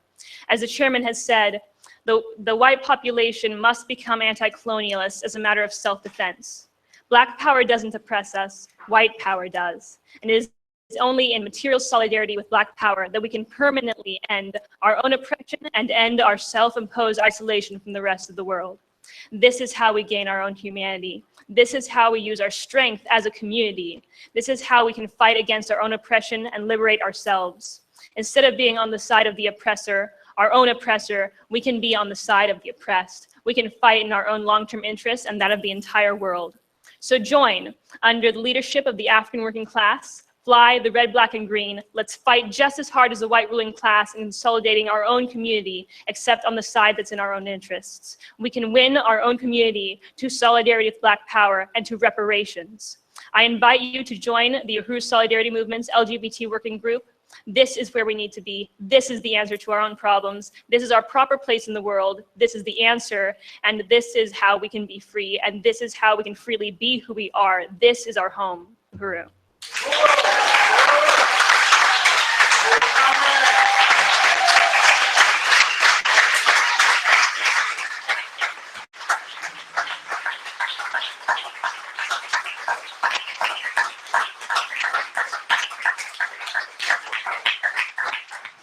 And next we have Hallie Murray. Uhuru. Thank you, Jackson, for that really powerful presentation. All right, Uhuru, my name is Hallie Murray. I also go by Comic Crowbar for my art and zines. I'm from Boston, and I'm a member of the Uhuru Solidarity Movement since over a year now. And I joined because when I first heard about this movement, it just seemed like a real tangible way to a solution to stop the wars from happening and to stop capitalism and stop this whole oppressive system that's built on slavery and genocide. And I come from a background of anarchism and feminism and think those kinds of politics, but I now, after studying and being in this movement for over a year, I now unite with African internationalism as the political theory to liberate everyone and to obliterate all forms of oppression, including how white women are oppressed within the society. So, next slide. Contradictions I've experienced as a white woman, or whatever gender I am, not really sure. I've been taken advantage of while drunk, had emotionally abusive white male partners, had a gun held to my head by a white male partner, have felt like my body was nothing more than just an object to be used. I've been gaslighted by white men, like emotional abusive words like this. had unwanted sexual advances and force. I've been socialized since a young girl by rules of monogamy, the female gender role, as this is my place in society, and heteronormativity, that these things are my only options to relate to other human beings. So just deconstructing that and dealing with that. And these experiences have sometimes led me to self-harm. Next slide. So, but despite all these contradictions I experience as a white woman, I'm still of the colonizer nation, because before I'm a woman, I'm a white woman. I'm a white person, a human. And as the African National Women's Organization, under the leadership of President Yejide Orunmila, they state, which is a section of the party, they state that there's no such thing as women in general. There are women of the oppressed nation and women of the oppressor nation. And I, as a white person, I am a woman of the oppressor nation. My ancestors came from Europe, committed mass genocide against African and indigenous people to create this white power empire that I, as a white person, benefit from. My ancestors did that. And I've had encounters with the police, and I'm still alive to tell the tale. I'm here to tell you that that happened. No one in my family is in prison, which cannot be said of almost everyone in the African community. Next slide. And in particular, this case would never happen to white girls. Never, ever. With me as a white, long blonde hair, if you can imagine, me and my two white girlfriends, like, this would just never happen. The same way that killer cops of Pinellas County drowned and murdered Lanaya Miller, Dominique Battle, and Ashaunti Butler last year, would just never happen. So this is their car that was pushed into the pond and drowned by the police. Next slide. Yeah, the oppression of African women. When we look at the oppressive conditions that African women experience under colonialism and continue to experience today, it would seem just totally absurd to lump myself into that same category as oppressed women. Like they experience constant harassment by the police, which leads to the murders of African women, such as Sandra Bland. And when I was doing this presentation, I was looking up this photos of her, and I realized that the mugshot on the right is to be said that that's the real one, and it was taken after she was already dead, and that the police, there's a lot of evidence online. So just discovering that, doing this presentation, I was sick, but this is a daily reality, and that doesn't happen to me. It doesn't happen. Next slide. Continued oppression of African women. African women are the fastest growing prison population in the United States, with a 300% increase over the last 30 years. And for example, Corinne Gaines, African warrior, young woman, was terrorized the police by a SWAT team in her house. This picture on the right is a still from the video footage of her filming the SWAT team guy just staring at her with a gun for hours, until eventually he shot her and wounded her child, her 5-year-old child, Cody. Next slide. The African women were the first, African babies were the first stock on the stock market in this country, where African men and women were forced into pens, forced raped to produce babies, little tiny humans that were sold on the market, had a price tag on their head, and sold as slaves for white people who inherited the wealth, and Africans inherited the poverty.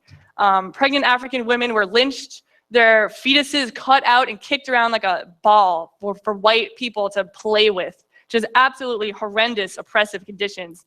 African women have had scientific research on their bodies, slicing them open while they're still alive, which is why science today knows a lot, like the gynecology things we know is because of the cutting up of African women's bodies. And other things like colonialist beauty standards, the skin bleaching creams, and things like that, like this, hair straight, all these things that just say that white women is the ideal. It's just so oppressive. Next slide. African women's children get stolen by the state. In Missouri, this is for real, a 5-year-old can get arrested with a felony charge. This colonial so-called foster care system, aka kidnapping, snatches African children away from their mothers.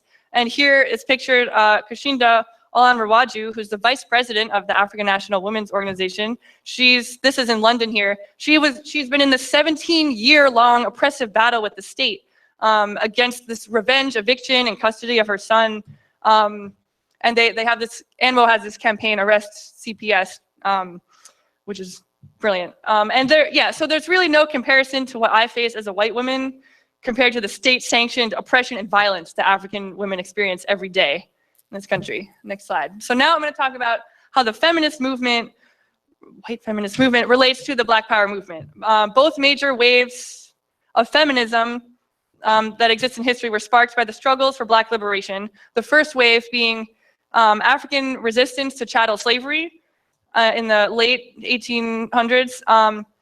And the second wave was African resistance in the 1960s and the Black Panther Party and the Black Power movement of the time. Next slide. First wave of feminism began with the women's right to vote in 1848 in the United States here, which is, we're on Turtle Island. I forgot to say that, occupied Turtle Island. So in 1948, this was a time when African people were still enslaved. The United States was engaged in a serious imperialism and colonialism around the world, such as stealing half of Mexico at gunpoint. In China, there was the Opium Wars, trying to get them addicted to drugs to, make them dependent and give money to the white empire. This first wave of feminism ended with the 19th Amendment. In 1920, white women had the right to vote. Yay. Meanwhile, lynchings of African men and women were still rampant. So I asked the white feminists of that time, where were the rights of those African women in this feminist so-called women's movement? It just didn't exist. It was opportunistic. Next slide. Sojourner Truth was an African woman, and so white feminism at this time, they appropriated African women's struggles for liberation and took it for themselves, such as Sojourner Truth pictured here. She famously said, "Ain't I a woman?" in this speech at a 1951 women's convention in Ohio. Ain't I a woman? I work in the mud, I work hard all day. Am I a woman? Like, am I a human too? And white women took this slogan for their white feminism and gave nothing back to the African liberation struggle to overturn slavery and colonialism. Next slide. And white women played a major role in the lynchings of African people, in particular African men. Crowds of white people attended the torturings of Africans. Women got the firewood. Women dressed up with their partners and brought their babies in cute little dresses to witness the murdering of Africans. That white women would accuse African men of rape. There's so many stories of this. As Penny Hess laid out earlier, they would just say, "Oh, he looked at me, he raped me," and his life would be over. So that power that white women had, that's colonialism. That I'm not in the same boat as an African woman. It's, white women sit on this pedestal. And these other pictures here, the Rosewood Massacre in 1923, this in Rosewood, Florida, this was a thriving African community where an African man was accused of raping a white woman, and a white mob killed 80 African people, destroyed the whole town, just set it on fire, just erased it off the map. And another similar example in the Tulsa Massacre in Oklahoma, 1921, a white mob lynched Africans and destroyed their community. Same story, because of white women are the most dangerous threat to African men. Next slide. White woman admits she lied to instigate the murder of Emmett Till. Emmett Till, pictured here, was a 14-year-old African boy who in 1955 was brutally murdered by white people. And this was instigated by this white woman on the left here, Carolyn Donham. She accused him of flirting, and it wasn't until a couple years ago that she admitted this publicly. She owes reparations. This white woman owes reparations. If you go to the next slide. Yeah, this is what white women do. That woman, he was drowned. You can't even tell it's a person, but this is what happens because of what white women do. Next slide. So Ida B. Wells was an African woman journalist, a writer, and an activist. And this is just a really important document to know of. She compiled a book documenting the lynchings of African people, which was titled Southern Horrors, Lynch Laws in All Its Phases. Next slide.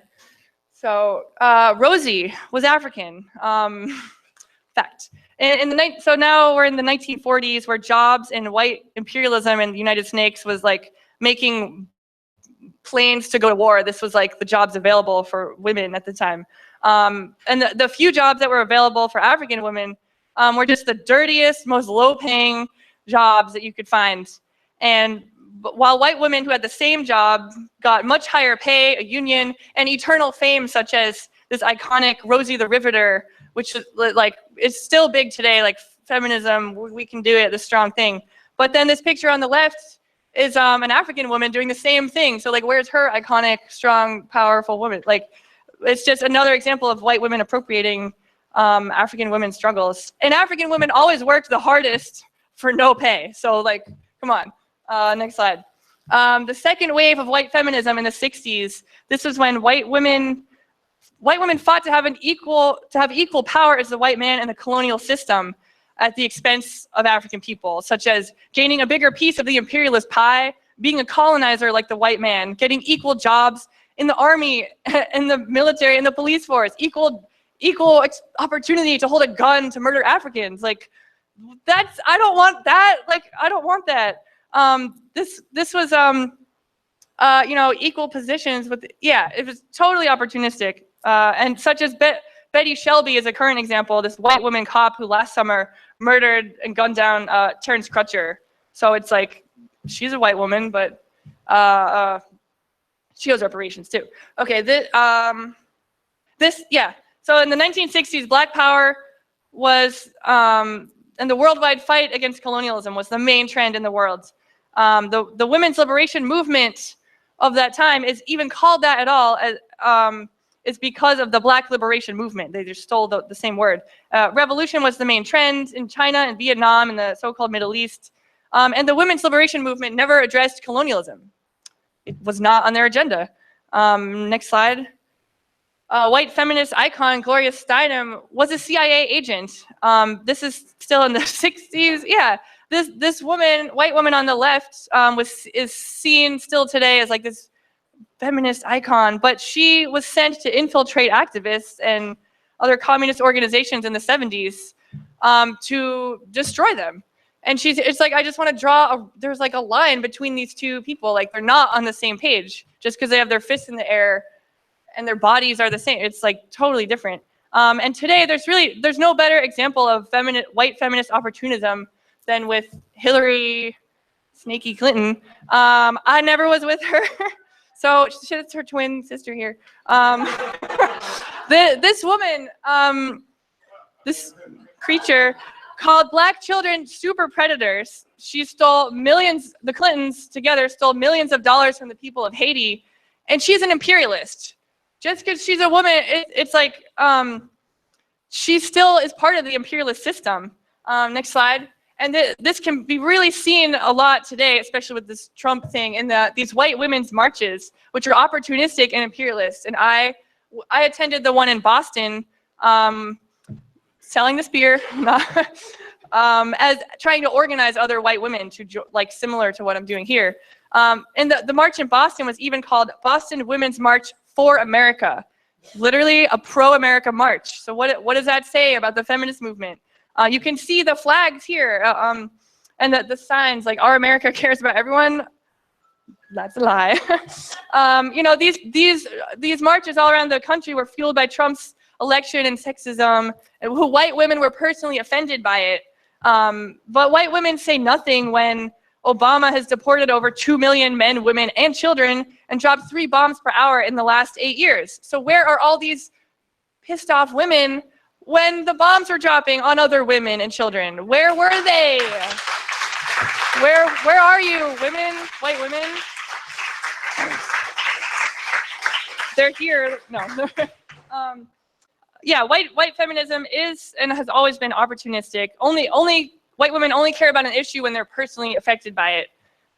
You know, no comment on the millions of African women today dying in genocide in the Congo funded by US imperialism. No comment on the drone bombs that kill women and children across Africa. Next slide. And yeah, white women owe reparations to African people. This meme on the left here, Casey made. This is Comrade Casey holding a new article in the Spear, White Women Owe Reparations to African People, and the picture below it are white women organizing to support Darren Wilson. So those ladies owe reparations. And on here, white women in big numbers went out to support Trump. White women owe reparations. I owe reparations. Next slide. You know, things like rape culture, so-called patriarchy, and violence against women. Which is where a lot of, you know, what brought me to feminism. Like, I don't like those things, and feminism that I found seemed like it was doing something. But, you know, being in the Uhuru Solidarity movement, it's deepened my understanding of where these things come from, because these concepts are not native to Africa. These concepts are not native to Turtle Island, or the indigenous cultures. These are ideas that came from Europe. Rape culture came from Europe. It was brought here. It's because of colonialism. Rape was used as a tool of colonial domination. Rape culture was brought here like a disease from Europe's colonial assault on Africa and Turtle Islands. These things did not exist pre-colonialism. So to end violence against women, we must first address colonialism, which is the root of all oppression everywhere.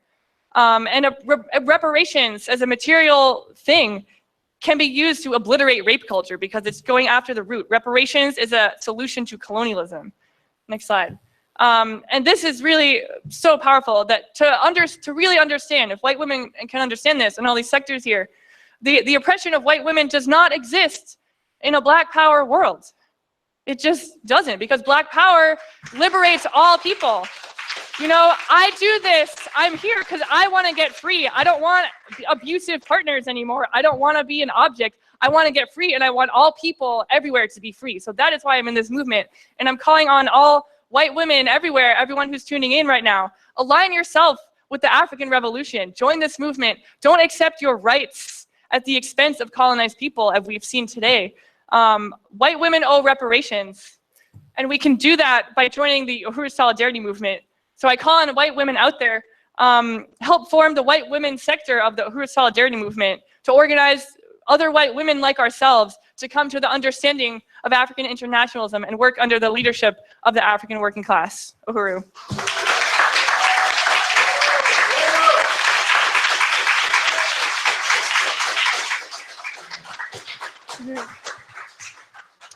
Uhuru.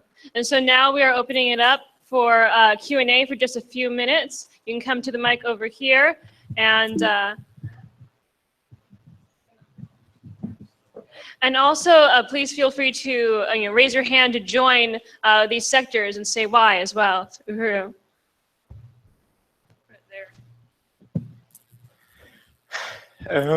So does anybody have anything they want to say about this workshop? And I do want to pass around a chart sheet. If you want to join a second workshop, please put your name, which you want to join, the email, and your other contact info. Uhuru, I just want to add on to my presentation. I meant to say something, but I feel like it's just follows with everybody else's presentation that when I've talked to people about the Uhuru Solidarity movement, sometimes I get asked, people will say, I agree with a lot of what's being said, but Ghazi said something about Jewish people, or the chairman, I don't know, like they said something about the Jewish people. And I don't know if I'm really comfortable with that. And they don't realize that they're talking to me, that I'm Jewish. And I say, well, I'm Jewish, and I fully stand behind what Ghazi Kodzo and Chairman Amalia Shatella say.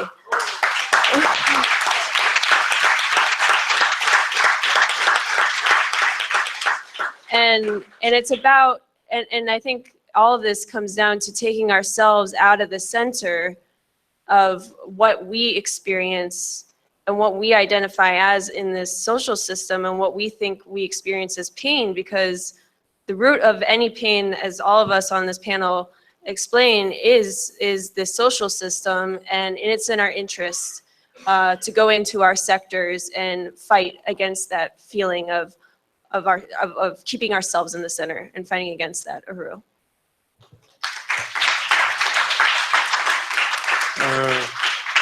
Thank you. And I have a comment. How they just about is how they define the Holocaust as the capital H. So the main Holocaust in the world and is against African people.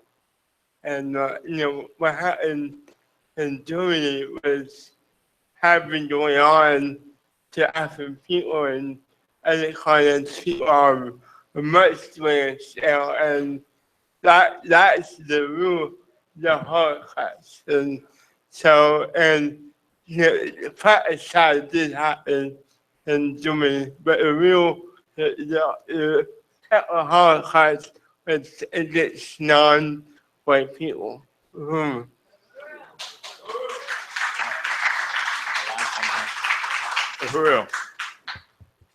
Uhuru, I just really want to appreciate the panel and especially Comrade Johann for coordinating the working group committee, which started several months ago with the formation of the disability working group, which kind of formed the prototype for how to begin developing how we approach this whole issue of the sectors.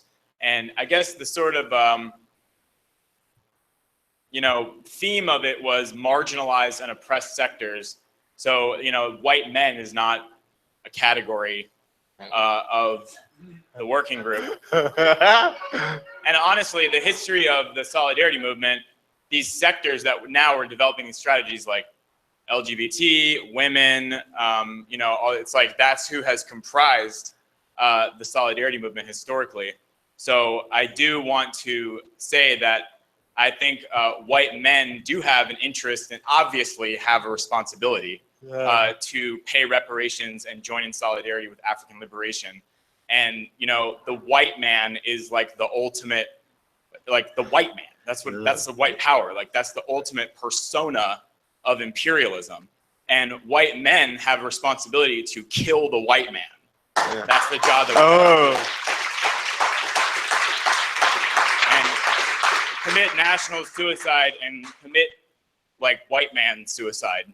Like that's what we're talking about. So, and that's how you enter humanity. So I appreciate this movement and this workshop. And on the Jewish thing, just in terms of people talking about Chairman Amala Shatella and Ghazi Kodzo talking about the Jews. As a Jewish person, when I first read Chairman Amala Shatella, it was actually, there was this quote that I read about the Jews that I was like, oh my God, this is it. It was so powerful, and this is what it was. He was talking about how he was talking about opportunism and white opportunism, and how when Germany was committing genocide in Namibia and exterminated almost the entire Herero and Nama people in Namibia, the entire German population was complicit, including Jews. Yeah. Because the Jews were good Germans when Germany was committing genocide and doing all of the things that were later used to varying degrees against other people in Europe, including Jews, not just Jews, under the what's referred to as the Holocaust trademark. But what the chairman said is that perhaps if those Jews in Germany had stood up against the German government when it was attacking African people in Namibia, then we would not have found ourselves in the concentration camps. And the other thing that the chairman said is that if the Jews don't get on the right side of the question in Palestine, we will find ourselves swimming out of Palestine in a sea of our own blood. So Chairman Amala Shatella is trying to save the Jews, actually. Save your ass. Get on the right side of the question. Uhuru.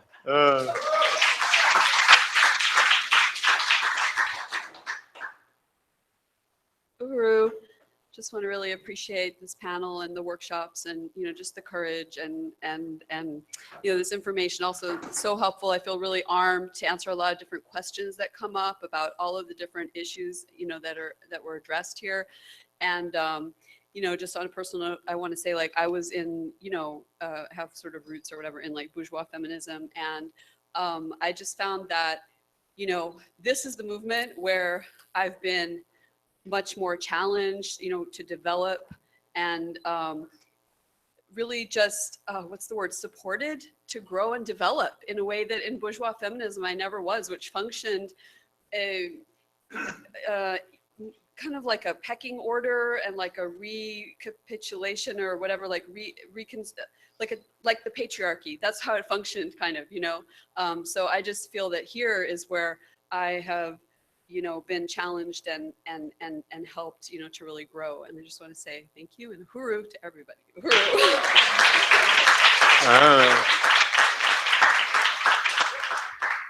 Hooroo, that was a great panel. I just had a couple comments. Ruby, you remember this, the Hooroo Furniture Store in 12th and Spruce in Philadelphia was located in what they called, quote, the gay ghetto. I was like, what ghetto? It was like the wealthiest sector of the white population, right? It was very wealthy, but they called it the gay ghetto. And also I was in occupied Palestine during Desert Storm 1991. And Scud missiles were being dropped on Palestine by Iraq, really dropping them on Israel. And there was this place we had to go to get gas masks. And I said, you know, they gave everybody a gas mask. And I said, do the Palestinian people get gas masks? And like, no Palestinian people. They give the gas mask to the white Israeli Jews, but not the Palestinians, just as punishment too.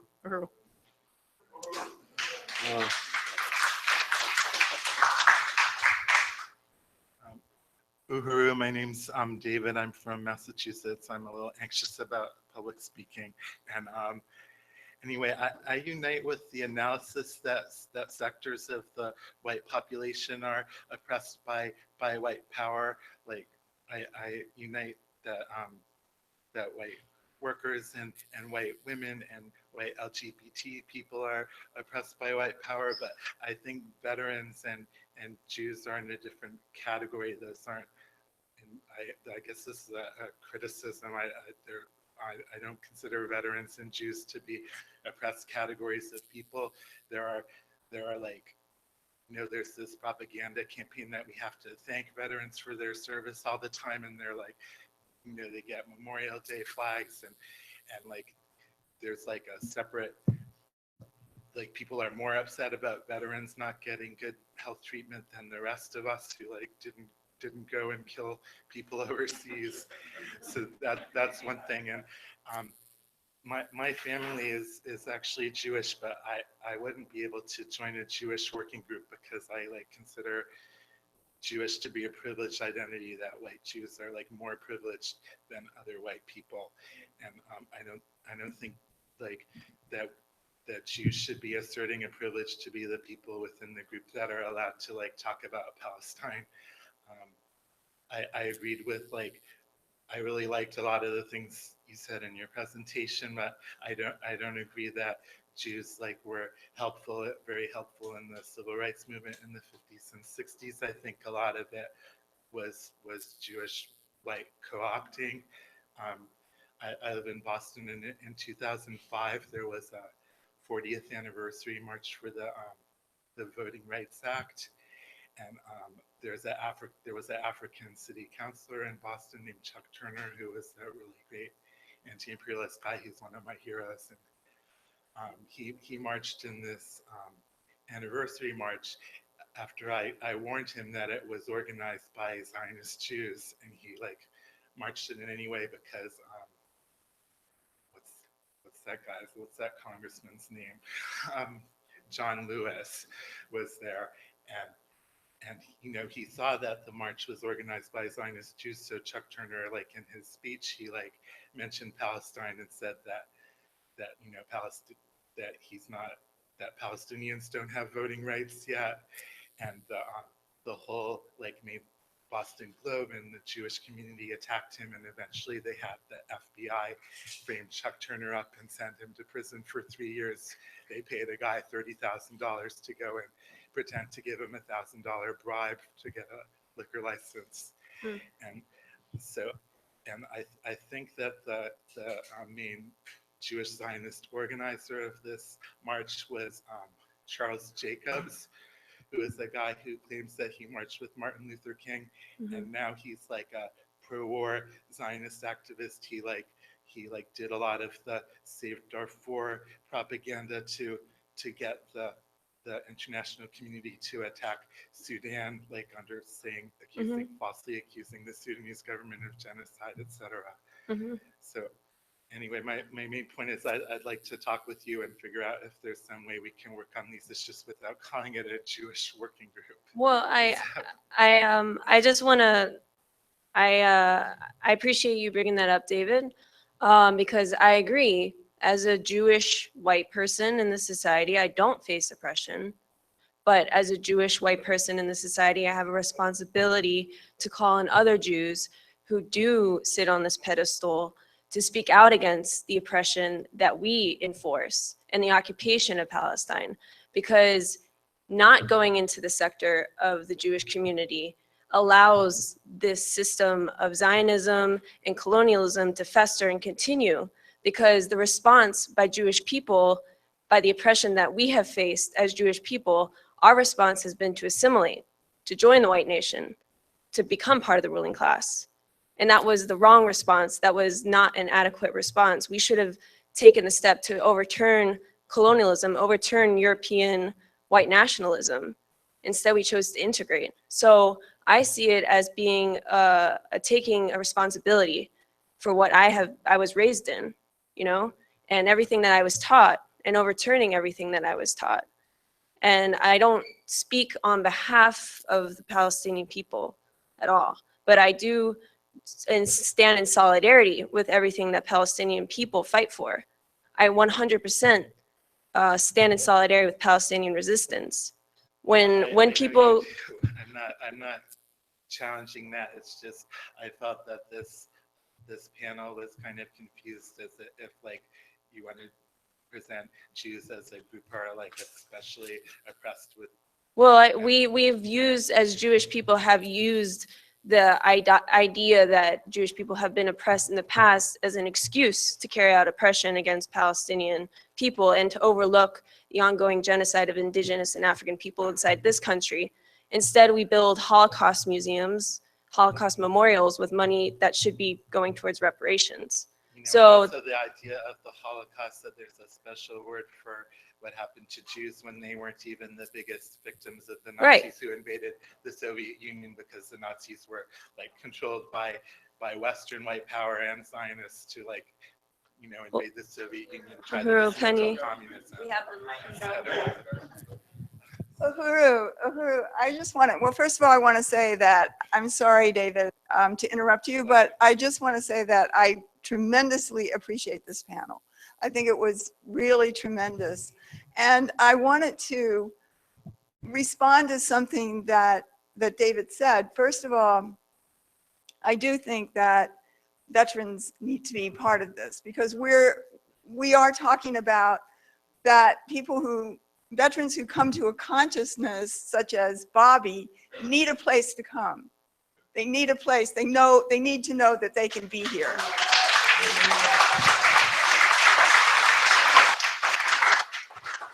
And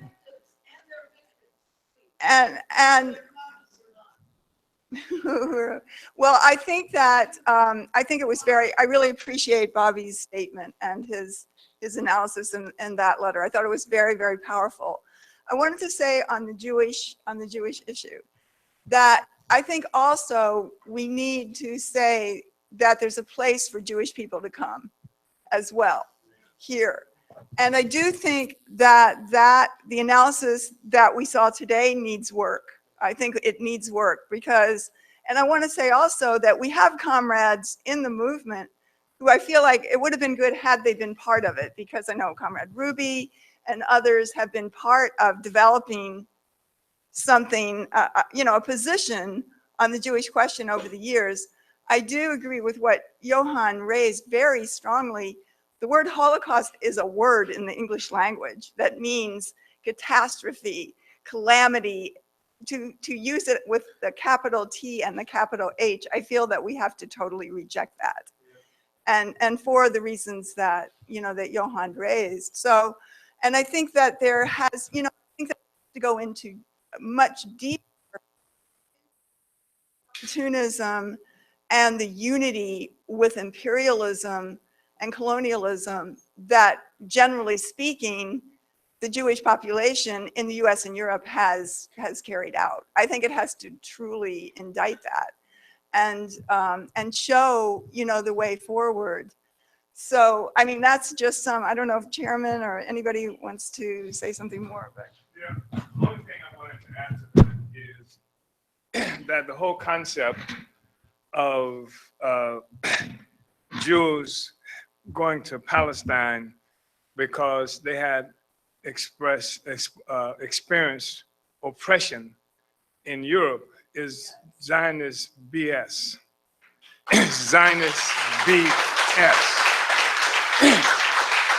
At one time, the Zionist movement actually looked at Uganda in Africa as the national homeland.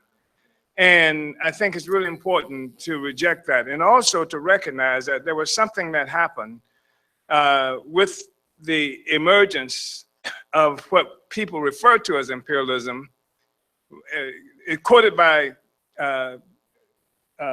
Lenin in Imperialism, the last highest expression of capitalism.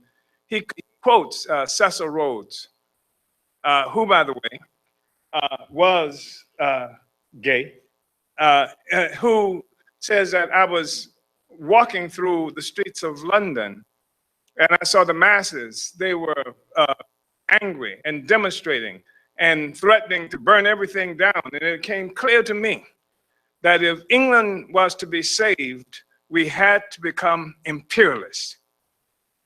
And Cecil Rhodes set out and did all these horrible things all over Southern Africa. And grotesque murder committed against African people all over Southern Africa. Similarly, you had Leopold from Belgium, who recognized that if they wanted to get in on bringing the loot he did to Belgium that was coming to all these other countries as a consequence of imperialist conquest. And so this is why Leopold engaged in what he did in the Congo, how he participated in the Congo with other imperialist thugs and bandits, the white world, in fact. And what happened with the Zionists, it was not different. Right. This was a sector of the Jewish population. Jews are just like everybody else. And you have a craven bourgeoisie or emerging bourgeoisie that writes the history and the narrative. And to become a wealthy bourgeoisie, they had to have a land base. And that land base, this is what this mysterious homeland that they were looking for that ended up being Palestine. And I just think it's really important for us to understand that, because even in our own discussions, we can't treat Jews like there's the chosen people. They're just people. They're just people. And inside the Jewish community, there's a craven bourgeoisie that has captured the loyalty of a huge sector of the Jewish population. And a commitment to stolen land, stolen lives, stolen resources, which is why we say free Palestine, right? And so I just think it's really important to understand that we should not buy into the narrative that's created by a sector of the bourgeoisie. It doesn't matter what sector it is. It doesn't matter where they're located. The bourgeoisie is the bourgeoisie. It's an imperialist entity that would dominate the world.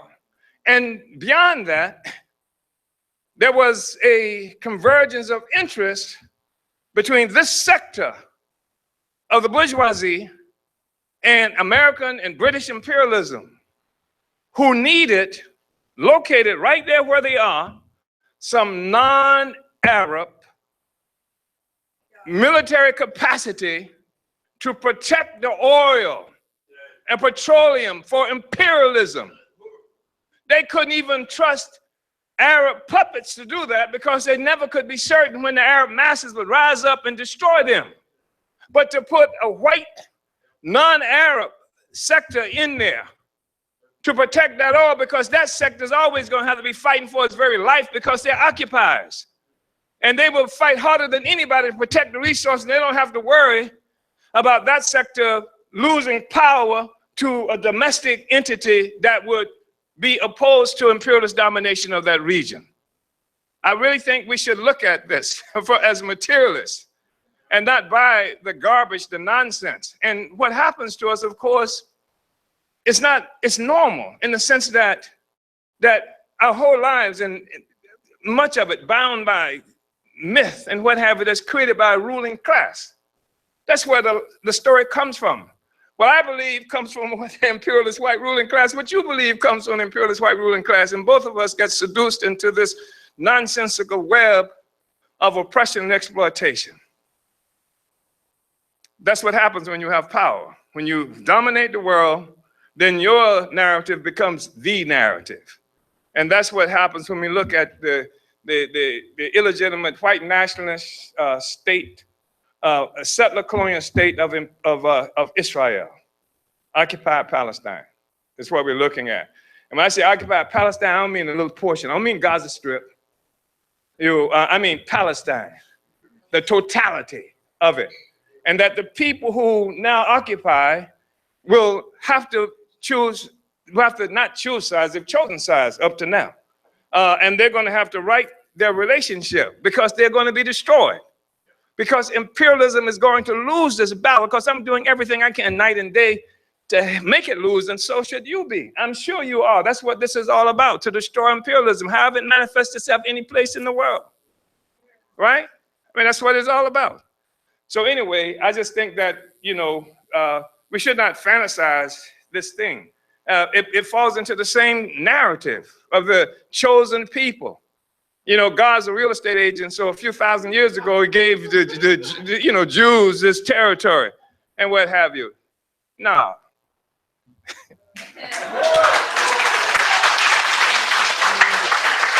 But I want to appreciate this panel, everybody on this panel.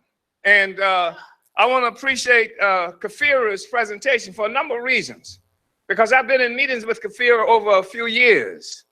And I've seen her experience this struggle in different ways around this Jewish question.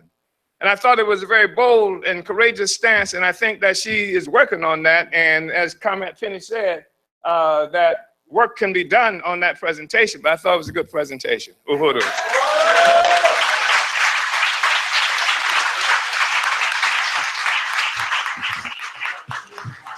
We have 5 more minutes for this Q&A, so we can accept 1 or 2 more questions. Uhuru? Uhuru, I just want to say one more thing on the same point. Oh. Can I just real quick wanted to respond about veterans? Yeah, as a white veteran, I would never say that I'm oppressed. We can experience certain discomfort, certain marginalization or whatever without necessarily being oppressed. And I'm really glad that the Uhuru Solidarity movement is providing a place for white veterans to come, because if we're not coming to get them, the white nationalists definitely are happy to come and get them. So we're gonna come and get them.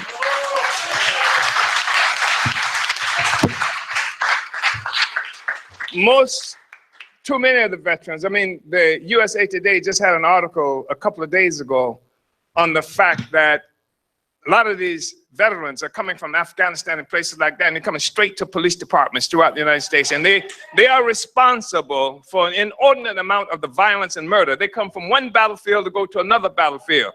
But the thing is that veterans, most often the ones who we're talking about, are from the working class. If there is such a thing that really exists in the white world. And that's something that I'm tussling with. Because we can't help what white people do at work and what black people do. I mean, we gotta try to figure that out. But the thing is that a stupid cannon fodder And I went into the U.S. military also. They kicked me out. I quit, really. I quit, but I went there because I bought the line that, I'm growing up in this place. And I said, hell, the U.S. military would be better than living as a black person in St. Petersburg, Florida. So I ended up in the military, and I found out that wherever you went, you took your blackness and with you. You were still colonized, and actually, well, there's a whole different lot to go with that. But I do think that we have the responsibility to try to go back and penetrate that. There were so many people who were in the war, military. We got phone calls from here, from Saudi Arabia, from Africans who had been sent there saying, what the hell will we do? And we have to be able to, we right now recognize that we can go there and pick up whomever can be picked up and turn the guns against the oppressor. Turn the guns against the oppressor. So we want to organize the veterans. You know, Africans who were in the Vietnam and Vietnam, we created something called fragging, where we take fragmentation grenades and throw them in the tents of the officers who had us killing Vietnamese and what have you. Turn the guns against the oppressor. So we're going back and getting everybody who we can bring out of there. We're bringing them into the revolution. Go back and get everybody who can be found to bring them into the revolution. That's what Bobby's job is.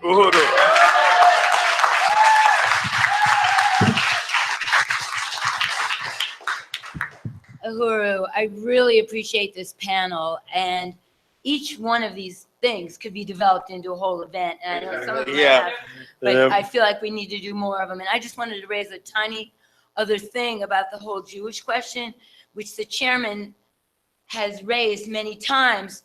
But, you know, just like how they say Hitler is the worst person ever, the Nazi flag is terrible, but the American flag is the good thing. You know, the way that that is used to have some way to say that white people were oppressed, it was white Jews, and used that against African people, you know, and held that up as the worst oppression ever.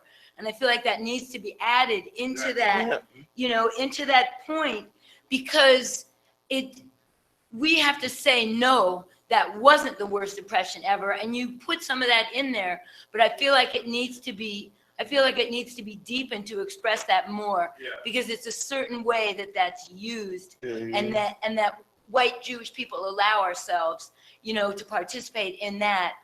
You know, whenever I would say anything about anything, my stepfather would jump in with this whole Holocaust thing to shut me up, and it, you know, that's the role that Jewish people have played, and I feel like we have to take that on and turn that definition around, because that, as the chairman said, is the lie, you know, that we carry with us. And, you know, I just wanted to add that one thing. Uhuru, I wanted to say that, yes, I think it's very important we work on reaching all the different sectors of our white society. And for my situation, I identify as half Mexican, and I'm developing that into more half, you know, indigenous and half German or half white colonizers. So I know there's people in this room, and like in Los Angeles, that's going to be an area that needs to grow, and San Diego and Texas, you know, right there on the border of Mexico, and the, you know, the part that is Mexico that was stolen. There are a lot of, you know, there are a lot of indigenous Mexican-American, Chicana people that haven't really gotten on board or asked the colonial question or haven't united with Black Power. And that's a missing sector. You know, there's a lot of anti-Blackness as well, you know, particularly like San Antonio, that was very obvious. So that there's this division, and you know, so I think that's an area that needs to be developed, because that is something that's an area, that's a place where we need to build some capacity. So that's where I'm at. So thank you. First of all, Chris, this was extraordinary for me. Extraordinary, all of you. Really, I couldn't thank you. It was the deepest thing just to be a part of it. It's such an honor. Okay, I just wanted briefly to say quickly on the Jewish question also. I'm half Jewish, although I was brought up in the other religion. Don't ask. It was, totally secular. And I came from an anti-Zionist tradition. I just want to mention that Jews are not monolithic either. And my family was anti-Zionist all the way from the get. They weren't that enlightened, but that much they knew. Anyway, and I just wanted to recommend a book. Okay, and it is called Goliath, Life and Loathing in Greater Israel by Max Blumenthal. And what it is, it's this on the ground, he did this amazing legwork.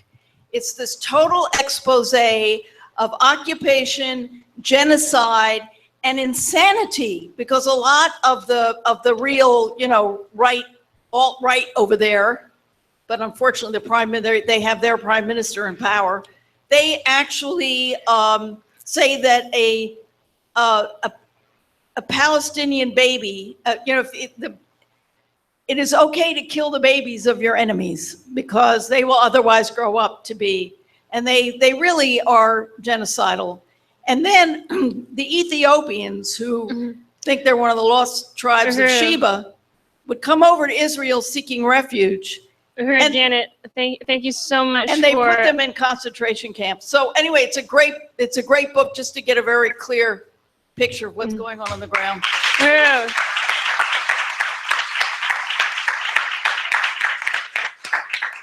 Thank you, everyone. I know that there's a lot that can be said and asked, commented on, and added to these powerful presentations of the sector. It will definitely be, feel free to find us and ask your questions, make your comments.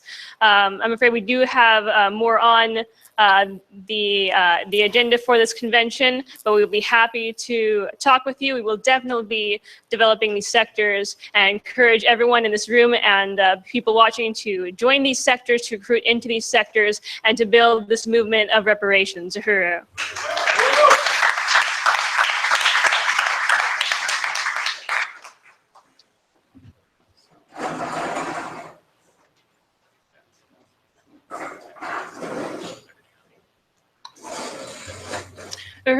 And now on to our next workshop, Reparations Every City, Build the Days in Solidarity with African People.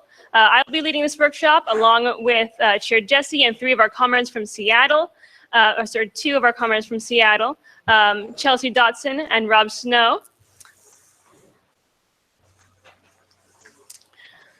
So the Days in Solidarity with African People is a national and soon an international speaking tour by Chairman Amalia Shatella of the African People's Socialist Party and Chairwoman Penny Hess of the African People's Solidarity Committee and members of the African People's Socialist Party. The events are so crucial to this work that they were mandated by the party at its 5th Congress. DSAP is a culmination of our work throughout the year, all of our events, building our committees, all of it. This campaign puts our 3 principles of unity and our pledge that we said today into revolutionary action. This is working under the leadership of the African working class through the African People's Socialist Party, strategically mobilizing white people into true, real, material solidarity with African and other colonized people. These events are a revolutionary tradition of this organization.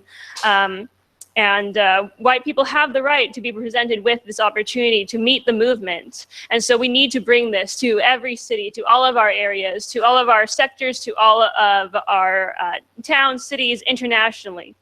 The opportunity to hear the chairman, to hear Chairwoman Penny Hess, to hear African internationalism and join the movement. Last year's Days of Solidarity with African People speaking tour was historic. The theme was justice for the 3 drowned Black girls. And joining the chairman and Penny Hess was Kunde Mwamvita, mother of 16-year-old Dominique Battle, who, as we know, along with her friends Ashaunti Butler and Lanaya Miller, was drowned by Pinellas County Sheriffs last year. This historic speaking tour went to 7 cities around the country, winning thousands of reparations and white people from every sector. USM National Chair Jesse Neville, who went to all 7, will speak more about these exciting events.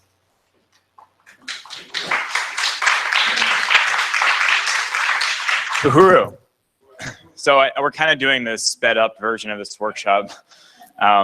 because we have the rally coming up soon. But I just want to appreciate Jackson. And Jackson is now the coordinator for the Days in Solidarity with African People, which I had the honor of coordinating last year. And the Days in Solidarity with African People are, as Jackson said, the ultimate event that we hold, other than our convention, which is our biggest national event. The Day in Solidarity is the ultimate event that you, wherever you are in your city, can hold of the solidarity movement under the leadership of the party. And it's very significant because it's the place where it's kind of like the culmination of the whole year. Everything we do is sort of gearing up for the Day in Solidarity with African People. And at these events, we host speakers, leaders from the African People's Socialist Party, as well as Chairwoman Penny Hess to speak. So in cities where the party itself does not currently exist, but does exist in the form of the solidarity movement, people in your city have the opportunity to immediately experience the party and the chairman because you hold this Day in Solidarity with African People. And this past year was history. This past year was a truly triumphant accomplishment that all of us were a part of making happen in the Uhuru Solidarity Movement, where we held 7 Day in Solidarity with African People events. It was the most we've ever had, and we had them in St. Petersburg, Florida, which was actually held on the weekend in the city of the 40th anniversary of the founding of the African People's Solidarity Committee. That was how we kicked off the DSAP tour this year. Gainesville, Florida, Huntsville, Alabama, Boston, Massachusetts, which had its first DSAP in 10 years with this amazing branch that exists there that's like the gift that keeps on giving, USM Boston. Oakland, California, which was incredible in the Uhuru House in Oakland. San Diego, California, which was also tied to a march for reparations that the Mexican liberation organization Unión del Barrio, that the Uhuru movement, the party, has had a deep relationship of solidarity with for 3 decades, was participated in that march in a huge way. And Seattle, Washington had its first ever Day in Solidarity with African People. So Uhuru to Seattle. That's why we have the comrades from Seattle who are going to talk about what that meant, because it's a lot of work. It's a lot of hard work, but there's nothing more rewarding than making a Day in Solidarity happen in your city. And one thing I want to mention, so powerful about this year's Day in Solidarity, which I did have the honor of going to all 7 events, that we went to these events with Chairwoman Penny Hess. In most of these cities, Chairman Imali Shatella spoke. In some of the cities, other leaders from the party, Yejide Oranmila, Aisha Fields, Kobina Bantu Shango spoke. But in all 7 cities, what our special guest of honor at these 7 events was Kunde Mwamvita herself. And she was on the poster, she was on the flyer.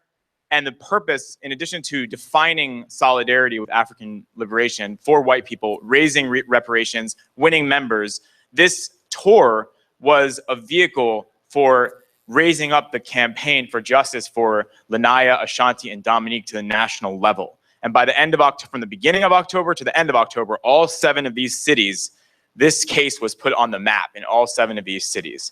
So it was very powerful, and I know that we're going to go beyond 7 this year. I think our goal is 8, but that's a very conservative, minimalist, if you will, goal. And I think we can probably double it this year. We have so much potential and so many great opportunities.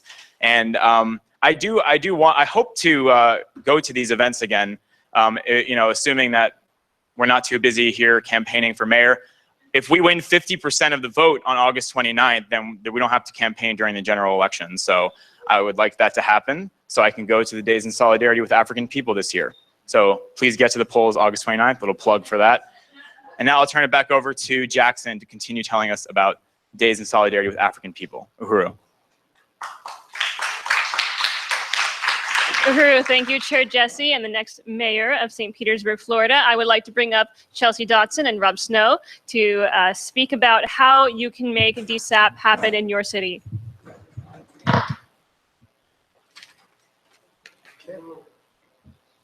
Uhuru, y'all. I'm going to attempt to do justice to these slides prepared by our comrade that couldn't make it, Prince Capone, or Anthony, as you guys know him. So the first step is a plan of action. And the plan of action is a scientific and organized way in which to plan all events and activities. It states the overall goal and objectives of the work and events, all the contradictions and solutions to those potential contradictions. It establishes a timeline, and it designates working committees, things for logistics, budget, these kinds of things. It also provides a template to be used for all activities and events. And of course, the 5 Ps, proper preparation prevents poor performance. That was Comrade Anthony's little tidbit there. Okay. So the formula that we follow and we plan to follow is 1 leader and 2 followers on every committee. So 1 person takes the lead, and there's 2 people that if for some reason that comrade can't fulfill his obligations, then we have 2 followers that can step in. So that way there's 3 lines of defense. Each committee should create a POA. So there's, like I said, there's a budgetary committee, there's a travel, like logistics committee, these kinds of things. And each committee should divide the work assigned to it between all the members on that committee. And hopefully you'll have a membership that will allow you to have multiple people on each committee. And we've also found that giving general members a position of responsibility encourages that they become more active in the events and the activities of the organization. So the main and most important organizational principle is democratic centralism. So we need to be held accountable to leadership locally and nationally. And it puts politics in command and struggles against liberalism, subjectivism, individualism. It provides responsibility and accountability, and it also forces you to be disciplined. So forming a committee, once again, each committee should form a POA. Oh, I'm going to turn it over to Comrade Chelsea. We didn't prepare for Prince to be here, so we're trying to do the best we can with his slides. Okay, so responsibility and accountability. Each committee should form a plan of action, and work should be divided among members of each committee. And each member will have specific responsibilities to fulfill, and everyone is accountable for their work, both local and national. So you will be, of course, working with national to plan your days in solidarity. Budgeting is key here, obviously, because you need to make sure you have enough funds to fly all of your speakers out, as well as other activities. So all activities and events, including budgeting, of course, will be overseen by your treasurer, which you should have one. Calculate expenses for every aspect of the event. So that'll include travel, security, housing, transportation, honorariums, per diems, etc. And of course, these will all be planned out ahead of time so you can be prepared for these. And plan for fundraisers and mobilize membership to raise money. So fundraisers, be creative. So I know Casey did the the Resist Dance. There we go. In Seattle, we did a couple like Nintendo 64, Mario Kart fundraisers, which was pretty fun.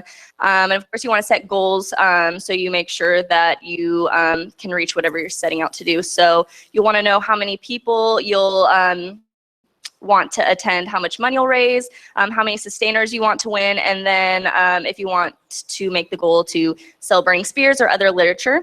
Tap into your personal networks. So if you know any artists or restaurant, bar, venue owners, really just anyone that can help you set up your fundraisers. Like I said, be creative. And agitprop and outreach is key. So you'll need to do things such as flyering, postering, tabling, phone baking, and social media, or anything else you can think of. Securing your venue. So you'll of course need a logistics committee. They will help you find and secure your venue, transportation, food, beverages, coordinate security team, etc. Colleges. These helped us a lot during our outreach. So you could use personal networks, any student organizations that you know or are a part of, or if you know any faculty at colleges. We do have one comrade that was a part of like a European descent club that actually helped us gain more members to our organization.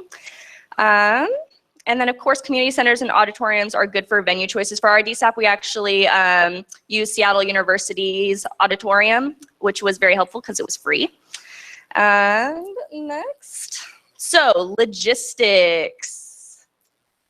Of course, you're going to want to secure a venue with plenty of room.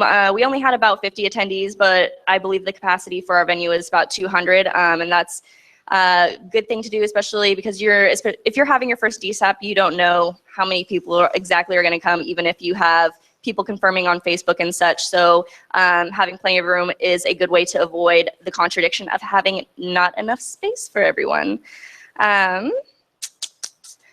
Book as far in advance as you can. Of course, you just want to make sure that you have your venue solidified, and that would just be the worst thing ever, to think you have a venue and then raise all this money and planning and have it fall through. Using a free venue, like I said before, frees up funds for other expenses such as honorarium, food costs, airfare, supplies, and anything else you might need. Housing and transportation. So you're going to want to set up a budget, secure your funds, of course, through fundraising and donations, secure reservations, secure your team roles, which could include, your driver, security, your logistics team, anything else that could be helpful to you. Communicate with USM National. So of course, you're going to be wanting to let them know what's going on, what you have planned so far, and that's going to really help your event go smoothly and have your logistics in place. So staffing, assign your roles ahead of time, of course. We later noted that giving small roles to many people helps in a couple ways. It helps you get more people to your event, as well as it helps you make more members and contacts. And you're also going to want to set up proper training for the corresponding roles. So if you have security, of course, you're going to want to do security training. If you have timekeepers or people at the front table checking people in, you're going to want to do training ahead of time to help things run smoothly. Security. This is a very, very important aspect of your event, of course, because you want to make sure that your speakers and your guests are safe. So again, roles assigned ahead of time. Oops, sorry, I'm reading the wrong one. Organize your security according to the venue. So ahead of time, we made sure that we had all the exits, entrances covered, had the proper tools such as metal detector and whatnot. Proper training is crucial for the security of our speakers and guests. Thorough training in advance is required for security. And then you're going to run through prior to the event, if possible, a day before. We did it earlier in the day, and I would definitely suggest doing it ahead of time. So decor, you are going to want to have all of these things ready ahead of time. Where am I? There we go. Ideally, 2 to 3 tables. You're going to have one for your books, literature, and then one for checking in and anything else on your third table if you want to have like T-shirts and stuff like that. Oh, okay. Beautiful. Thank you. Thank you, Chelsea. Thank you, Rob. That was a fantastic presentation. We do have to keep going, but I do want to emphasize, and thank you so much, Seattle Comrade. It was a huge event in Seattle, won so many members and raised so many reparations. We really want to commend the Seattle brand.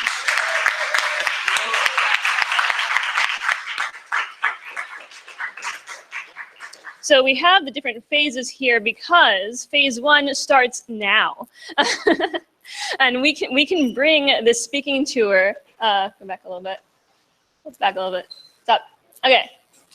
So reparations is the cornerstone of our work, and I know that's been said a lot. So I just want to put the definition up here that an important quality or feature on which a particular thing depends or is based. And also that, we can win we can win our own communities, and a big way to do that is to bring the chairman, to bring African internationalism, to bring speakers to your city, to your town, to your area, to your family, friends, neighbors. As the chairman said, everyone who becomes involved in this process of changing the world, it changes him or herself as well. So we recognize that this is a big ordeal. A lot of work goes into it. It's like planning the wedding, except you're planning a wedding, except you're married to the revolution. Thank you, Chair Jesse, for that line. As Chairwoman Penny Hess has stated, Days of Solidarity with African People is our self-criticism as white people. It is how we join with the rest of humanity. We need to return the stolen resources hoarded within our communities back into the hands of African people. We need to bring African internationalism to our cities, to our towns, and we need to start now. We can, if you don't have a branch in your area, we can help you do that and build your branch and build your committee to bring Days of Solidarity to your town, to your city. And the people are your greatest resource, whether volunteers that you recruit on outreach or family members. In Boston, there were a lot of dads there, and dads who became revolutionary dads. Your branch is your resource. The people are your resource. Your leadership is your resource. If you don't know how to do something, ask. You know, we're here to help. We're here to help build this movement nationally and internationally. So bring the chairman, bring Chairwoman Penny Hess, bring African People's Socialist Party, bring African internationalism to your city, and we can help you do that, and we can start helping you do that tonight, right away. You know. There is a sign-up sheet at the membership table to sign up to be on the committee for Days of Solidarity with African People, and to bring this to all white people, to the white community. So please raise your hand if you want to hold a day in solidarity with African people. Uhuru, uhuru, wonderful, wonderful. Uhuru, wonderful. You can sign up at the membership table right there. Thank you, Kara. Thank you to all the hands I saw. We will be working with you. I will be working with you to make this happen and join the African people. And I am really excited about this committee being built and for this the 2017 Days of Solidarity with African People. Uhuru, comrades, and this is going to be a really great year in bringing white people into solidarity with African people. Uhuru.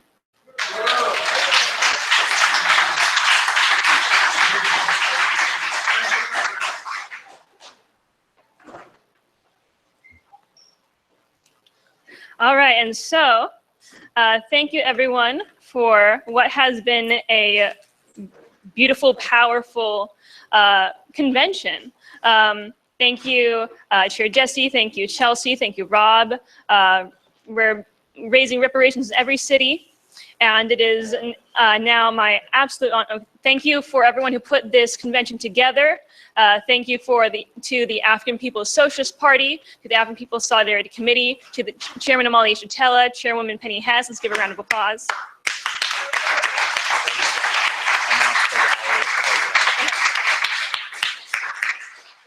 Thank you, everyone. And now it is my honor to introduce the Impedum Sunday Rally, International People's Democratic Uhuru Movement. So this is formally ending the Uhuru Solidarity Movement National Convention. Thank you, everyone. On to the Impedum Sunday Rally of movement to growing to elect the new St. Pete Mayor and District 6 City Councilwoman.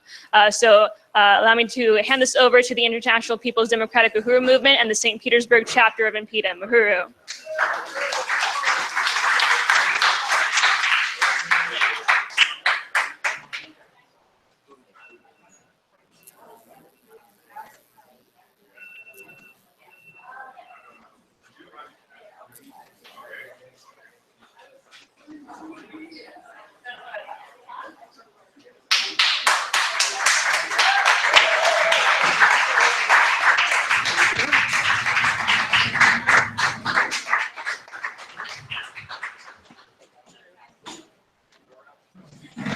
Uhuru.